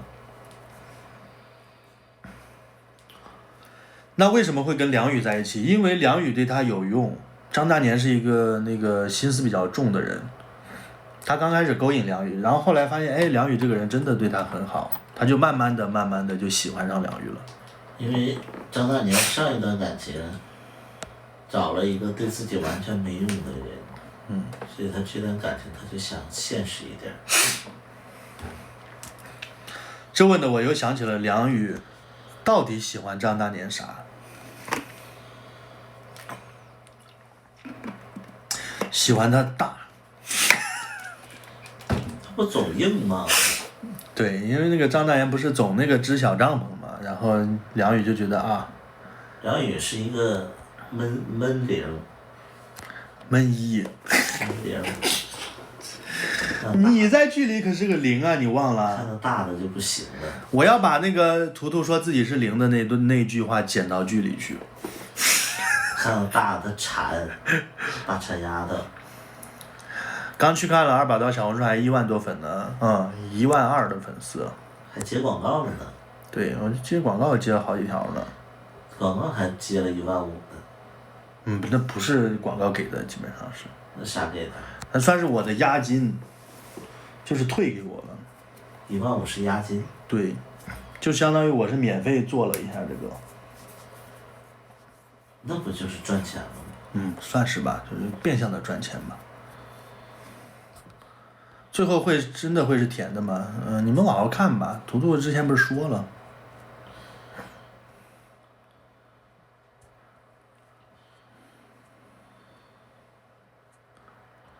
今晚2集大戏占比很高，对。你们可以看一下今天晚上，就是你们注意一下，其实今天晚上我们的戏基本都是没有剧本的，就是没有台词，我们就是一个即兴的表演。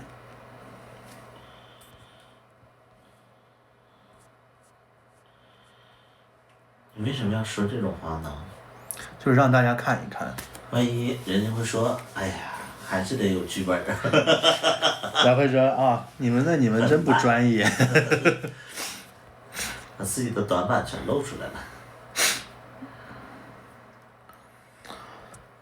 全是这样，就是因为没有剧本，所以我们这场戏其实剪的特别的难。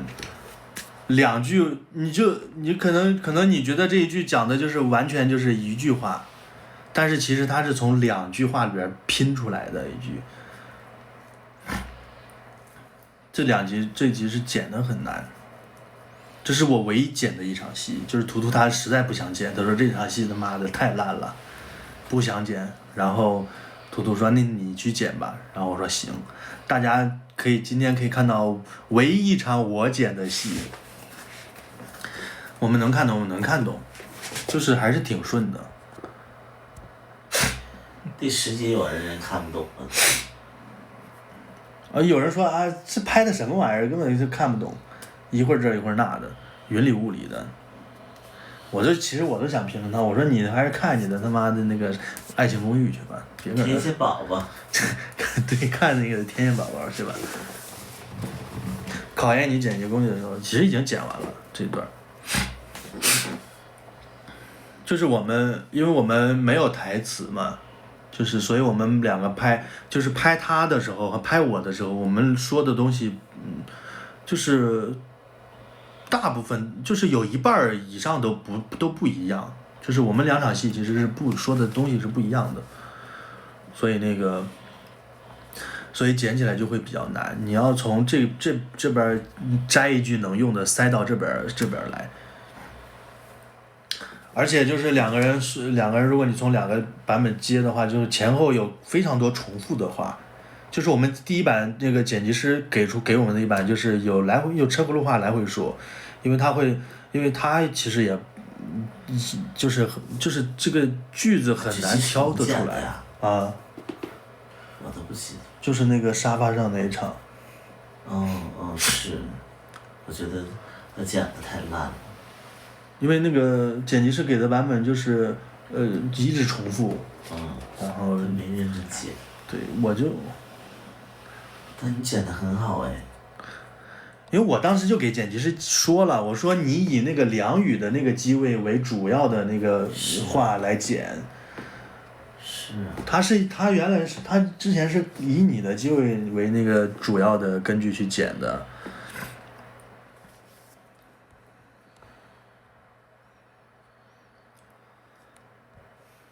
剪接确实难，对，它有，我记得是有2个地方，就是那同一句话里边，那都是拼的，就是我什么，就可能就2个字，然后后边就6、7个字，就是两句话是拼到一起的。这个就是声音的处理是比较难，就是你要完全的让它听起来听不出来是2句话拼到一起的那种，就是比较麻烦。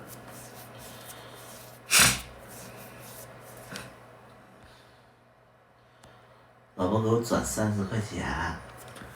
我手机呢？给。充游戏，你给我转。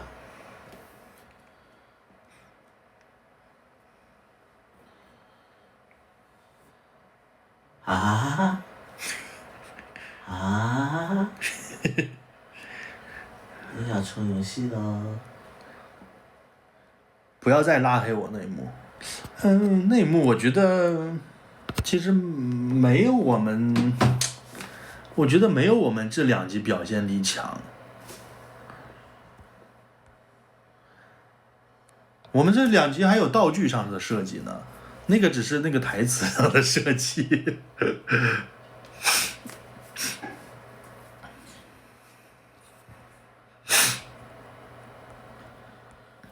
图图玩啥游戏？玩那个战灵，是战灵吧？是。不是战狼啊，是战灵。但是那一幕感染力太强了。我觉得这2集要比芝麻2的甜戏好得多。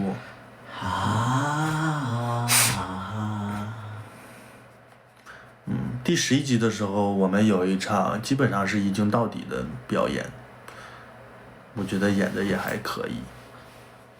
战灵是绝区灵吗？不是，战灵是那个咒术回战，是这个名字吧？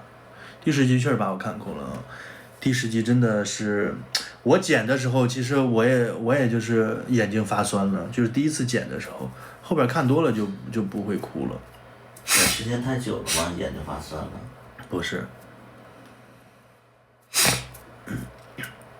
拍个流浪熊川，那我们没有那么高的技术。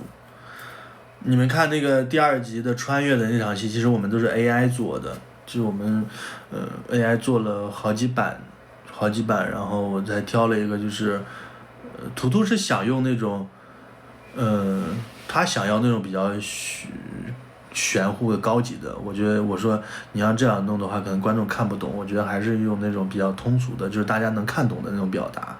就是就是我穿越的那个手链发绿的那场戏嘛，就是那个就是我们做了好几版的 AI，就是最后我选了那个就是最普通的那一版，就是我觉得这样用在剧里是比较准确的。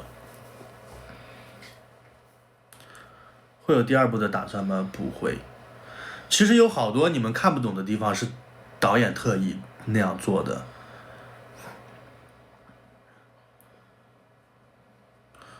像穿越时空的爱恋，妈呀，穿越时空爱恋多久之前的片子了？图图以后可能不拍剧了，除非是有投资人联系图图说想要搞个这种，他可能才会拍。他后边想要做综艺了。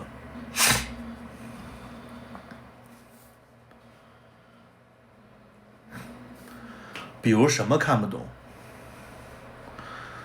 前面的好多人都有好多图图都说就是他们都说看不懂啊。我就怕看到张大年万一和梁宇热恋了，结果张大年又穿越回现实，梁宇又不认识他了。反正你们往后看吧。有好多人看不懂，就是有些回忆画面我们没有加那种闪回的那种特效，就是没有改颜色，别人就会觉得乱七八糟的看不懂，不知道在表达什么。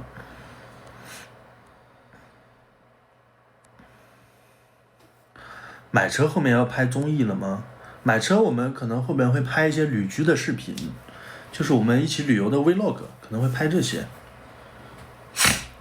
B 站那个宣传采访就挺逗的，因为 B 站那个他们主持人图图本身就是一个说话非常搞笑的人，然后那个主持人说话也挺搞笑的，所以他们两个一起的话就是特别搞笑。你看其他期就不搞笑了。对，就是其实那个就是主持人，其中一个主持人是我们制片嘛，他其实平常说话也是非常搞笑的，但是他如果遇到那种比较正经的人，他可能也搞笑不起来。但是恰好图图又是一个很幽默的人，所以他们两个就是说起来就是笑声不断。其他期真的我看了，看不下去。我觉得没什么看不懂的，你觉得没什么看不懂的，可能就是你的阅片量比较大。你像有小茉莉那种，我觉得非常浅显的，就是比较没有那么深的片子，还有好多人说看不懂，觉得乱七八糟的，更别说这种穿越可能会遇到多条时间线啊，有这种题材，可能大家就会更迷糊了。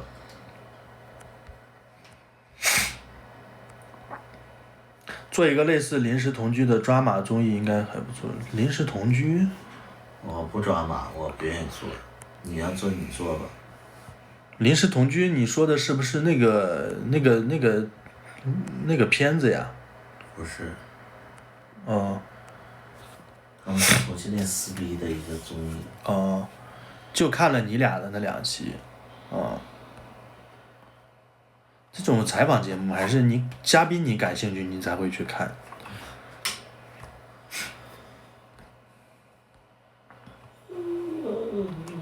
幸好我从小深谙电视剧之道。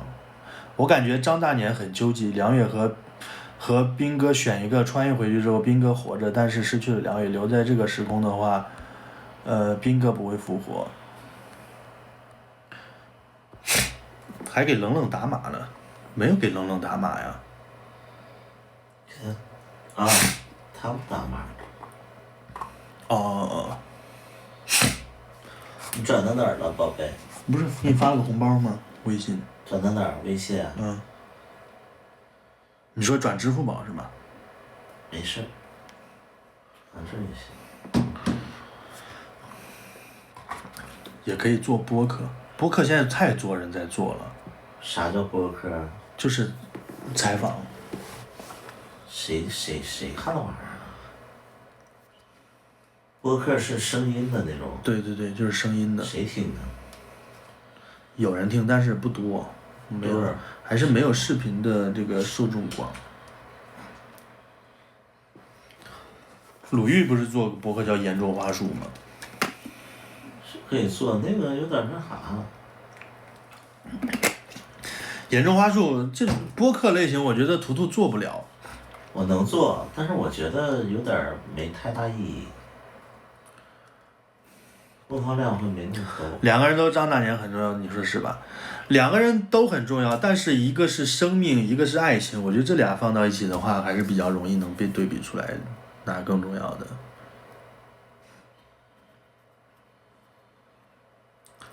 也可能梁宇不是消失了，是和张大年一样车祸昏迷了，他俩做一个跨时空的梦。谁跟你说张大年是车祸昏迷了？有这个可能啊。当时其实我想设计的张大年挂弥留之际。那你剪片子的时候总不是照这个方向剪的吧？那倒没有。谢谢东东的点点星光。他说的这个可能性是有的。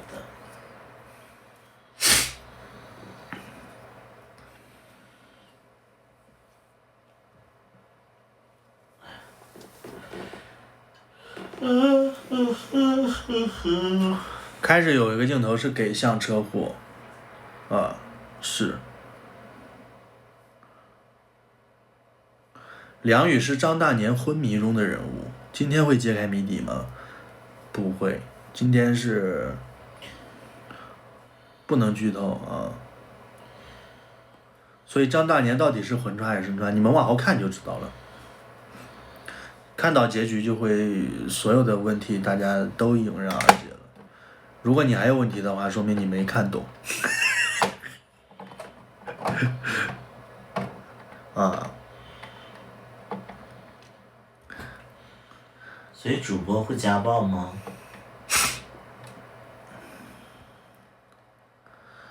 那应该就不会给梁宇一个上时空的记忆，就是重新追一次呗，反正梁宇也喜欢他。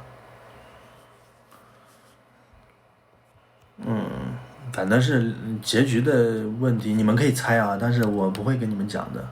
Are you crying, baby? BB? I'm not crying, BB.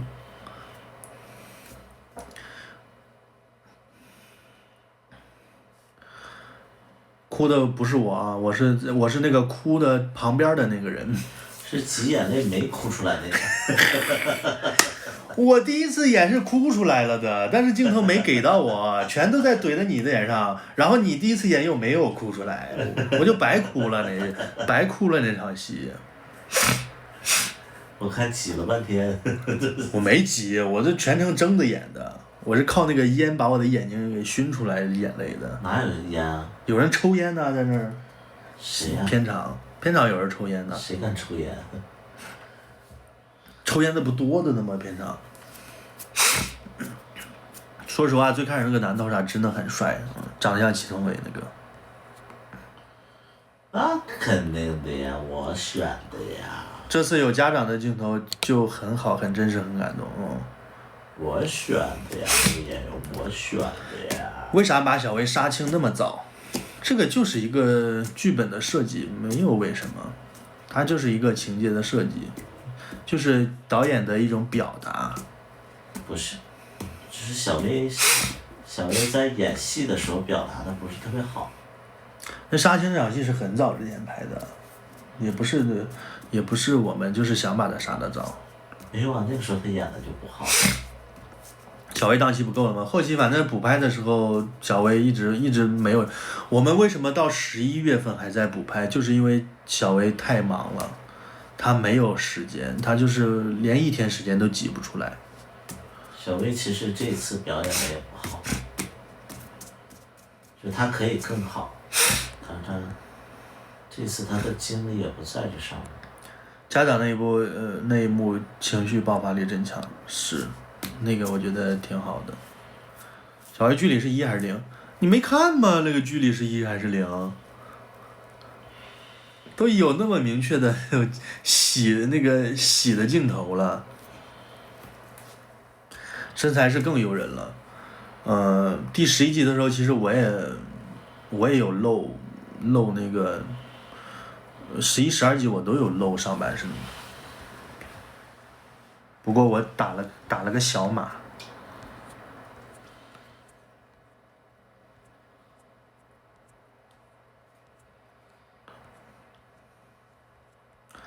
叨叨，你怎么越远越灵？你是总裁啊？总裁就是谁看你是总裁呀、公司的老板他不一定是总裁。啥叫总裁？你们懂吗？总裁是大公司、上市公司的那种叫总裁。小薇是剧里人物冰糕，小薇的在剧里人物是张斌，就是被扇巴掌，被他妈扇巴掌的那个。总裁是很大的公司里边有个总裁，他这个就是老板，对，合伙儿一个传媒公司的一个小老板，但是 HR 说我是大老板哎，他肯定这样说，楼上凤鸾的大老板，他是开宠物店的，开宠物店，霸总一点也不一，就是那种老板他不是那种霸道总裁的类型。妈呀，小薇就是个小薇就是个老板，他哪有一个老板样啊？对，现在老板不一定就是你们看的电视剧上那种霸总，其实我觉得应该挺少的。假。对，而且很假。现实中的老板他都是那种很亲和的，就是很平易近人的那种人，他不会像霸总一样。你都看明道看多了。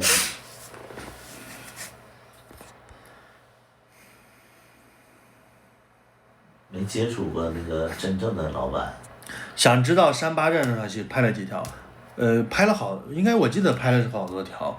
因为开始的时候那个阿姨她不敢真的删，就是她就没删到，就是想错位借位拍一下。真正就删2条。然后图图说不行，你说你不删的话，其实就是表现不出来那种很真实的那种被删的状态。然后删了我2条，删了那谁2条？啊，小薇2条。然后最后就真删了，就是一人删了2条。他都不敢下手。对，他其实开始是不敢下手，他刚开始是假删就导演说太假了，你必须要。你在现场啊？我在呀，那天。那你没听他说吗？说啊，你们来真的呀？那个抖音那些短剧都是假的。都是借位。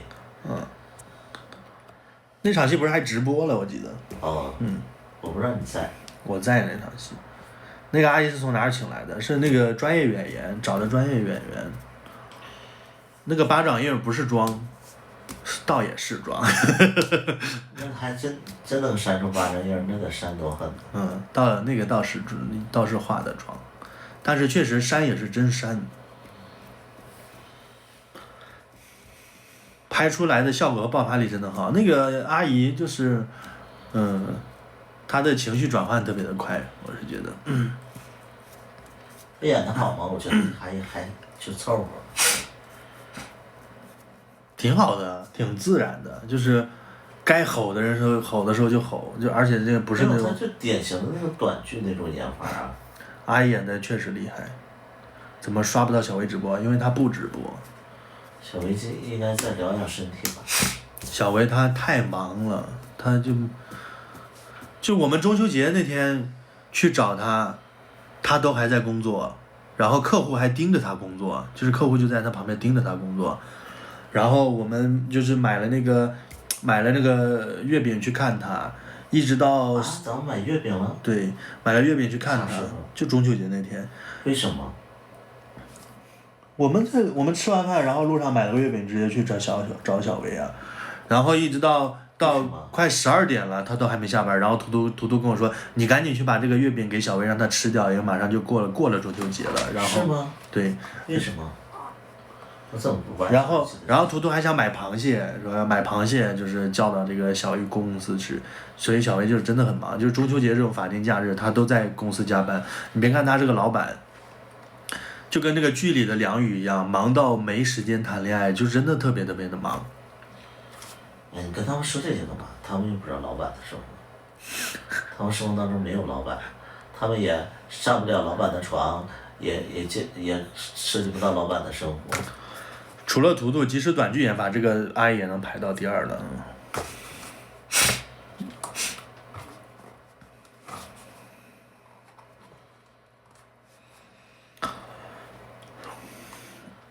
是那天晚上直播，对，那天晚上是直播了。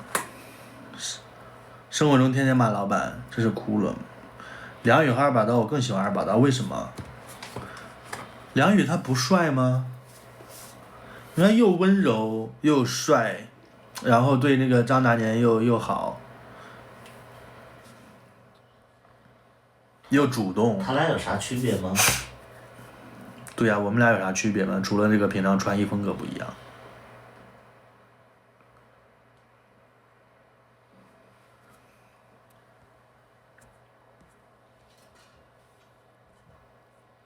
都帅啊！二把刀有韵味，妈呀，什么韵味啊？啥叫韵味？韵味好像更老的意思。韵味是形容女的。都很帅，梁宇毕竟是假的。梁宇的人设跟我是一样的，其实我觉得。差不多。梁宇才是二把刀。对。二把刀现实当中就是没有那么爷们儿。梁宇给人感觉就很爷们儿啊，他只有在私底下的时候，在张大年面前才是温柔的样子。你看梁宇那个看我上楼了，然后他在那块就是嘟嘴，其实二把刀现实当中就那样。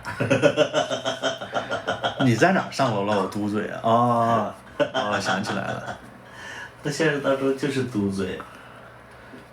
我记得我演的时候没有抿嘴。你没有嘟嘴，没有嘟嘴，但是为什么拍出来之后我的嘴就变成嘟的了呢？我也不知道。嘟了2次，一次是吃火锅，一次是我上楼。我记得我拍的时候我没有嘟嘴，但是拍出来之后在荧幕里我的嘴就变成嘟的了，这就是什么？这就是那个什么，叫什么？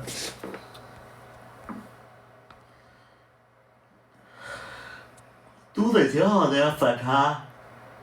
叨叨之前也一直是现在这个角色，不是，我之前不是这样。他之前是大猛一。我之前也不母。啊？我之前不母。我说大猛一。哦，我以为你说大母一呢。大母一。梁宇这个剧情人物，身边人肯定是排除了普通人。身边人肯定是排除了普通人，什么意思啊？吃饭那次是真嘟嘴了，哎，吃饭那次我记得好像是制片人还是谁跟我说的，说你要就是最后表现可爱一些，然后我才有一个那个动作。谁会这么告诉你啊？我不知道谁告诉我的，反正是有人跟我说的，我才那样弄的。我怎么不记得？就是你自己想嘟，你忍不住了，你就嘟了。咋？我这个嘴是过几段时间必须嘟一下才行是吗？专业的演员要屏蔽其他人的说法。谁是专业的演员呢？啊？我吗？您不会再说我是个专业的演员吧？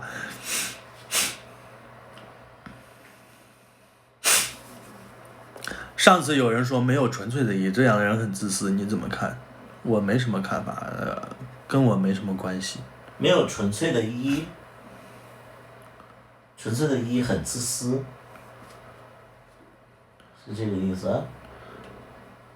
金河马奖必须有，你了没有？第11、12集就是今天晚上更新这2集，我觉得演的就还行吧，你们可以去看一下，你们可以期待一下我的表演，毕竟我是真的一个醉酒的状态。你演的镜头感特别好，你说我上镜是吧？没办法，就长就是这个样子。有观众缘儿。怎么拍其实我都好看，没办法。都好看。不像我还得挑镜头。我是某一个焦段好看。某一个焦段，特定的角度，特定的焦段。那个焦段里我好看。对，那个就叫百里屠夫焦段。我们每次拍摄的时候，跟那个摄影师说，给我上百里屠夫焦段，摄影师就懂了。我要主持品鉴，其实这场戏有个我笑场的地方，但是其实也挺自然的，笑的。第9集预告那里感觉演得很好。哦，就是喝酒的那场戏，就是喝酒的那场戏。梁宇演得很好，说实话，你演出了像另外一个人，不像我本人吗？图给你掏了，那段图老好看了。那一段儿也会在这2集的预告里看到，下集预告里会显那一段。生活中小薇也是恋爱脑吗？小薇我不太了解。不是，他完全不是恋爱脑。小薇生活当中是权衡利弊的人，就是恋爱里边。跟我回家图图惊世容颜，跟我回家图图我觉得不如芝麻1里的图图。我觉得芝麻2里边我最好看。芝麻2不行，芝麻2没有芝麻1好看。你是觉得芝麻2像你自己，所以好看？啊，不是，小茉莉里我最像我自己。芝麻2也像你啊。芝麻2不像，芝麻2胡子留的邋遢。那你觉得小茉莉你最好看是吧？小茉莉是真实的我。你现在这个头像我觉得是好看的，然后你那个芝麻1里也好看。你如果留。你什么时候我都觉得好看。我觉得爱不释手。啊，我说错话了。我爱你没有。我老公什么时候我都觉得好看，就是我只要看到他，我就是非常的开心，觉得就很幸福。我都不行了。我直接看到我老公，我就整个人都湿了，就疯狂分泌。你要我吗？疯狂分泌。小茉莉拍的真的好啊！我还以为小茉莉会有第2部呢。图图是个善变的人，他不是那种计划型人格。对。我是那种计划型人格，就是我一般做什么事我就要提前的。对，就他，我不去割鼻子，他非得让我割。而且我计划的是，一旦被别人打乱之后，我就会非常的烦。是。这就是计划性人格，就是这个样子，没办法。所以你爱别人也是计划的爱。什么叫计划的爱？那不是我我觉得爱是冲动的，它不是计划的。你不在乎别人真正的需求，你在乎的是我安排的。啥意思啊？你在乎这个事情的完整性，但你不在乎别人真正的内心需求。反正我也不会吧，就是讲这样这个事情，就是给他顺。好可怕。很天秤座，我也喜欢先计划好。这跟星座没关系，我觉得他就是2种人，一种是容易变卦的人，一种是按照这种按部就班的人。好可怕，我好害怕。我跟这样的人在一起，我好害怕。那你俩自驾游你会做好攻略？不会，我是不会做攻略的那种人。好害怕啊。就是你对一个事你会有一个预想，如果这个事情没有按照你的预想来发展的话，其实你会比较容易发火，就是容易烦躁。所以我不能承诺你什么，但我不做到，是吧？这个就还好，因为其实我从小。我再也不跟你承诺什么东西，省得你发火，我害怕。承诺跟这个没关系，我觉得它不是一回事。发火呀！我去上个厕所。害怕你上厕所？你神经病啊你！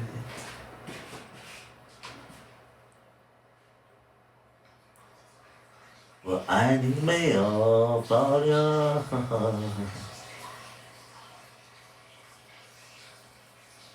害怕。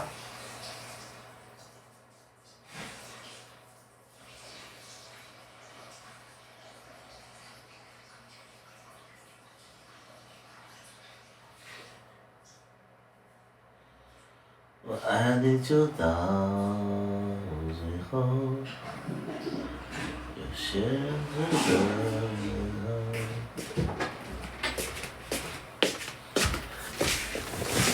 就我跟图图这点真的一点也不一样，就给大家举一个非常简单的例子，就比如说，我跟图图说咱们俩出去吃饭，就我们俩决定出去吃饭，然后在家里说我们去吃那个什么什么什么吧，我说好，然后我就出门了，然后之后我的目标就只有一个，就是那个我们商定好的饭店，但是图图不会，他就会在路上说，哎，要不咱们去吃这一家吧？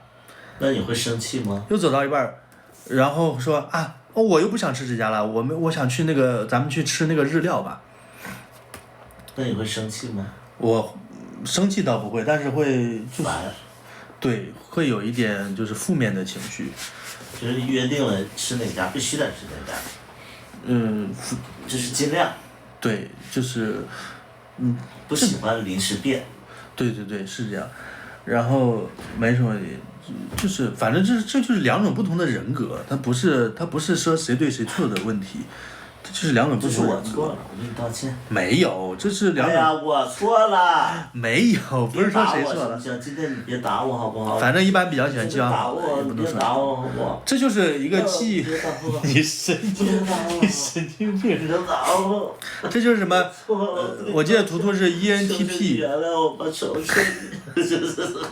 P 人和 G 人，对对对，就是 P 人和 G 人，他是 ENTP，我是 ISTJ 嘛，所以就是就是那个 P 人和 J 人的区别。太不敢了，太不敢了。他就是两种人格。这个虽然这个两种人格不一样，但是相处慢慢磨合嘛，我觉得这个就也不是什么问题，因为你确定要吃哪一家的话，其实也不吃那家其实也没有什么那个什么，就是不会发生什么问题。下次再不敢了。不敢。以后都听你的。图图吓死人，家暴吧。能理解彼此磨合更好，这个没办法改变。我觉得这个人格一旦形成的话，其实很难改变。那你觉得互补好还是相似好？各有各的好吧，没有说哪个绝对又互补又相同才好。别太一样，也都不一样。那也不会那么死了，有的商量是，就是你其实预定好去吃哪家，你变卦一下，其实也不会发生什么。就是可能会挨一顿打而已。就是你不会有任何损失，也不会有任何影响。我扛揍没事。老公。哎呀，快播你的去。哎呀，你快点。让我口粮。滚。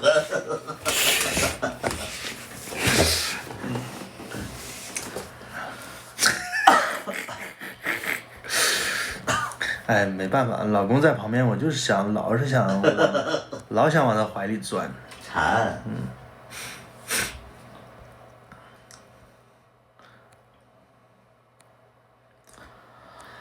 每次我和对象吃啥都听对象的，无所谓吃啥，关键是和他一起去。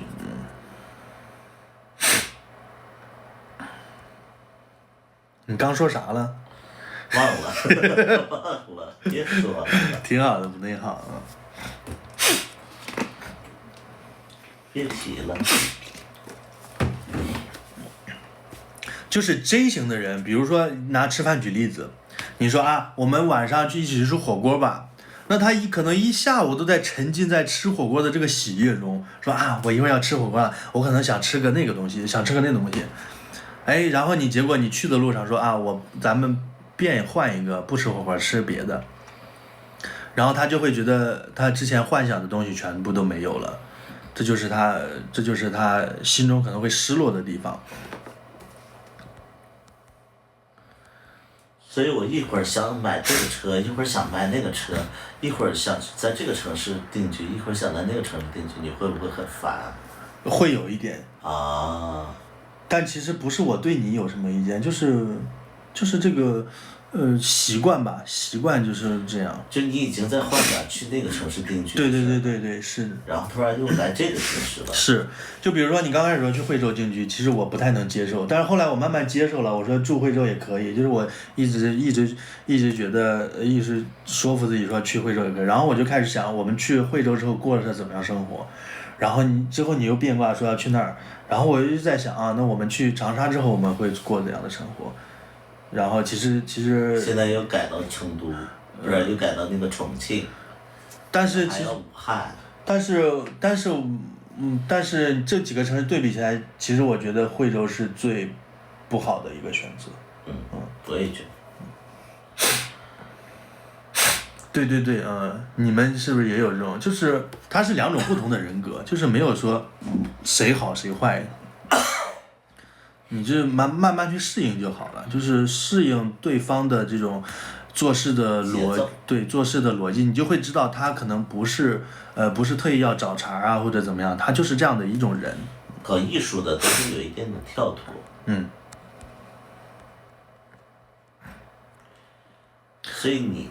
所以我觉得二把刀你不太适合搞艺术，你的性格不适合。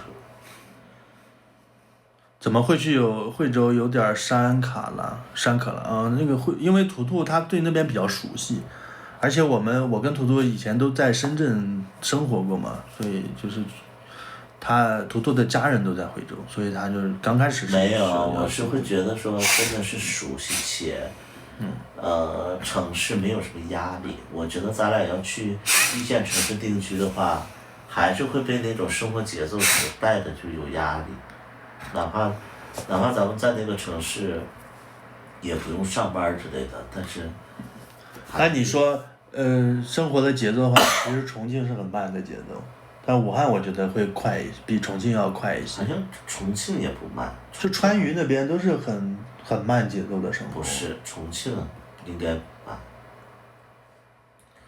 但是综合来讲的话，这几个城市我最喜欢的是重庆。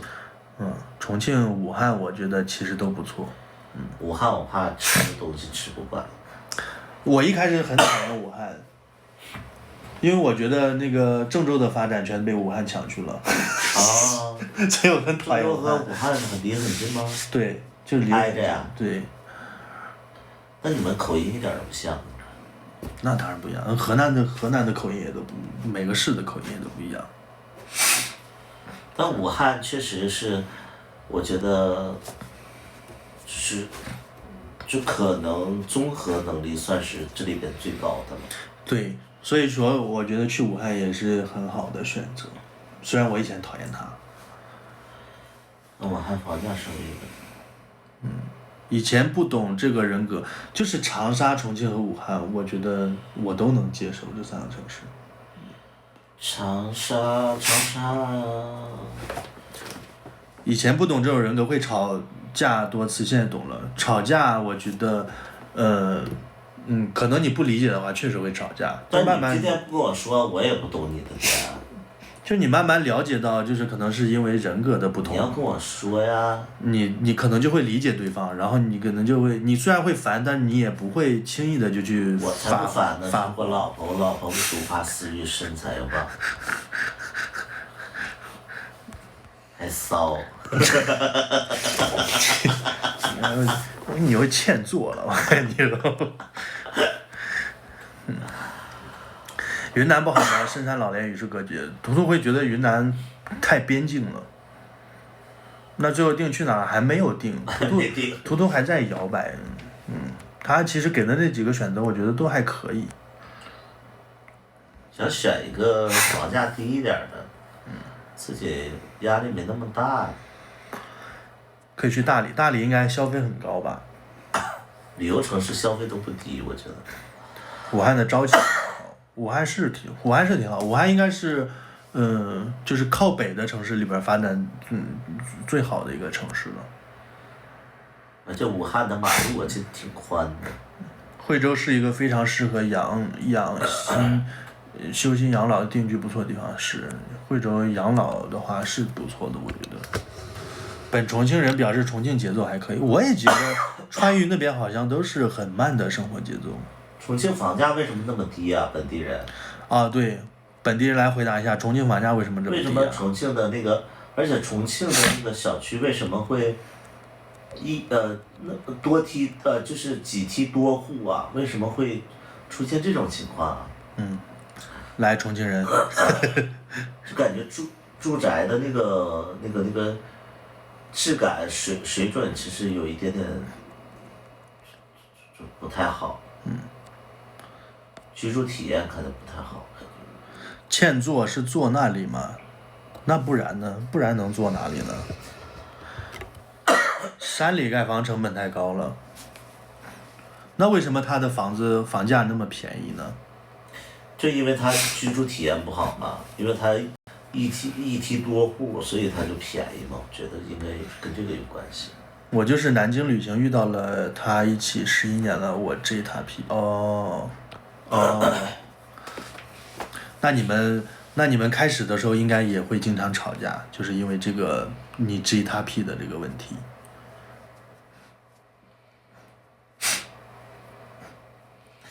这一梯多户，我觉得居住体验应该巨差。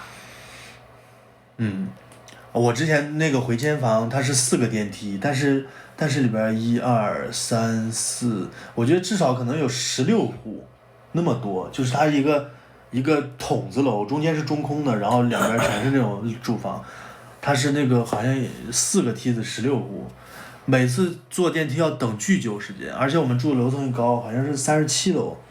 它一共44楼，然后跟小薇住的地儿一样啊。然后我住的37楼，每次下电梯要等时间巨长。福建为什么不考虑呢？福建没听说过这个地方，感觉。什么？福建有点没有名气。福建我觉得吃应该没那么顺口。你以为你在高处，原来你在1层。重庆是这样的。厦门好，厦门应该很贵，厦门的房价应该。厦门贵，厦门得2万吧，我觉得。而且厦门其实也有点那个，就海边城市的那种，就是被隔离感，就是没有那么融入到社会里的那种感觉。青岛啊，青岛应该房价也不便宜吧？东北人来福建一般会喜欢上。我没有，我觉得我觉得福建可能饮食可能更，因为我吃过台湾的东西，我觉得台湾的东西没有特别喜欢，就饮食方面有点不太吃得惯。重庆太潮了，一般人受不了。那潮能有广东潮吗？对呀、我们在广东。我们之前在广东生活，而且潮我觉得拿一个除湿机开着就行了。主要它阴天比较多，是吧？可能它那边地形好像比较特殊，就是不太，就是湿气到那儿很难跑出去。去过哈尔滨吗？没有。广东最难受了潮的。我之前在广东的时候，那个除湿机就是24小时开的，基本上。云南、吐鲁老乡特别多，特别是冬季。那个海南也多呀。东北人哪儿不多呀？阴天傍晚。那就只能选广东、广西、海南的比较南方。我觉得图图他可能对这个空气潮湿不是很在意。我不在意。对他可能觉得反而潮湿一点舒服。我的鼻子可能。对，他的鼻子就是有些毛病。你们作为北方人是怎么适应深圳环境的？那没办法，你去那儿了就慢慢就适应了。谁让你适应啊？你的生活就在那儿啊。对，你久了，你没有办法不适应它，你就只能适应。深圳的回南天是真的吓人。就是我们那会儿深圳回南天那会儿，我们还住在那个筒子楼里，就是4梯十几户的那个楼。你跟谁啊？我跟我前任呢。啊，你们还住过那种房子呀？那个是回迁房，就在大冲那里，就是那个，深圳万象天地旁边。你们还住过那种房子呀？那房子是挺好的，只不过人住的太多了。那房子，居住体验是挺好的。我不行，我觉得人多居住体验就不好。它只有那个电梯不好等，其他就。小薇家，他3梯6户吧。他那就是人很少，我们是中间是中空的，然后4周全是那个房子，就是那种房。小薇家3梯6户我也接受不了。还是北方好，一年四季分明，稍微干燥一点好。你去南方，其实你买个除湿机就什么都解决了。干燥会好吗？干燥才不好。我们之前在那个住的时候，那个一到那个梅雨季节，整个楼道全是上面都往下滴水，全是湿的，但是家里就还家里就没什么影响。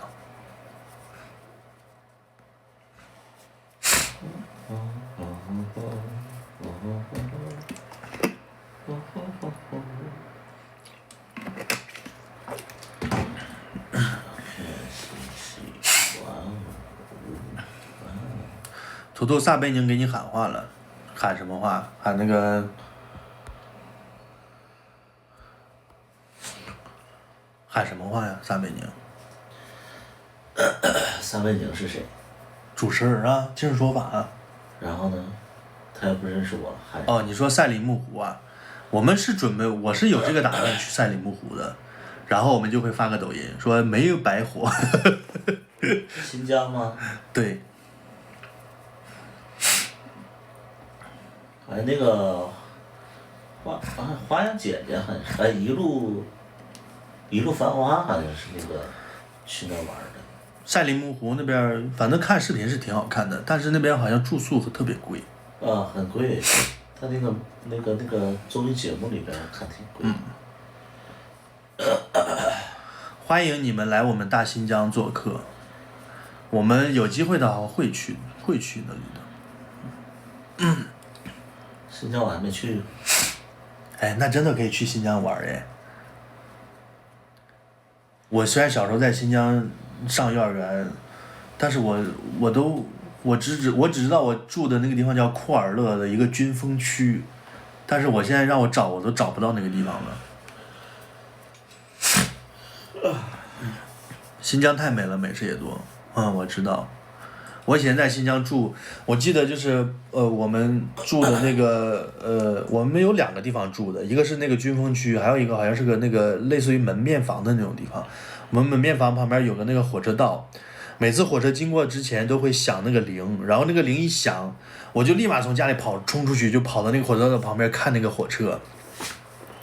也不知道那火车有什么好看的，反正就是铃一响就冲出去看。天哪，那个时候我要穿越过去，然后看那个小的时候的你，然后我就猥亵你。真不要脸呐！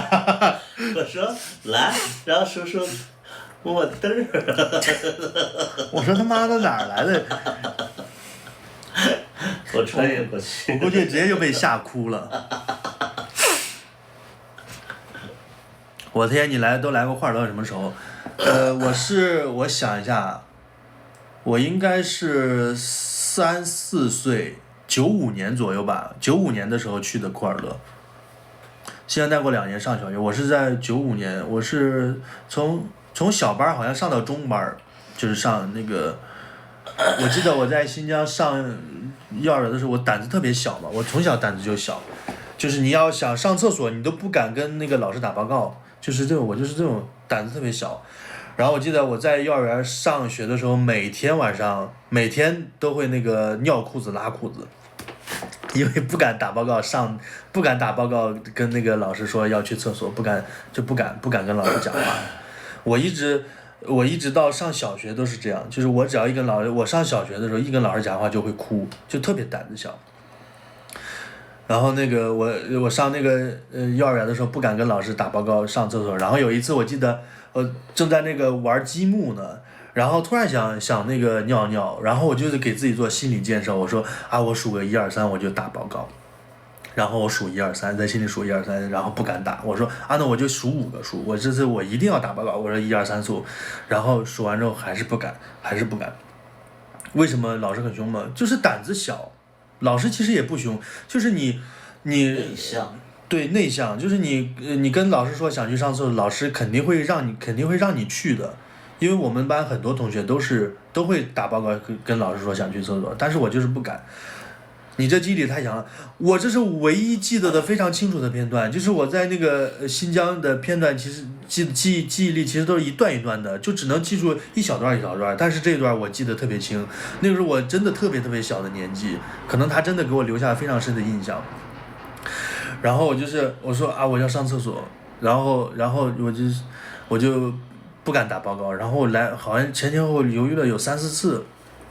最后还是没打报告，然后我就说算了，那干脆就那个就地解决吧，然后就直接就在那个裤兜子里拉回来尿，然后我记得我每次就是我那个每次家长接我放学，我都非常开心。然后每次送我上学的时候，我都在那个车里哭哭闹闹的，我都不想去。然后每天我妈把我从那个幼儿园接回来之后，就会拿那个小盆儿，就杵到那个街边，然后把我扔到那个小盆里，把衣服全都脱光，然后就是看见一个小屎人就站在那个满是水的水盆子里，然后我妈就给我洗，从头到尾给我洗得干干净净的。就是这个泡了一天屎的这个人，终于在那一刻变成了一个干净的小孩儿。那时候觉得，然后我妈跟我说，那时候我上幼儿园的时候，每天回家，我的眼睛都是因为哭的都揉烂了，每天眼睛都是烂的。我就记得特别清楚这个片段，就是然后还有一个就是我记得特别清楚的片段，就是在那个新疆有一次去，算了不讲了，有点那个。有点恶心，但无所谓啊。那我很好奇，那你现在如果说爆炸了，你为什么会害羞啊？你就把我当成你妈一样，然后我给你洗就好了呀。当然害羞了。你是我老婆，你爆炸了，我给你洗就好了呀。你就，那关系再亲密，也会觉得害羞吧？我也把你扔在盆里，然后给你涮。那你觉得你拉屎的时候，我在你旁边看着，你会好意思吗？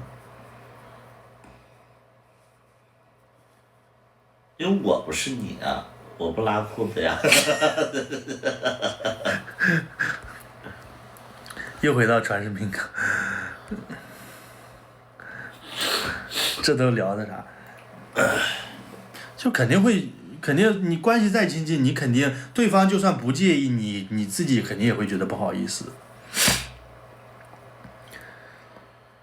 然后我记得我在新疆的时候还记得一个特别，就是很小的无关紧要的事，我记得特别清楚。就是有一次我理完发之后，我的脖子特别的痒，就是小时候就是皮肤特别娇嫩嘛，对这种头发扎特别的敏感。然后我跟我妈就在路上走着，我说我这个脖子特别痒，我妈说，哎，不就理个发吗？几根头发痒什么呀？就这个片段，就这么小小的这个片段，我印象特别深。就是我对新疆虽然没有多少印象，但是这些，我也不知道为什么我会记得这些片段。然后还有记得一个片段，就是我在幼儿园的时候当班长了，就是要选一个女班长，一个男班长，然后所有那个男生都选我当那个男班长，选你当女班长，这样当男班长。然后这个事情我非常的开心，就是我也记住了。然后我记得那个要跳那个新疆舞不是有那种就是扭脖子吗？哇，你会啊？我不会啊，我就是不会嘛。然后所以我就对这个事情也记得特别清楚。然后我还记得一件事，就是我妈妈，就是我们那新疆有很多河嘛，河上面有那种特别有的那种吊桥特别的窄，然后是用那种绳子串起来的，然后底下是那种铁链子和那个铁板，就是特别简陋的那种桥。我记得我妈有一次就是拽着我，就是拉着我走那个桥，那个桥特别特别的长，我记得走了好长时间才走到那个，孔雀河，你知道孔雀河呀？孔雀河我也有段关于孔雀河的故事，我一会儿给大家讲啊。就是那个桥特别特别的长，然后又特别的窄，你走上去就能感到晃。然后有一次我妈就带着我走了好久，走到那个桥中央，然后我妈就牵着我的手，就站在那个桥中央，就向那个桥那边看。然后我记得特别清楚，就是过了好久好久，我妈才从那个桥中央把我拉走了。我想的那时候可能我妈就是她可能不想活了，她就想抱着我跳河，但是不知道为什么她最后没有跳成。妈妈可能觉得太高了。妈也害怕。叨要是会说维语就成年，我不会，我只是会说普通话。你幼儿园身边的同学都是那种新疆人吗？不是，都是汉族的。有新疆人，但是很少。我们上幼儿园的时候也都是说普通话，包括老师也都是说普通话。他们天生就是会扭脖子。反正那个女班长就会扭脖子，但是我就不会，所以我就在那个班里其实慢慢就没有威信了。就是没有。这个节目的牛。对，就是因为他们要演那个要出演那个新疆舞的这个节目，他会扭脖子，我就不会扭，所以慢慢我就在那个。你们当班长的标准是扭脖子。那幼儿园嘛，幼儿园班长不就是那种吃吃喝喝玩玩嘛。然后慢慢我就在班里就没有威望了，慢慢那个幼儿园权力的中心就向那个女班长转移了。叨叨，你那时候天天上学都是骑马？不是，新疆没有。新疆骑马。孔雀河，说起孔雀河，我又想起就是我在新疆另一个记忆犹新的片段，就是有一次我爸开车带我们去孔雀河旁边玩，然后那个我就觉得这个河又浅，然后那个又浅，水流也不是特别的急，我就说那去里边玩吧，结果就从外边往中间跑着，突然就是被水一冲，我整个人就斜着倒那儿了，斜着倒那儿之后。我就控制不住，就因为当时也长得也矮嘛，我就控制不住，没有办法站起来，我就只能一只手撑着地，就是半个就是这样这是水平面，然后半个脸在水下边，然后半个脸在水上边，那个水一直在往我这个嘴里灌，我尝了尝，觉得这个水还挺清甜的，但是那会儿又说不了话，因为这个嘴已经被水给淹了一半了。然后我就记得我在那儿，我撑了非常长的时间，我爸都没有发现。然后后来就是过了好久，我记忆中好像是过了好久，我爸才发现，他赶紧冲过去把我捞出来。然后捞出来之后，我爸的一只鞋子还丢了。这是我对新疆的另一段非常简短的记忆。然后从那之后我就不敢去河边，我就老觉得就是河边特别的危险。控制不住之后拉河里，没有拉河里，就是淹了。到处拉。就是淹了一下，我怎么倒，我就非得拉吗？差点就没了。对，我当时差点就没了，差点就被水给冲走了。幸亏就是我一只手撑着地，就是我去的不是特别中间的地方。把我老婆说的到处拉。我爸为了救我，就是被一只拖鞋被那个冲走了。损失还蛮重的。叨叨小时候把持不住到处拉，长大也到处。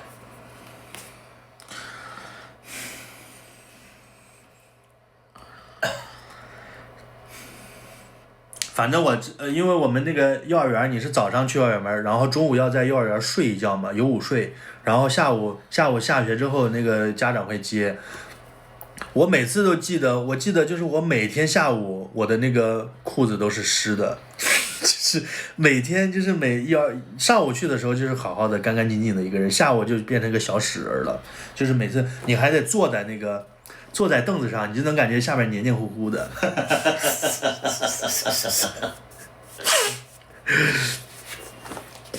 这下面就黏黏糊糊的，就是反正。因为每次中午就是你中午吃完饭，就是幼儿园要在幼儿园里吃饭嘛，吃完饭之后然后就睡午休，午休的时候你想上厕所你也不敢，就是不敢，就是胆子小就不敢报告老师，不敢让老师带着去厕所。那时候就是天天就是这样，天天就是在这种环境中度过。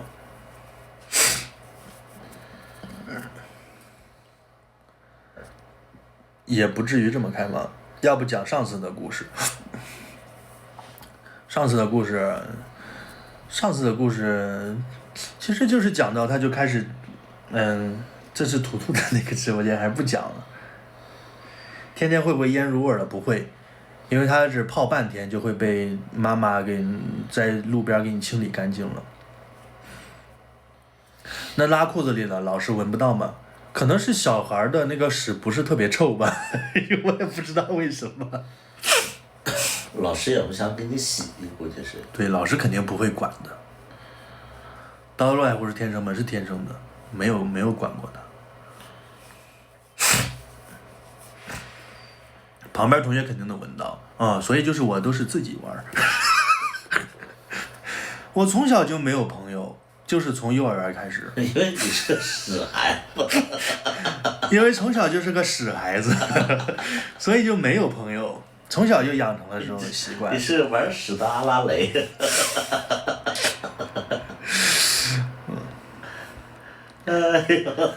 那你父母不说你吗？你父母就是如果你有个这样的孩子，你每天心疼都心疼不过来，怎么可能去说你？就是我每天回去，我的眼睛都是哭的，都哭的肿的烂的，都要把我妈心疼死了。要是我家孩子，我会说你哭个屁呀、我天天给你洗。就是不想去那个幼儿园嘛，就是每次去幼儿园都是哭的闹的，然后被送到幼儿园里的。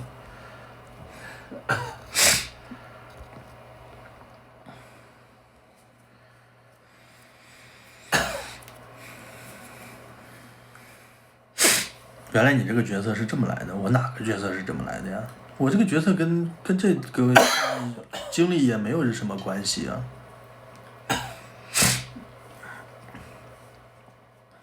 那直接去找老师了，不会，我们小时候不敢跟老师打交道，就看见老师就本能的害怕，不敢跟老师讲话。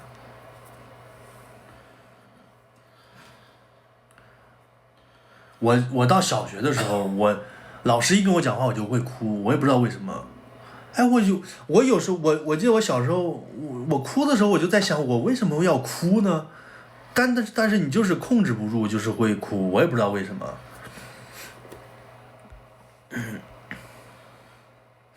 因为内向不敢打报告，所以拉裤子，因为拉裤子，所以别的小朋友不跟你玩儿，因为别的小朋友不跟你玩儿，所以更内向，可能是有这种原因。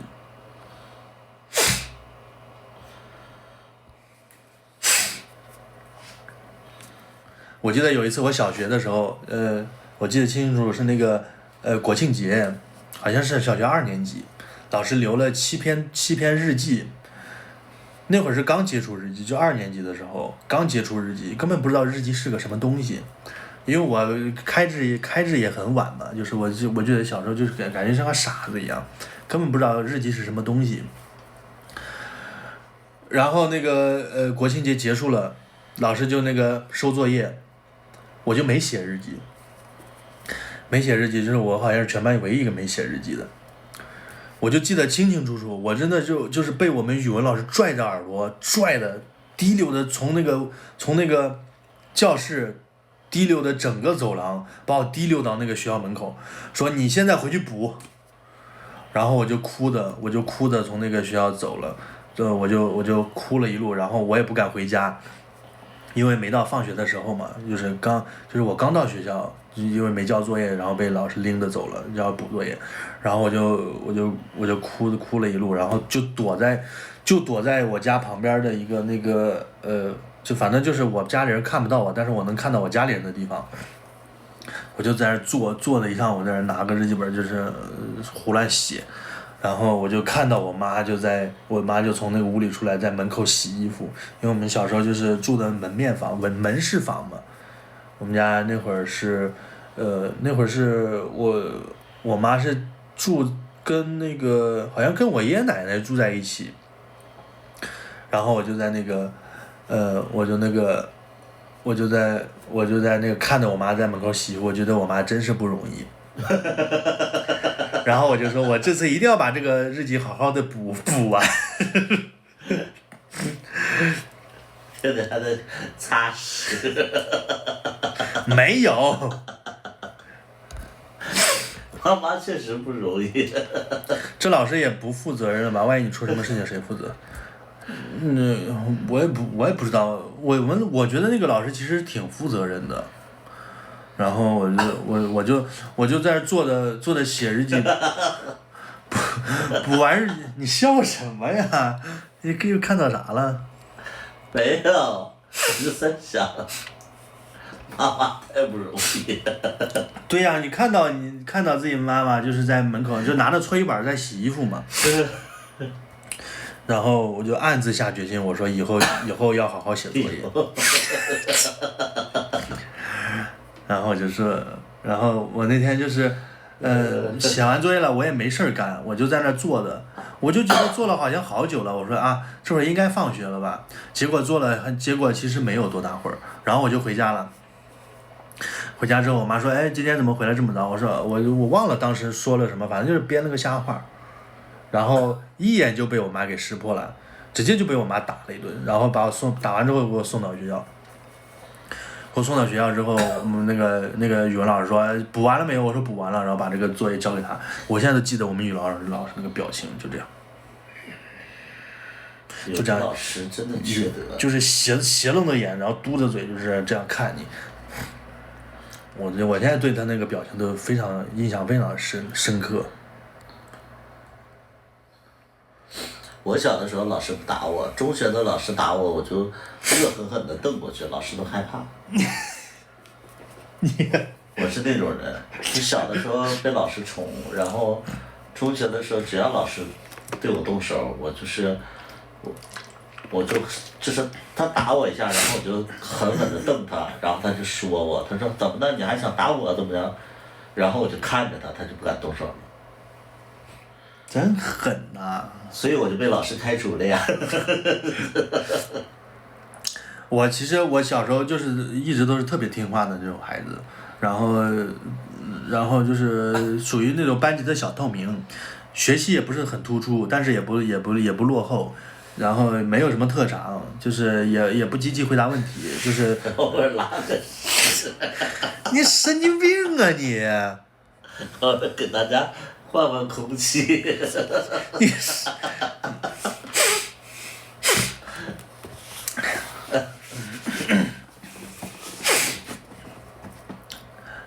然后所以我从小到大就没有老师就基本没有打过我。唯一一次我记得印象深刻就是初中有一次，就是因为打乒乓球，然后好像是迟到了几分钟，被老师拿那个乒乓球来扇这个手掌心，扇了好多下。你怎么这挨打了？这是我唯一一次挨打。然后小学的时候，我有一件事就是特别的记忆的特别清楚。就是因为我们小学，就是我小时候，家里就是很穷嘛，然后我穿的鞋子就是我姥姥就是手工纳的那种千层底儿，不知道你们知不知道？我知道。那种千层底儿，它是那种底是布的，是。就是它不防水，就是那种，而且它非常的吸水。然后那个我们小学呢，就是那种厕所地上又是非常的脏，然后味道特别大，然后每次我去完厕所之后，那个鞋就会吸得满满的那种尿水啊什么之类的，就是味道特别大。然后有一次我就记得我周围坐了一圈都是女生，然后有一次我往那个上完厕所，就是从那个厕所回来之后往那一坐，然后那些女生突然就离我好远，然后捂着鼻子。我说你们干嘛呀？然后他说啊，你有那个味道。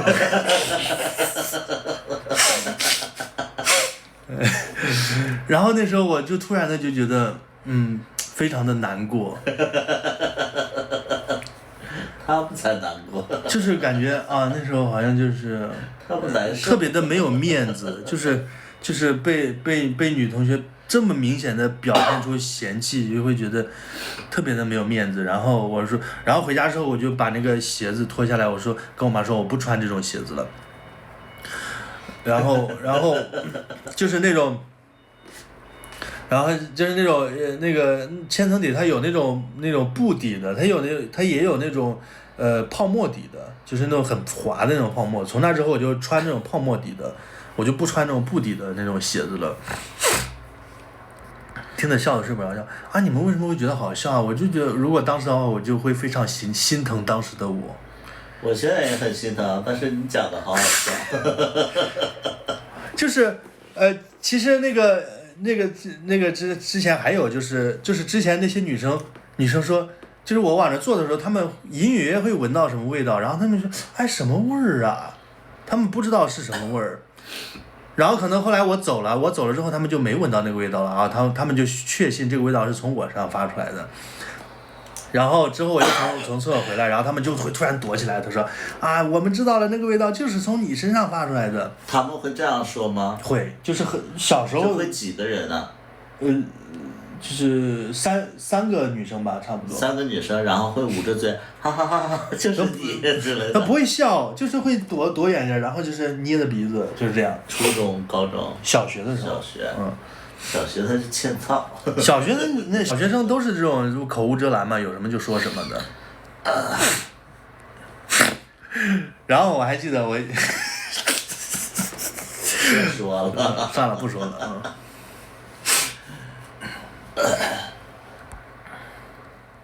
他们知道不好意思说，他们刚开始不知道，后来知道了，后来是我走了之后，他们没闻到那个味道，然后他们就觉得，他们就知道那个味道是从我这里散发出来的。高老的现实当中一点味儿都没有。就是那个鞋，那个布鞋嘛。身上连一点体味都没有。那个布鞋就是非常的吸水。你身上一点体味都没有。那我出汗了就有味儿。没有。往死报自己黑历史头一次见。这不算黑历史啊，这是童趣啊。小时候都过去了这种事情。我听着还蛮过瘾的。但是因为小时候穿那个泡沫底的那个千层底的那种鞋，所以就会走路会特别滑，所以小时候就是我就不喜欢跑，因为跑起来之后那个鞋就会特别的滑。今晚是有味道对，所以长大以后就会治愈同学。治愈谈不上吧，因为我觉得就会忘掉这些事情。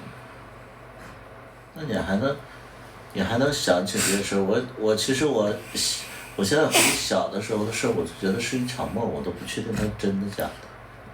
我很多事我其实都想不起来了，特别是初中和高中的事，但是小学时候的这些事，有的就是印象很深刻。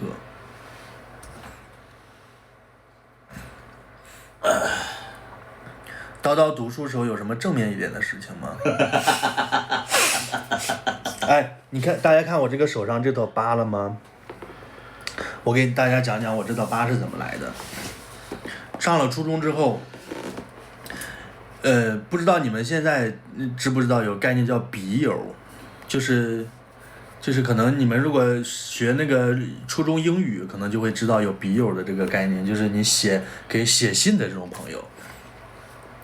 那你去哪儿去啊？我初中那会儿有个喜欢的女生，她之前是我的同桌，后来我们分开了，就是调座位调开了，我就成了她的笔友。啊。然后就是我们俩会互相写信，然后那个但是我们俩关系很奇怪，我们俩是笔友的状态，但是我们在课间见面的时候就不会跟彼此讲话。就是这种又尴尬又亲密感觉，特别的奇怪。然后我就每天给他写信，我就每天他最高兴的事情就是他给我回信，然后每天就期待这个事情，每天沉浸在他的那个信纸里，就是不能自拔，不能自已。我记得，然后有一次我给他写了好久的信之后。他妈妈，他就把那个信放在他的卧室的抽屉里。有一次被他妈妈发现了，他妈妈就把我给他写的信全都看了之后那个说就跟这个女生说，以后你们俩不准再联系了。那个女生就说那个啊，那以后咱俩别再联系了，就是我被我妈发现了。我那时候就你都写啥了呀？就写，我也不知道，我也忘了当时写啥，反正可能因为喜欢他们，肯定会写一些想你啊，可能会把就是一些暧昧的话。然后他妈妈说不要再给他写信了，我不要再给他写信了。然后他跟我说不要给他写信，然后我当时就狠狠的下定决心，我说他妈的，你以为你算个什么东西啊？我说你妈妈把我信都扔了，我也要把你的信都烧了。然后我就你是依萍。然后我就把他的所有的信都拿了我要笑着看你们每个人哭。然后我又喊了一个我那个玩得好的一个同学，我说走，咱俩去把这个信都烧了。然后我们就跑到那个操场的一个角落，把那个一堆信扔到那个扔到。你会找一个大桥，然后去跳桥，说我要找回我的刺吗？然后我们就把那个信烧那个信，然后我那个很好的同学，他就是喜欢玩火，他就找了好多那个塑料纸儿往那一起烧。你笑啥？你们小时候不喜欢玩火吗？我小时候也喜欢玩火，就拿打火机，就是拿打火机烧东西，就那个火要一直烧，就是烧到好长时间，就觉得很就看那个火在烧就很开心。你笑什么呀？有那么好笑吗？然后我那个同学就爱玩火，他拿了个小塑料纸儿，在我们那个一堆信上面烧。笑啥呀？玩火之后要喝水，完了你看，然后他烧，笑啥呀？然后他就拿那个塑料纸，然后塑料纸烧完之后，它不是有那个黑色的油嘛，会滴那种黑色的油。你们有过玩火经验的人，一定知道，行，它会滴那种黑色的油。然后我那个同学就拿那个小树棍挑了之后，把那个油就挑到我这个手上了，就挑到这儿了，挑了一个问号一样的这个印子。然后挑完之后，我赶紧把它弄掉，然后从此之后这里留了个疤。我心里就想，这个是我这个初恋留给我的这个身体上一个永久的记忆。我当时其实还得意呢，我说这也许就是老天的安排吧。同时它的这个形状呢又像个问号，就是老天给我们这个感情打了一个问号。明明是玩火的给你留的。我那会儿就这样想，我说这就是老天爷。然后我就说这个女人就是我命中注定的女人，给我这个身上留了一个永久的印记。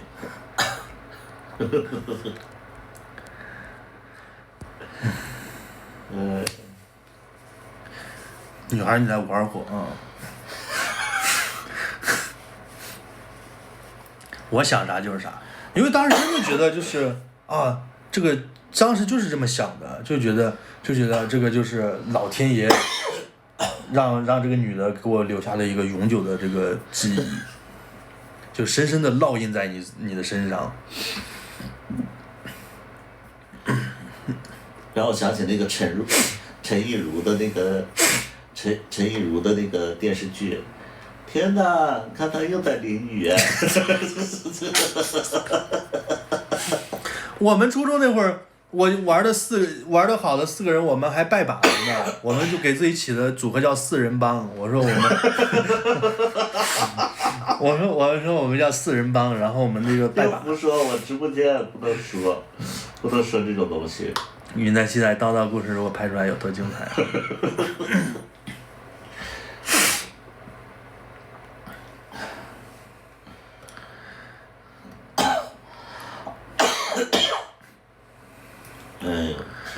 然后有一次就是我们4个人中，我其中另一个人跟我是同桌。你笑啥呀？你笑啥？就是我们那4个人，你笑啥呀？我们那个4人帮有一个人跟我是同桌，我们俩坐一起。然后有一次我们吵架了，就是忘了因为什么事儿，反正就很小的一点事儿吵架了。然后我那个同桌就吓唬我，他说我们刚才下课的时候商量了一下，我们3个准备要把你除名。他说以后你不在我们4人帮里了，以后就变成我们3个人了。然后我当时就特别的害怕，特别的伤心。我想不会吧，我以后要被那个组织除名了。以后我们4个人就变成3个人了。我说我就除名了，我这个以后可在班里该怎么生活呀？那时候就觉得这种事好像是天大的事儿一样。好大一个组织，好随便的一个选拔是同桌。对呀、他那个后来我知道他是编的，他吓唬我的，然后就是我没有被除名。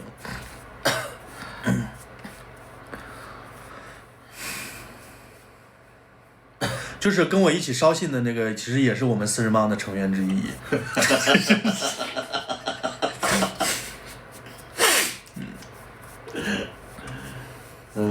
就是我初中玩的最好的四个人。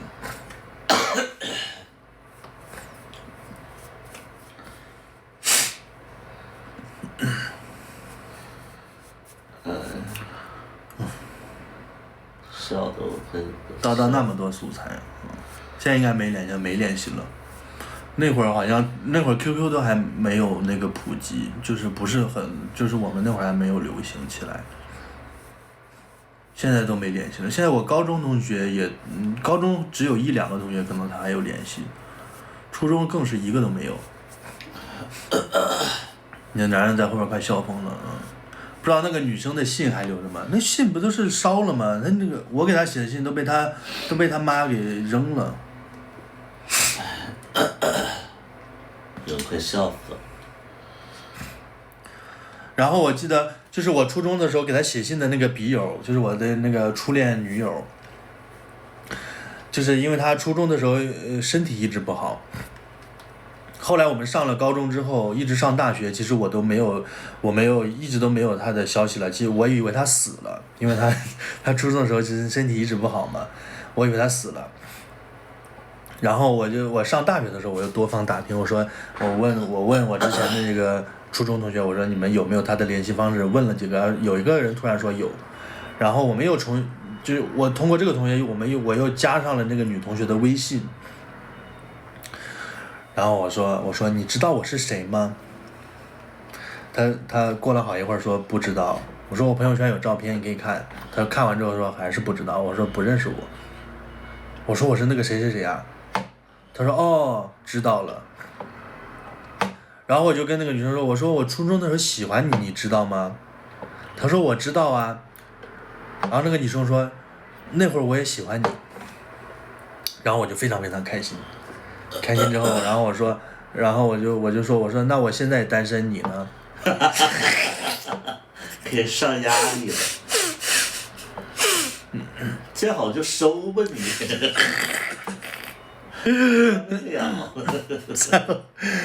然后他说啊，我也单身。然后我说那我们，然后我说那我们点。然后他说他跟我说你比之前变了好多，我都认不出来你了。他说我也不是之前那个我了。哇哦。然后我说是好吧。然后我们后边就没有联系过了。后来我就知道，后来我从他朋友圈知道，他也结婚了。然后，最近朋友圈就没有刷到过他，他可能早就把我删掉了吧。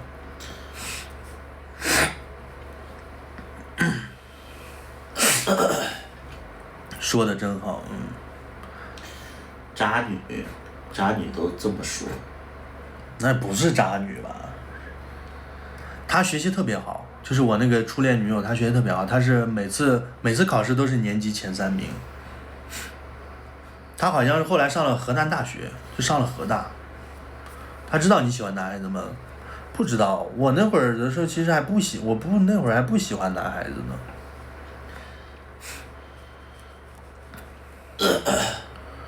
转账可以看会不会被删，我看这干嘛呀？我这为什么要确定这种事情呢？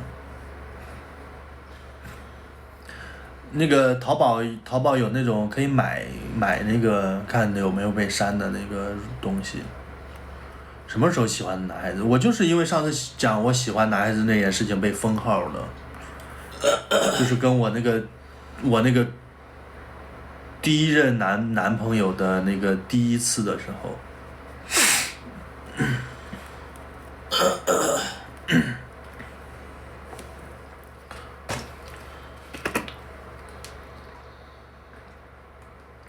火热文学忘了吗？那天，就是讲到关键的时候就被封了。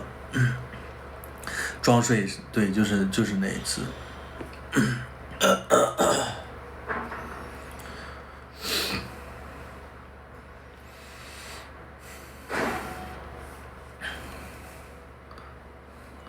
讲了我一头汗。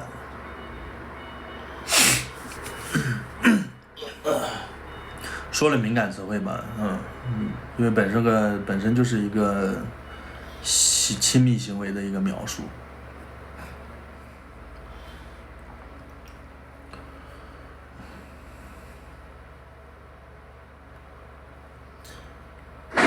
绿豆里也装水，怎么这点收垃圾啊？好吵。正精彩就没了，是，那个封号就是来的突如其来，而且恰恰好是最精彩的部分，就给封了。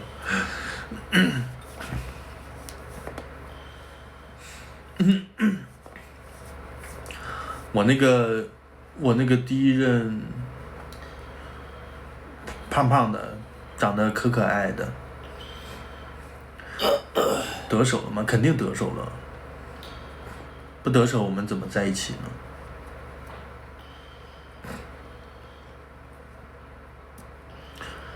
就是之前就是被他掰弯之前，其实我就觉得他长得很可爱，就是会有一点喜欢的那种感觉，但是那时候没有意识到其实是那种男的喜欢，就是感觉他长得很可爱。当时你就是意识的，我跟图图之前就没有做过零。图图厉害吗？图图，现在不太好。图图的那个硬度的时间比较短。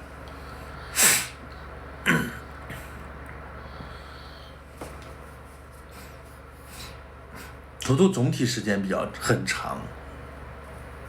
别胡说了啊！又有封号。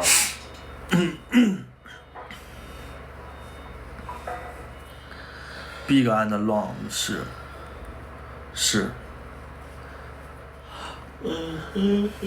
Big and long and long time， 图图。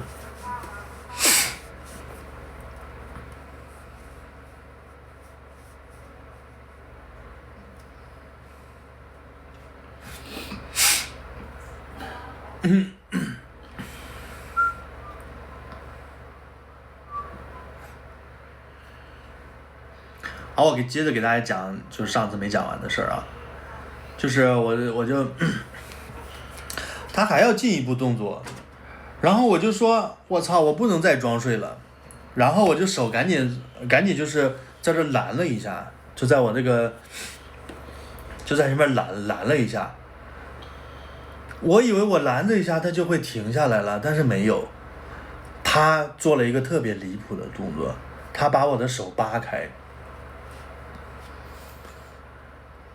然后我就有了那个，然后他就开始吃香肠，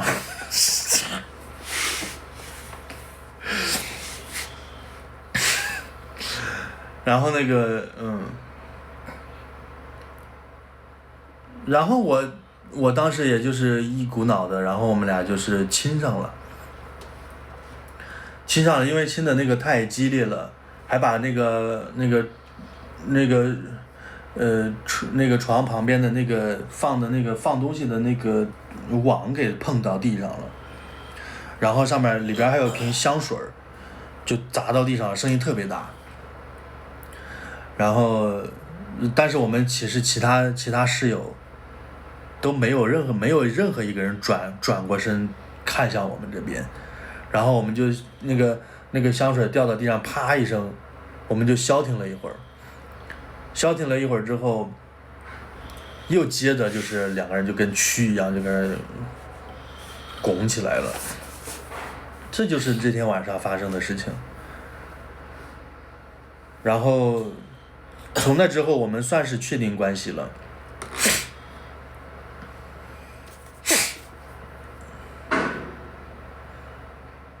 这就是我正式变成同性恋的那一晚发生的事情。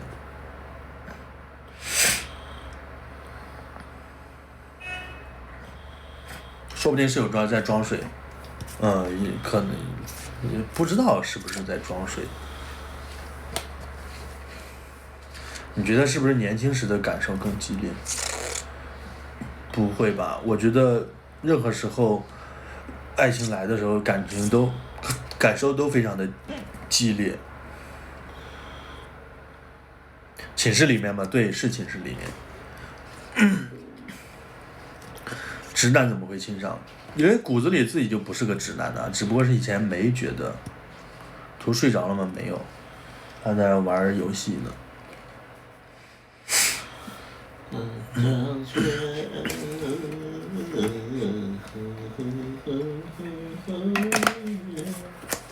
那之前和女生有过吗？你问这干嘛呀？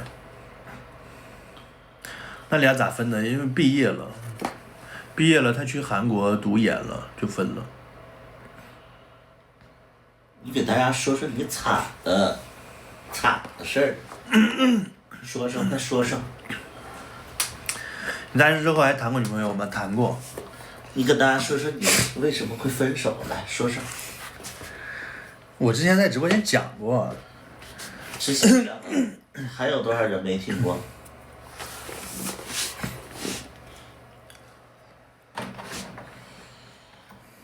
没听过的请扣1。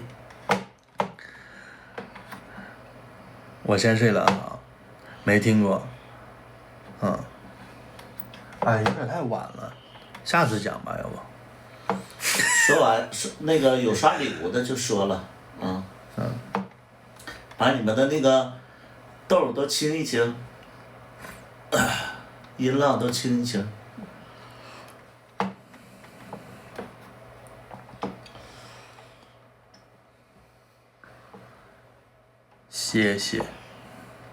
谢谢中二不爱的小心心。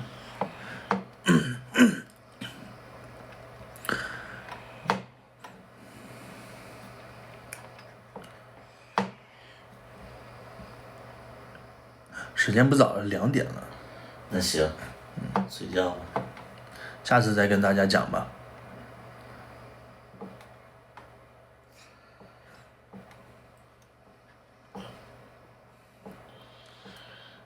有特别想听的吗？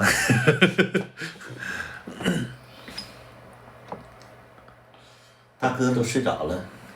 行，大哥睡着了，那就今天就先播到这儿了。大哥们都睡着了。